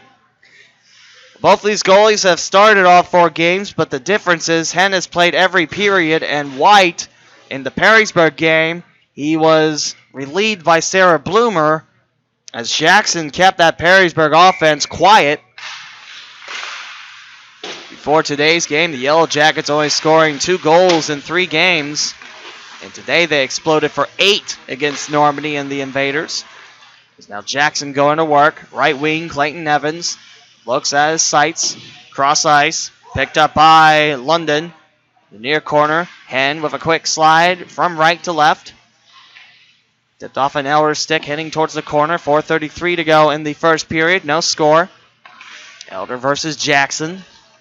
And now here come the Panthers. They're heading down the stream, by the way. Jackson going up. Jackson back in the blacks. And Elder in the white jerseys. Ricky Miller has it. Sends in the neutral zone. Charlie Garnett intercepts. Garnett knocked down, delayed penalty, and quickly whistled. Tripping on Jackson. And Ricky Miller makes a straight curve into the penalty box. And now Elder back on the power play. Both teams 0 for 1 as we are scoreless here at South Metro Sports for the Martin Luther King Tournament Championship. Elder versus Jackson. The Polar Bears of Jackson High School versus the Panthers of Elder High School. Here's Matt Larkin towards the side. Great job by Ben White as Matt Larkin's pass going in the crease of Ben White. He quickly stomped on it. Made sure that Elder was unable to get that loose rebound on the right side of things. Ron Larkin waiting for the Panthers. 5 seconds gone for the power play as Ron Larkin dishes it back. Dan McSwiggan slows it down. To send it the other way for Hoffmeyer. Wilson, spin around job by Hoffmeyer, taking it far boards, far face-off circle, blocked, and Nachanechny taken down by Hoffmeyer. Here's a nice angle. It's wide from Josh Neiman. Nope, that's Matt Mahan, excuse me. And Wilson looking to start a shorthander opportunity for Clayton Evans. Races behind the goal line, brings it back. 1:20 to go on the power play for Elder. 3.5 to go in the first. Still scoreless here in Centerville. Nachanechny on the right wing. Taken down. Here's Garnett. Garnett takes the right wing, swings away. Shot goes high from the defenseman. And Mahan picks it up at the far point for Elder. Back to Garnett. Reaches for it. Now looks at his options. He's got Ron Larkin deep in the slot. Takes it himself as Ben White doubles over towards his right. Mahan trapped up by Jackson. And off the protected net, Capuano trying to keep it top glass and make it fall as the glass went shorter. However, it stays pretty high, and it goes off the protected net with 2:58 to go in the first period. 47 seconds left on the Elder power play. They're second on the day, and we are scoreless here. How ironic would it be with these two high-powered offenses play to a scoreless affair throughout most of this game? Picked up by Matt Larkin, pushed down, and cleared away by Jackson.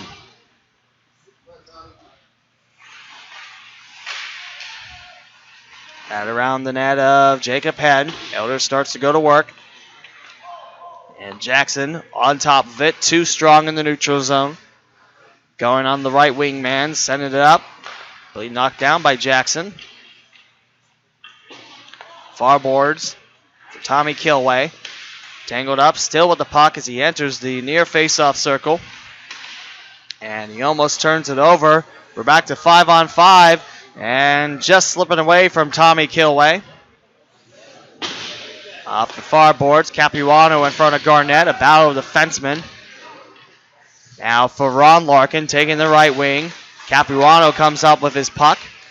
Trying to find Evans on the right boards. And now up top. Far face-off circle, Hoffmeyer behind him, knocks him off his railing. Zachary Wilson had some good speed. An Elder Panther knocked down defense. Connor Lang taking the worst of this. Hoffmeyer going straight ahead. Past the near face-off circle. 3 Polar Bears chasing him off the side of the net. Loose puck. And there's a whole bunch of traffic as that is Neiman getting into it with a Polar Bear. Far corner time. Several Polar Bears with the claws on it. And Panthers sharing theirs. And for the second time on those end boards, the puck is frozen. 1:21 to go in the first period, where Elder and Jackson are scoreless here from South Metro Sports. The championship game, our 16th of 16th game, and our 4th of 4 this Sunday morning.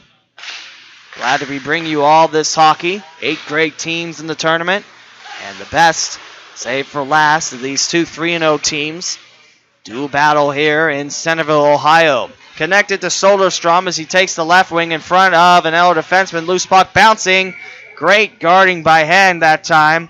It was bouncing down low on him, and he made sure to stop it in front. And now stop the clock at 1:04 to go in the first period. Elder and Jackson scoreless. The battle of Cincinnati versus the Canton area. The Polar Bears in the black and Elder in the white jerseys. Set in. Last minute of the first period, here we go. Around the near corner, chipped away from Jarrett Cole. And picked up by Alex Michelle. He'll center her up for Steve Michelle. On Ben White, he'll knock it towards his left. Controlled by Alex Michelle. Scratch it, Steve Michelle. Alex Michelle's number 44 as that puck zips by him. To the corner for first icing in a while. And it goes against Jackson. We'll bring it back in front of Ben White with 36.5 seconds to go in the first. And a 0-0 game. Want to thank one of the Jackson Polar Bear fans and for running the camera in this championship game. I thank our Camera woman a lot. Here's a shot wide of Ben White. Loose puck controlled by the Polar Bears. Squeeze job by Matt Larkin. He wants that loose puck back for Elder. We're on 5-on-5. Here's Ellison heading towards his own far face-off circle. Tries to connect it up top. And just out of the reach of Tommy Kilway. Icing on the Polar Bears. We'll bring it back in front of Ben White again with 17.4 seconds to go in the first. Our last game of the MLK tournament here in Centerville. So far, your placings look like this. 8th place is Normandy. 7th place, Perrysburg. 6th place, Troy. 5th place, Indian Hill. 4th place, Centerville, the host. 3rd place, Bishop Watterson. And now we're trying to decide who is the top 2 teams in what order. Mahan can't get the loose puck cleanly. He'll find Ron Larkin swiping. And Matt Larkin just wide of the net of Ben White. 3 seconds now left. Far corner check. Here comes Tilstra. End of the first period. A scoreless affair between Elder and Jackson, and a great game. That's what you expected here in the championship game. We'll take a quick breather with the teams as you're watching the home of Centerville Elks hockey on YouTube.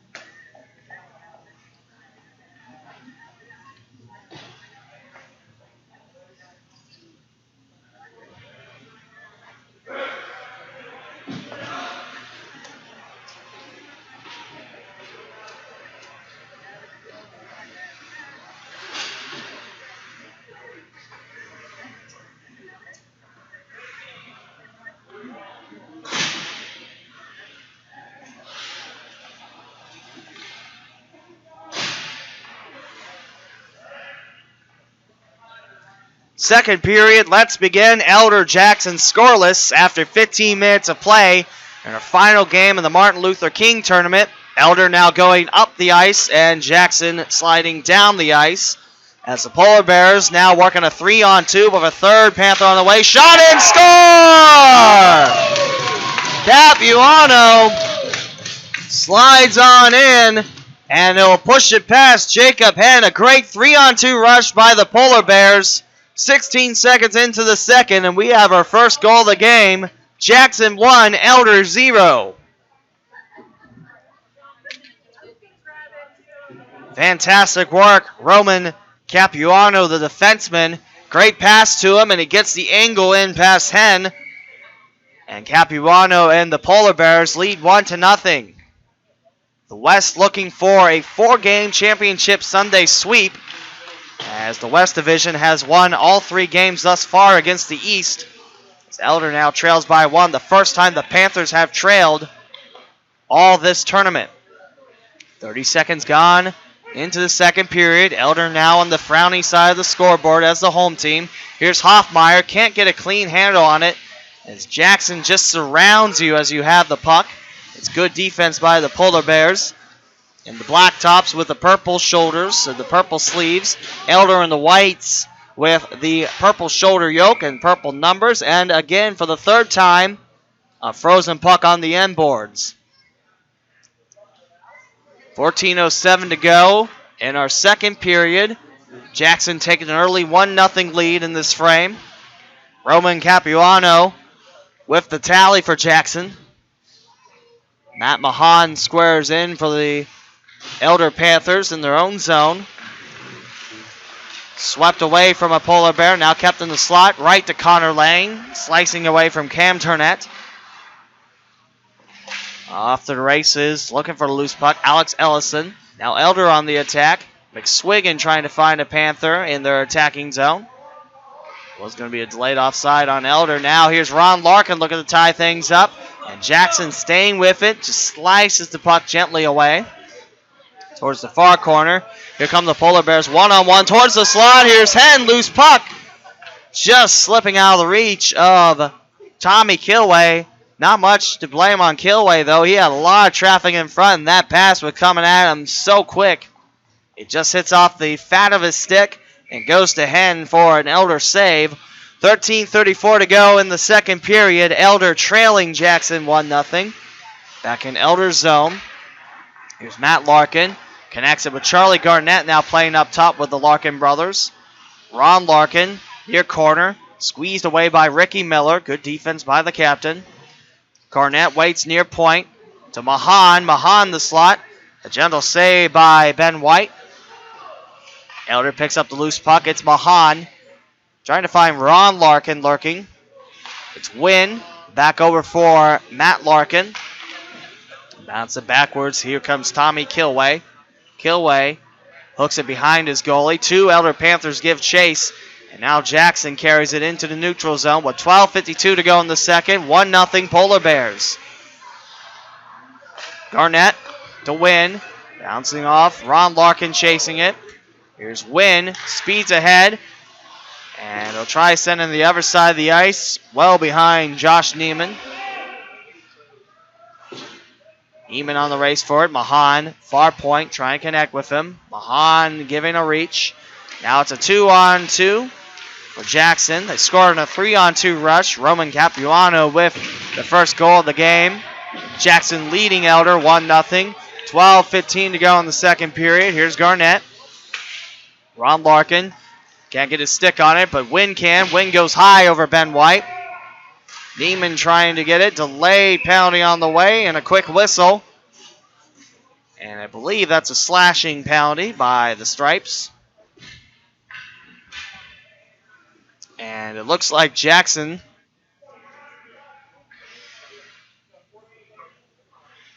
will swap a couple of their Polar Bears out. 5 Polar Bears on the ice. And 4 Panthers, making it a power play for Jackson for the next 2 minutes with 12:04 to go in the second. 1-0 for Jackson Polar Bears. Roman Capuano with the angle past Jacob Henn. The Bears have a 1-0 lead with 12:04 to go in the second. Face off to the right of Henn. Back at the far point, Ricky Miller looking around. Wilson in the slot. Here's an uptake. Henn, 5-hole burp. And now controlled by Miller again. In the slot, great stick work. Here comes an Elder Panthers slide away. Racing for it was Brockman. Chipped away by Jackson. 1-0 Polar Bears. Here comes Wilson. Wilson trying to get his stick on it. Elder, nice defense by Hoffmeyer, and he will angle it clear with the Polar Bears nowhere near the near boards. 1:29 to go on the power play. 11:30 to go in the second. Jackson 1, Elder 0. To the neutral zone, center ice. Picked up by the Polar Bears. High rainbow overhead. McSwiggan now hits it off the chest of Wilson. And a miscued pass. Kilway's got to go all the way back in his zone. Elder will send 1. Matt Mahan looking for the loose puck. Not giving it full-on chase. He watches Jackson taking it into their attacking zone. Bounce pass for Kilway. Lots of puck to be played here between the top seeds in the West and East. Jackson with a 1-0 lead. The Polar Bears up by 1. Mahan cycles it. And a clear by Elder. Tipped by Ben White. Started all 4 games for Jackson. Played all but 2 periods as Sarah Bloomer got a chance to play goalie for Jackson. And that clear goes into one of the benches. With 22 seconds to go on the power play and 10:23 to go in the second. Jackson up 1-0. New puck for the Stripes. Sure thing. And looks like we'll drop it in the neutral zone with Matt Mahan and a buzzer. Can't get enough buzzer. I think it's better than cowbell myself personally. Far corner towards Henn. Loose puck picked up by Garnett. He'll angle one off the tip of the stick of Mahan. Ron Larkin coming in. Capuano, the goal scorer, keeps it away as Jackson. Not much time left in their power play. Near face-off circle time towards the house. Off of Henn and wide. Scooped up by Cole. And we're back to 5-on-5. Power play done for Jackson. Now here's Ron Larkin. Sets it up in the middle. Garnett wide right on that shot. Mahan playing behind with Connor Lane now on the 51-91 pairing. Lane's got to hurry as he's got a Polar Bear clawing at him from behind. Tilstra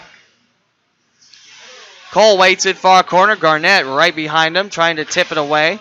Garnett pokes it to Matt Larkin. In the neutral zone goes Elder, trailing by 1. 9.5 to go in the second. Far face-off circle picked up by Jackson. Here's Lane racing for it. Leave Hoffmeyer join him as a defender.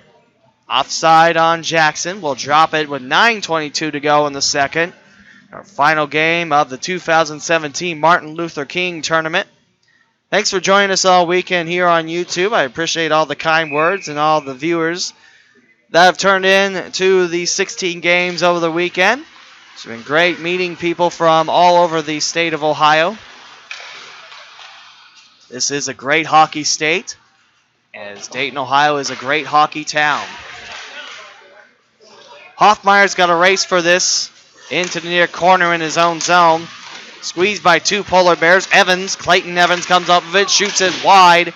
Couldn't quite get the sharp angle on it towards Hen. Here's Jackson with an offer. Off the stick of McSwiggan. McSwiggan now to Alex Michelle. Through legs of Mike Honorado. McSwiggan again for Elder. Almost turned it over to an incoming Polar Bear. Evans denied the puck. He had someone in front from Elder. 8:32 to go in the second. 1-0 your score in favor of the Jackson Polar Bears. McSwiggan.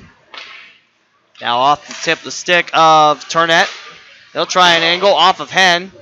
Loose puck picked up by Honorado. Miller curves over towards his right. McSwiggan now picks it up.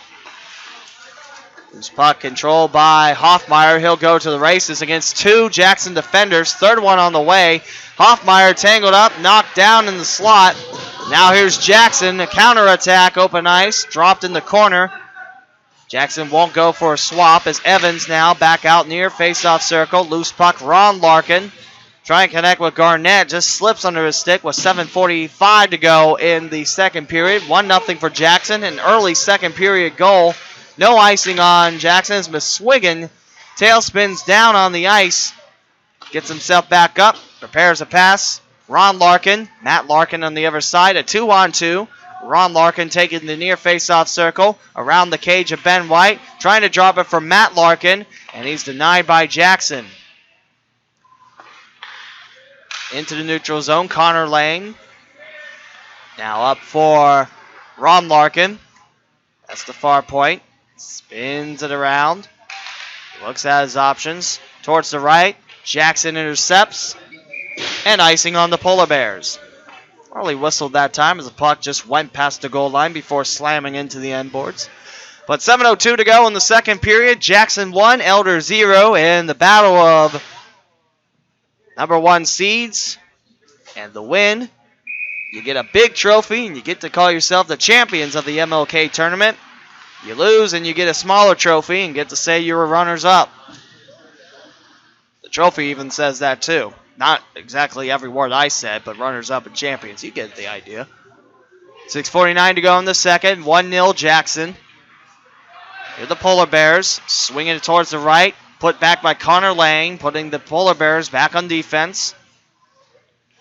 Hard to believe we're already halfway through this game. A quick-moving championship game. Right now the defense has been the key. As Capuano had a sliding goal. There's a shot wide of Hen. And we have a referee whistle. And it looks like we might drop it in front of Hen with 6:25 to go in the second. The puck might have left the rink as the referee gets a new, fresh one to drop. Austin Gilkey for the faceoff for Elder. Looks like he'll take on Alex Ellison. Wynn jammed in the far boards. Kilway comes up with it. Sharp bounce right back at Wynn. Wynn now picks it back up. Circles around. Here's Tilstra towards the slot. Hen loose puck. Jumps on top of it. That's a stop for the Elder goalie. Now with 6:06 to go in the second. 1-0 for Jackson. It's been great bringing you this tournament here. like I mentioned, been great meeting all these cool folks. And now Jackson far point. In the slot, carried in by Wynn. Shoes it around. There's a back check from Neiman. Coming in is McSwiggan. Squeezing the life of London. Tommy London out in front of Hen. Now Elder takes it. Jackson has been putting the Elder Panthers in their defensive zone, something that the Panthers really haven't had done to them in this tournament. It's great defensive pressure by Jackson. Check on Austin Gilkey. And now Jackson bringing it back down the ice. Early goal in the second period. The difference here is Jackson leads 1-0 with 5:19 to go. Trickles wide right of Hen's net. Wynn knocks down Evans. There's Connor Lane. Wilson's going to get there first towards the slot. And poked away by Steve Michelle. Connects it for Neiman. Neiman laces one well wide of White's net. Under 5 to play in the second. We have played 25 minutes of hockey here. And another 20 to go. Offside Elder will drop it back in the neutral zone now with 4:49 to go in the second. Here from Centerville South Metro Sports, the Elks the host. For you Elk fans that are still watching, our next game will be Saturday night at Miami University, home of the Red Hawks and, of course, home of the Oxford Talawanda Braves. That game will be a late Saturday night affair. Hope you join us for that, or come on out to Miami University. The Elks do travel well. It'll just be great to see Guggen Ice Arena. I hope you join me for the experience. Matt Larkin now right wing, swings it. Ron Larkin plays it on the bounce in the corner. Finding Matt Larkin again open. Bouncing in front of Garnett. Ron Larkin finds the silky smooth skater defenseman. And back to Jackson on the relay. Back to Ron Larkin. Here comes a 3-on-2. Canceled off by an offside infraction. Start to see Jackson rolling over towards the left. A strong two-man effort on the left wing. However, Jackson crosses the blue line offside. And Matt Mahan looks to win this faceoff for Elder. Back to Jackson. Cole taking it for the Bears. Garrett Cole closing in on the check. Tyler Meek, right wing for the Polar Bears, heading towards the near corner. Their attacking zone. Charlie Garnett pushing on the back of Soderstrom. Coming up with it. Now Garnett, some open ice to work. Jackson needs to close in on him because you see good skate work. Matt Larkin trying to tie things up, sending it high over Ben White. And now here come the Polar Bears. Too strong on a breakaway shot. Save and loose puck swept away by Elders. Ron Larkin. And start to come out of his crease. Playing it aggressively that time as Ron Larkin connects Matt Larkin. Looks like Garnett will head back to the bench for the Panthers. 3.5 to go in the second. And Elder trailing 1-0. Panthers do have it in their attacking zone, however, as Jackson picks up the loose puck. Unable to get it cleanly was Cade Soderstrom. Here's Connor Lane offering one wide right. Mahan loose puck recovery. Here's Matt Larkin off of Ben White. Loose puck. Ron Larkin takes a fall. Now on the far side of things, Lane preparing for a one-timer. Pass intercepted by Jackson to Hen. And it's just wide of the Elder goalie. We'll drop it again in front of Ben White with 3:04 to go in the second frame. Elder trailing Jackson by a score of 1-0.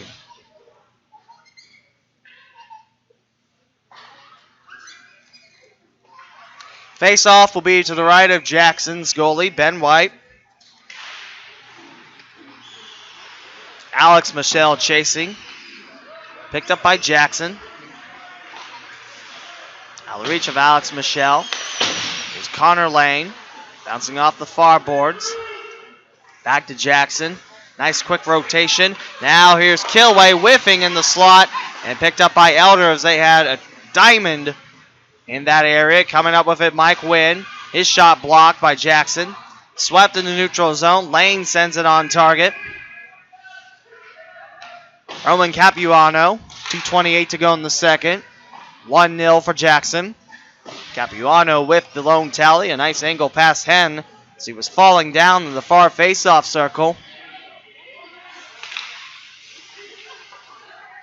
Tip back. Tilstra's got to play in the neutral zone with 3 Panthers closing in. Connor Lang through the legs of Mike Honorado. And that's icing on Lane and the Elder Panthers. But first a swap with 2:05 to go in the second. Jackson 1, Elder 0. You're in the home of Centerville Elks Hockey on YouTube. Tilstra back to the Jackson bench. Capuano back on the ice. He's the difference maker in this game thus far. Between two teams that offense flow freely, it's coming at a premium in this championship game. Ron Larkin from Garnett to Matt Larkin towards the house off of Ben White and into the near corner. Jackson picks up the loose puck. Ron Larkin, however, has got it for Elder, loses it as he kicks up some snow. And now Jackson, a 2-on-1 showing on the left wing onside. Kicking it back out, shot blocked, loose puck, and unable to handle it was Capuano. Back out, the defenseman gets it away from Ron Larkin, who spins around with 1.5 to go in the second. A check on Ron Larkin, also knocked down Clayton Evans. Side of the net, score! Looks like Wilson had it in front and might have been the final tipper. And past Jacob Hanna goes an early second period goal and a late second period goal are the difference now as Jackson leads 2-0 against the Elder Panthers with 1:23 to go in the second. 2 sharp angles against Hen is now Jackson with a 2-goal lead with only about 16 minutes and 23 seconds left to play regulation hockey. Center circle recovered again, this time by Elders. Ron Larkin looking to chow down in this Polar Bear lead. 2-0 Jackson. As Ron Larkin stood up, pushed down. The front line not getting a lot of stuff done against this Jackson defense. Last minute of the second period, here we go. Lang connects with Wynn on the right side. Wynn pushes forward. Between the points now is Wynn near face-off circle. Trying to twin around Clayton Evans. And that's going to be a delayed penalty on Elder. In the slot, here's Wilson bouncing, and Hen traps it on top. It's a slash upon Elder. And Jackson going back to work with a Polar Bear advantage. 5-on-4. Jackson 2, Elder 0. 41.1 seconds to go in the second here from South Metro Sports. Like I mentioned, there's plenty of hockey to go around today. South Metro Sports, not only the home of this MLK tournament, also Centerville, Alter, and Springboro hockey. It's also home of a junior hockey team in the North American Tier 3 Hockey League. That's the Cincinnati Thunder. And off the side of the net. Man, that got the Jackson faithful up. Looked like that went inside. It's Capuano now, one of the 2 Bear goals. Jackson up 2-0, 25 seconds left in the second period. 5-on-4 Jackson. Wilson avoids most of the Charlie Garnett check. McSwiggan comes up with it, going straight ahead. Here's Jackson far face-off circle, off the shoulders, just going wide. That looked like that had a chance. Now 10 seconds left in the second. 2-0 for Jackson. Between the points, coming in, here's Capuano. Shot, trickling off Hen. Loose puck, picked up by Jackson. His Hen back up. He's still back, and he's watching Ricky Miller zip one in just as the period expires. Power play goal for Jackson. Hen never fully got up as he was on his back. He was trying to get up and then landed on his back. But does that goal count as that? We put up on the scoreboard. Yes, power play goal for Jackson, just beating the buzzer. Ricky Miller, the captain, answers strong. And after 30 minutes, Jackson has a 3-0 lead against the Elder Panthers here in the championship game of the Martin Luther King Tournament. We'll take a break with the Zamboni doing its thing as Jackson up by 3 here on the home of Centerville Elks Hockey on YouTube.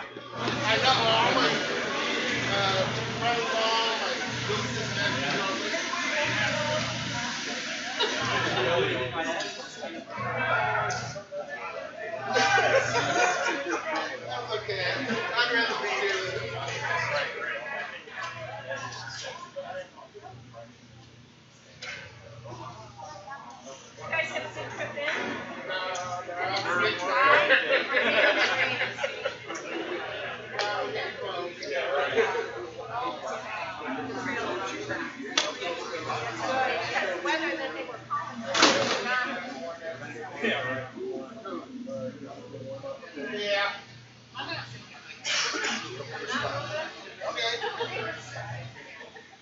Got him. Now, did you have a covered trailer or was it in a? You can go in. No. I'm about to go find out. You guys are always like bringing something to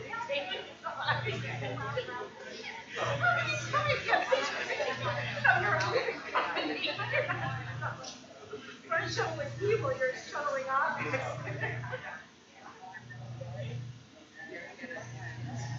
Oh, yeah. Yeah. That was our It's something you always wish you had. Hey, Drew.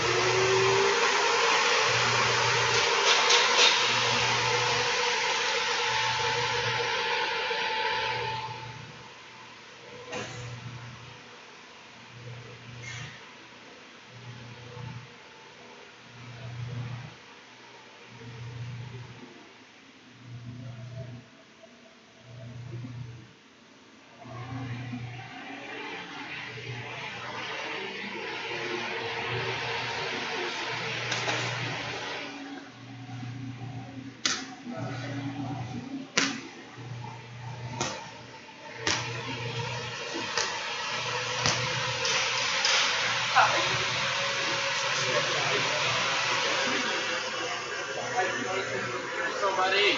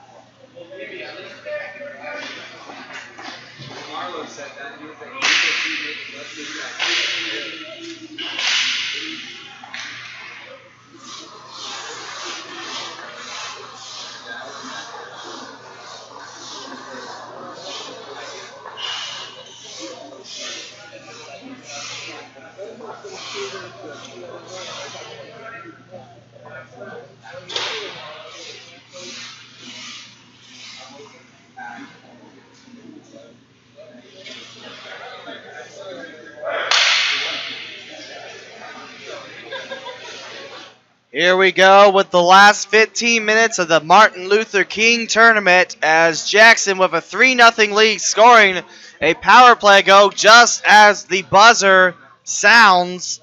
A power play goal for the captain, Ricky Martin, as Ben White looking to hold this potent Elder offense scoreless here.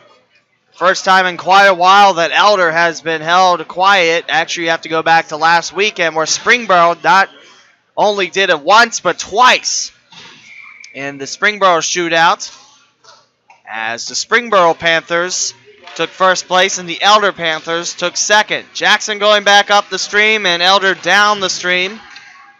As Elder now of a breakaway, Matt Larkin unable to handle it though. Slides it towards the slot. The ice nice and shiny. Also slippery too as Capuano trying to drop it. Now reeled in, Clayton Evans out of his grasp. Sent back in by Capuano. He scored the first Polar Bear goal on the day. An early goal in the second, slicing right past Jacob Henn. Jackson the away team, Elder the home team. Panthers find themselves on the frowny side of the scoreboard with 50 seconds gone, 49 seconds gone, and a whistle here in the third period. The puck in the protective net, and both teams will swap out their 5. Jackson 3, Elder 0. As this period will conclude the Martin Luther King Tournament. There is one more hockey game, fans. If you're around the Centerville area, you want to see the Cincinnati Thunder play. They are a good team. They're taking on a Peoria Mustangs team. Also quite solid from Illinois. Here's a check on Hoffmeyer's hips. And Jackson comes up with it, and the whistle will blow as that's going to be holding on Ricky Miller. As he slowed Hoffmeyer to a halt at the far point. And Jackson will be going down to Polar Bear with 13:57 to go in the third. Elder back on the power play. Jackson has done a nice job thus far, marking up with the Elder Panthers. The front line of EHS's offense not able to do much so far this afternoon. They're looking to change that with Matt Mahan's face-off going in the far corner. Picked up by Jackson again. Nachanechny swept around of the Outreach glove of Matt Larkin. Past Ron Larkin. Stopped at the point by Connor Lane. 13:42 to go in the third. Towards the slot. Bouncing off a Jackson jersey. Turnett sent back in by Elder. Kicked away by Ben White to a defender. Now here comes Clayton Evans. A 2-on-1 shorthander opportunity. Evans around the guy. Shoot. And the rebound won't go. Great job by Jacob Henn holding his own that time. Bouncing wide of Jacob Henn. 13:25 to go in the third. 1:18 to go on the power play. And it looks like we'll have 4-on-4 hockey for interference. As Ben White made skate around towards his bench. Now making the U-turn. And Elder puts in Matt Larkin. So that's a third of that front line. Waiting in the box for 2 minutes for Elder with 13:13 to go in the third. Jackson leading Elder 3-0 here from South Metro Sports.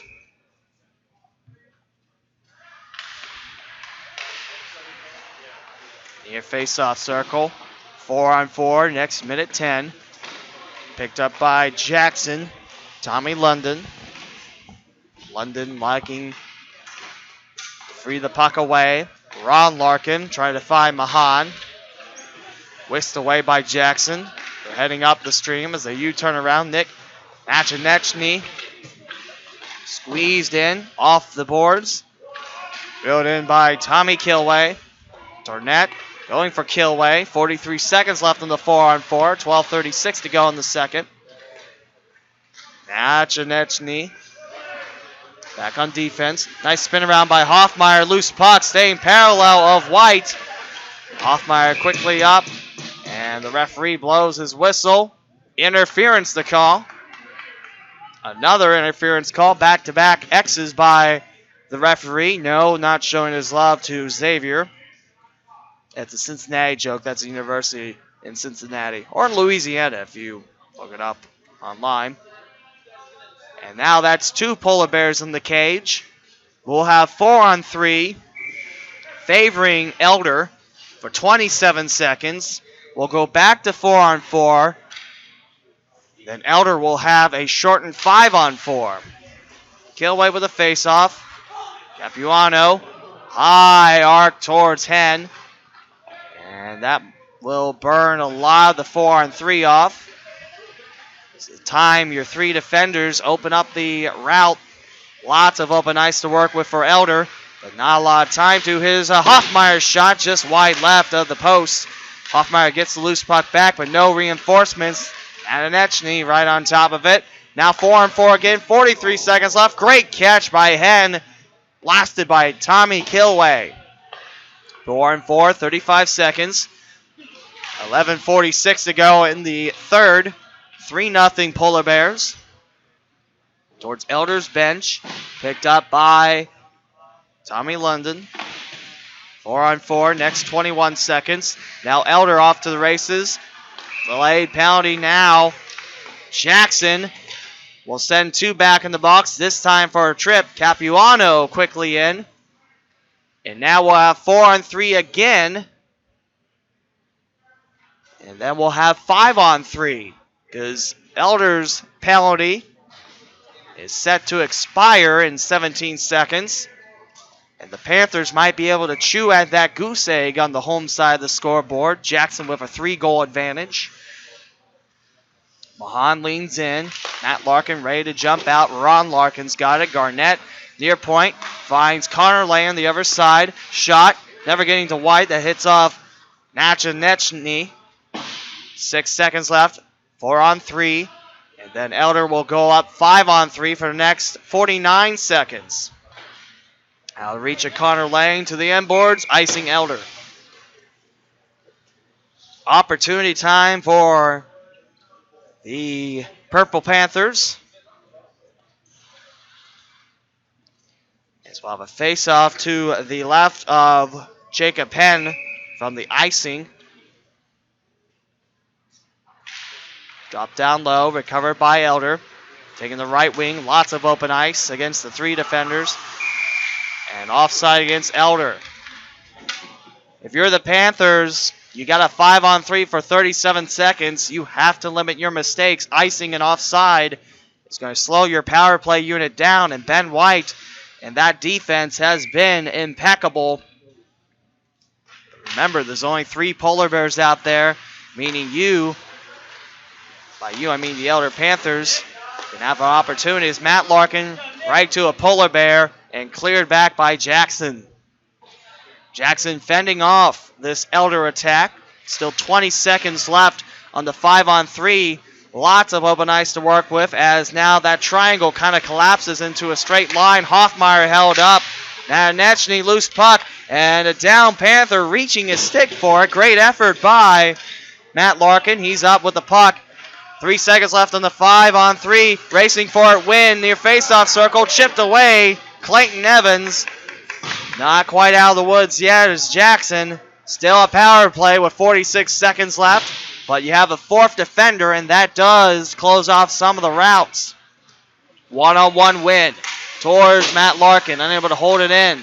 Met up with his defender quite well. Kilway, skate for skate. Picked up by Jackson now behind the goal line. London runs right into Mike Wynn's shoulders. 25 seconds left in the power play. Ron Larkin. Near face-off circle. Matt Larkin chipped away by Ben White. Good save by the Jackson goalie. Garnett coming in. Ref Lee blew his whistle as Garnett hit the back of the net, and the referee's pointing over. Looks like the Zamboni doors. And no, one of the glass panels is leaning and out of the metal support. Looked like Charlie Garnett hit the strings, but the referee was blowing the whistle at the far point. It looks like Elder won't get their first goal on that tally from the defenseman. 9:42 to go in the third. Scoreboard still reading 3-0 for Jackson.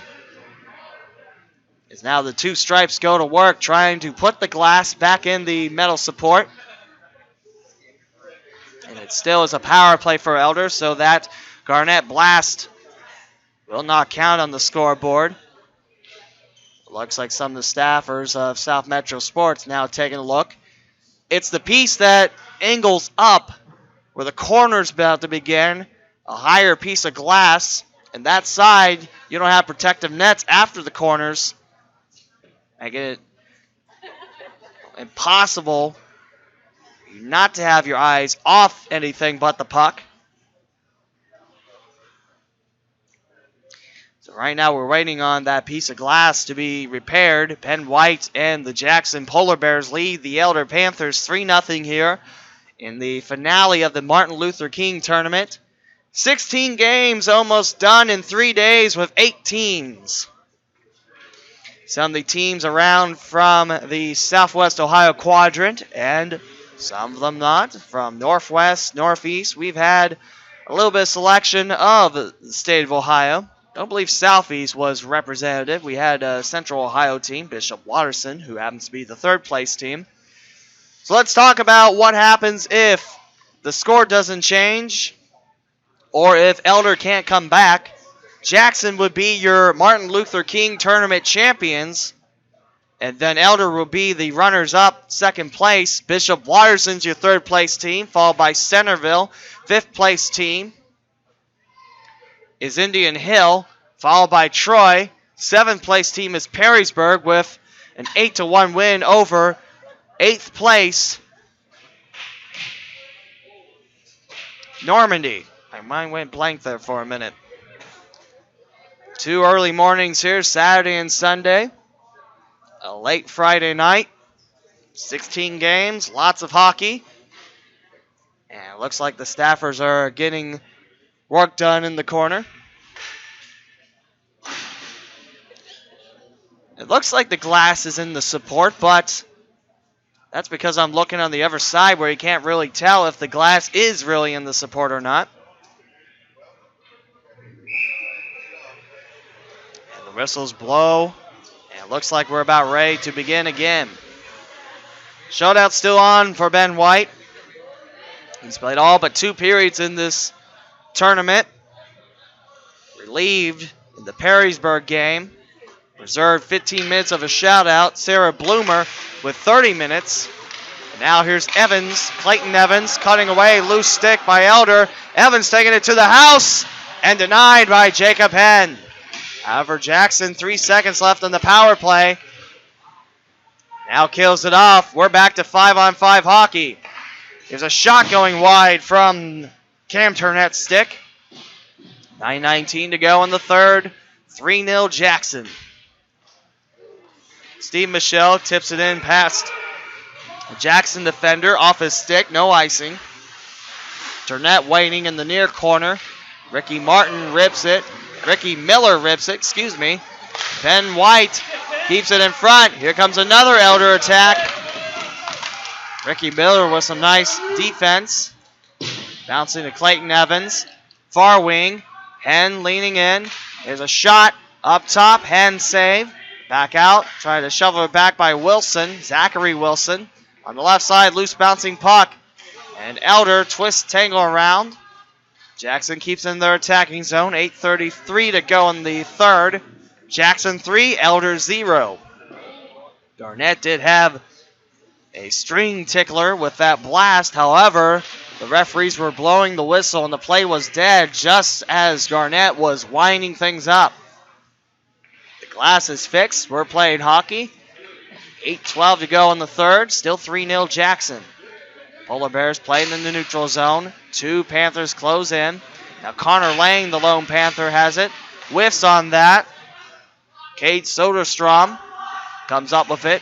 Goes behind the goal line. And almost ripped away by Matt Larkin. Here's Matt Mahan. 7:50 to go in the third now. Still 3-0 Jackson. Ron Larkin curves over, drops it to the far corner. Matt Mahan plays it. Both Larkin brothers near the slot. Mahan checked away.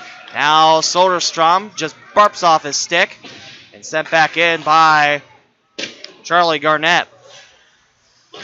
Covered again by Jackson's Ricky Miller. Soderstrom at the point. Ron Larkin trying to send it in. And it's caught in the protective net. Into the neutral zone we go with 7:20 to go in the third. Jackson with a 3-0 advantage. Miller back to the bench. Capuano. Nachanechny on the blue. Capuano controls it. He's got open ice to work with. Goes straight ahead to the neutral zone for Alex Ellison. Ellison far face-off circle towards Henn. Shoveled back in. Score, Jackson! The Polar Bears put themselves up 4-0 with 7:08 to go in the third. And things are looking bright for the Yellow Helmet Polar Bears of Jackson. Almost as bright as those helmets. And so bright that you have to wear shades. Someone sang that once. Or with, how the music industry loves to cover things that have already been sung. Probably a billion times. But carry on that. Capuano and the Polar Bears now lead Elder 4-0 with 7:02 to go in the third period. It says second on the scoreboard. It's third, trust me. Capuano swings it around straight ahead. Now going for a killway. Behind the back of Alex Ellison. Racing towards the near corner. Here comes McSwiggan. And McSwiggan swung over towards the right. Alex Michelle, open room, but here comes a pack of Polar Bears and just leveled at the near point. Alex Michelle and flipped off the protective net. And we will have a roughing call. And this is going against Jackson. 4-0 Polar Bears over the Elder Panthers. In goes Tommy Kilway. Sitting over the wall. Be neat if you could just sit over in the sin bin. You have to go in the box, but it'd be neat if you could just sit in like that and just chill. Then, of course, your skate be in the way, and then you just have all those stops. So you wouldn't stop hitting the leg. Mahan jammed up in the face-off. Loose puck. Ben White scoop. Another face-off in front of Jackson goalie. 3 seconds into Elder's power play. 6.5 to go in the game. 4-0 Jackson.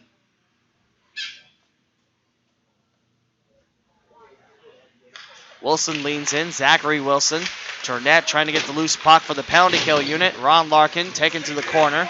Matt Larkin now trying to give Elder their first goal of the game. Ripped away, Miller.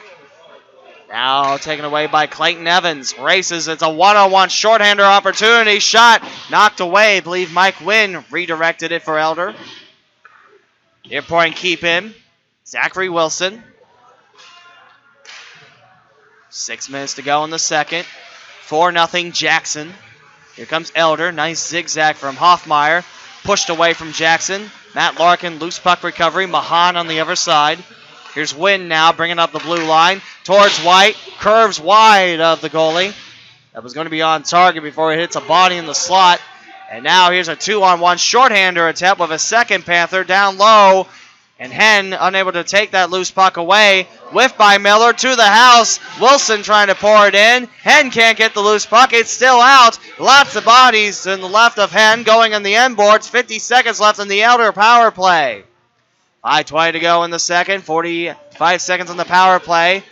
5:16 to go in the third. 4-0 Jackson. Over towards the right wing. Racing forward. Here's Hoffmeyer. Hoffmeyer curves over towards his right. Near face-off circle. Shot off of White. Late penalty. And Elder will have a brief 5-on-3.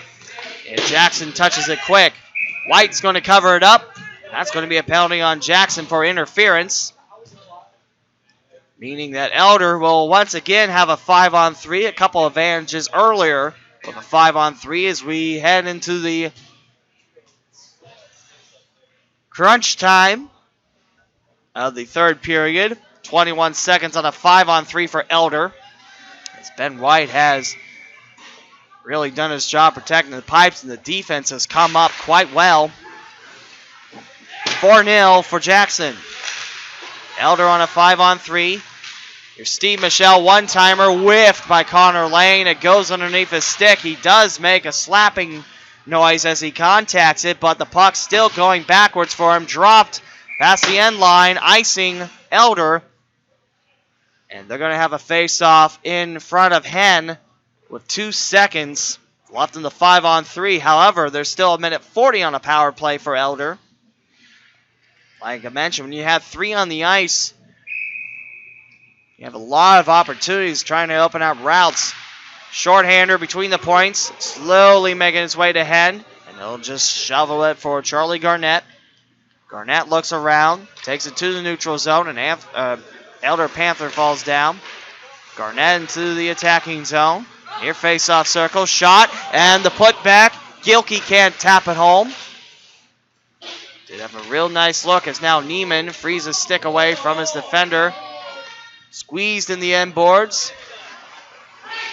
Referee about to blow his whistle. Now Kilway angles a clear. And just out of reach of Clayton Evans. Garnett playing deep back in his own zone. And now here's Kilway. Poked away by Garnett. 3:48 to go in the third period. Jackson 4, Elder 0. Still 50 seconds of a Panthers power play to go. Slowed down by Joey Brockman. Fresh off the ice. Past Steve Michelle. Doesn't play it. Straight ahead. And now Brockman playing on the blue. Connects it with Honorado, who was whistled immediately for offside. 34 seconds on the power play to go for the Panthers. And 3:28 to go in the third, where Jackson leads 4-0 here in our conclusion of the Martin Luther King Tournament. Face off on the way in the neutral zone. Kilway. Picked up by the Polar Bears. Capuano outside the neutral zone. Trying to milk as much time left in the Elder power play as possible. Turnett going for Kilway. Kilway bounced off an Elder stick. Finds Capuano near face-off circle. Shot blocked by his defender. Now 16 seconds to go on the 5-on-4 for Elder. 3:08 to go in the game. 4-0 for the Polar Bears of Jackson. London, far corner. Other side of things. 5 seconds. 2:56 to go in the third. Cutting around is Elder. Slowed down by Alex Michelle. Finds Turnett's grasp. Elder taps it into the neutral zone. Nice cane work there by Kilway. Very skilled on that opportunity, getting around defender and reaching his hook through there. Capuano gets it from London. Nachanechny, right boards. Elder comes up with it. Shoot away. Here's Alex Michelle into the boards. 2:22 to go in the third.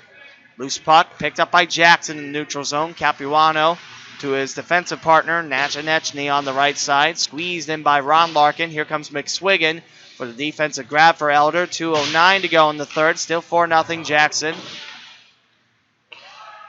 Now Matt Larkin, lots of open ice. Capuano now matching him up and picks up the loose puck. Meanwhile, Matt Larkin dives on his back into the slot. Jackson now with it. Matt Larkin slowly takes his stick.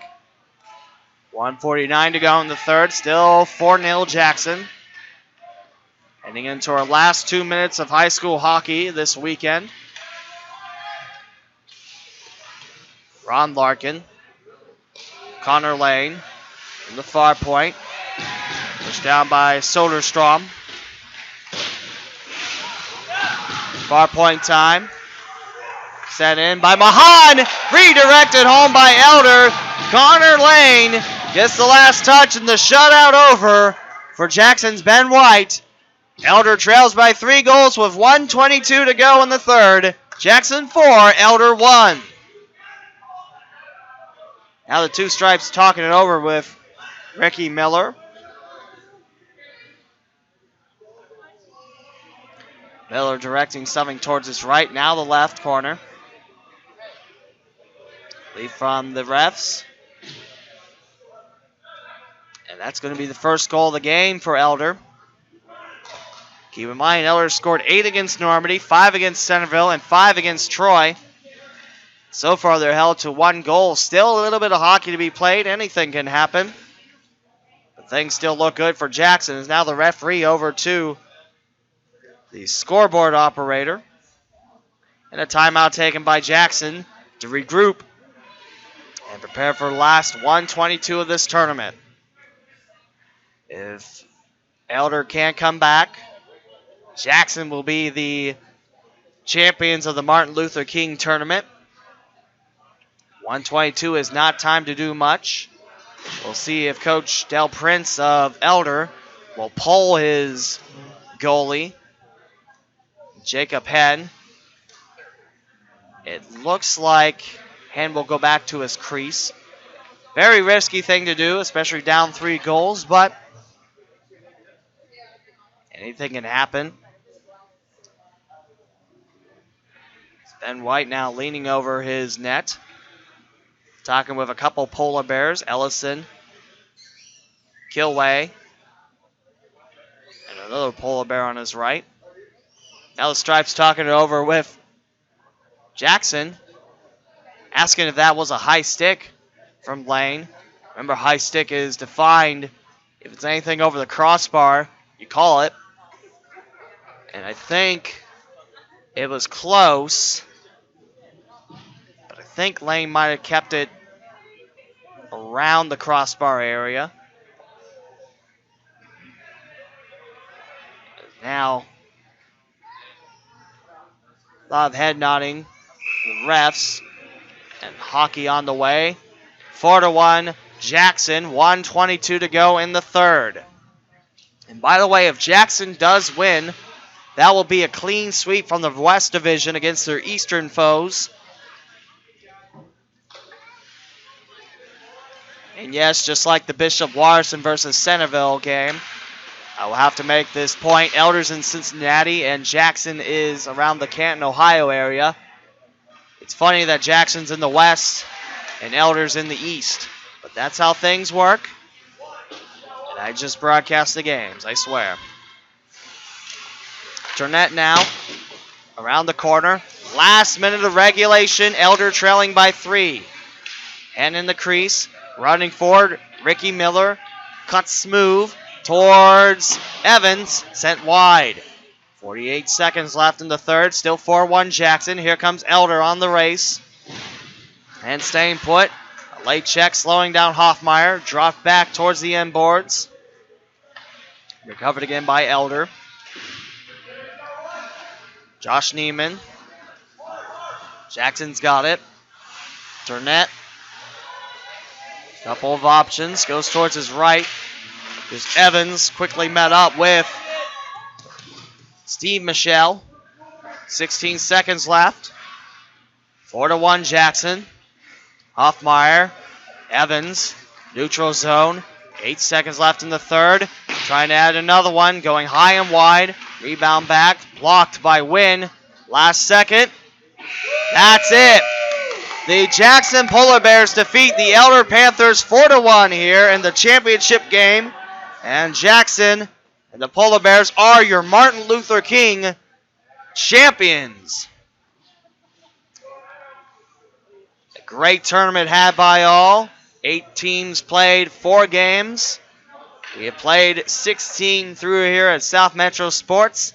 Great run by the Jackson Polar Bears, taking down Cincinnati Elder 4-1. Great tournament had by all. As Jackson have a couple of MVP candidates, but for my money, I'd have to say Ben White is your MVP, keeping the net cleaned. Although you do have a whole army of candidates for the Polar Bears.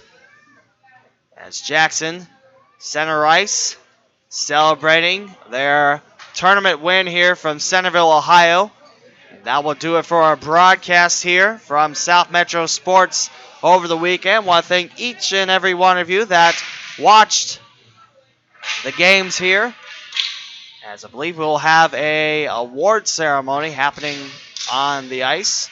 Jackson throwing the gloves and sticks up to the ice. The fans coming out. Very successful weekend. Happy to be a part of it. I was mentioning happy to have you along for the ride this weekend. Thanks for joining us. Keep it here for the celebration.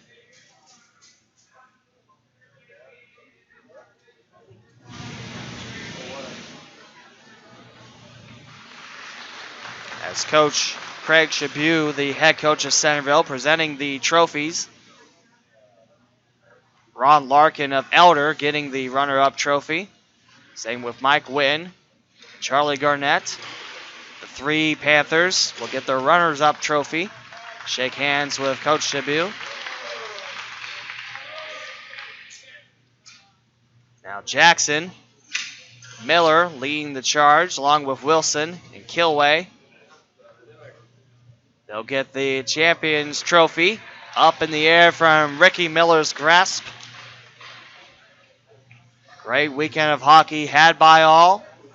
The Jackson Polar Bears are the 2017 MLK Tournament champions. The Jackson Polar Bears win it 4-1 against the Elder Panthers, and that will do it for our broadcast here over the weekend at South Metro Sports. And one more time, thank you for catching our broadcast over the weekend. This is Lee W. Mowen, and Centerville fans still watching. Next game will be at Miami University Saturday at 9:40 as the Elks take on Oxford Talawanda and the Braves. Until then, ladies and gentlemen, we'll talk to you soon. Thanks for watching.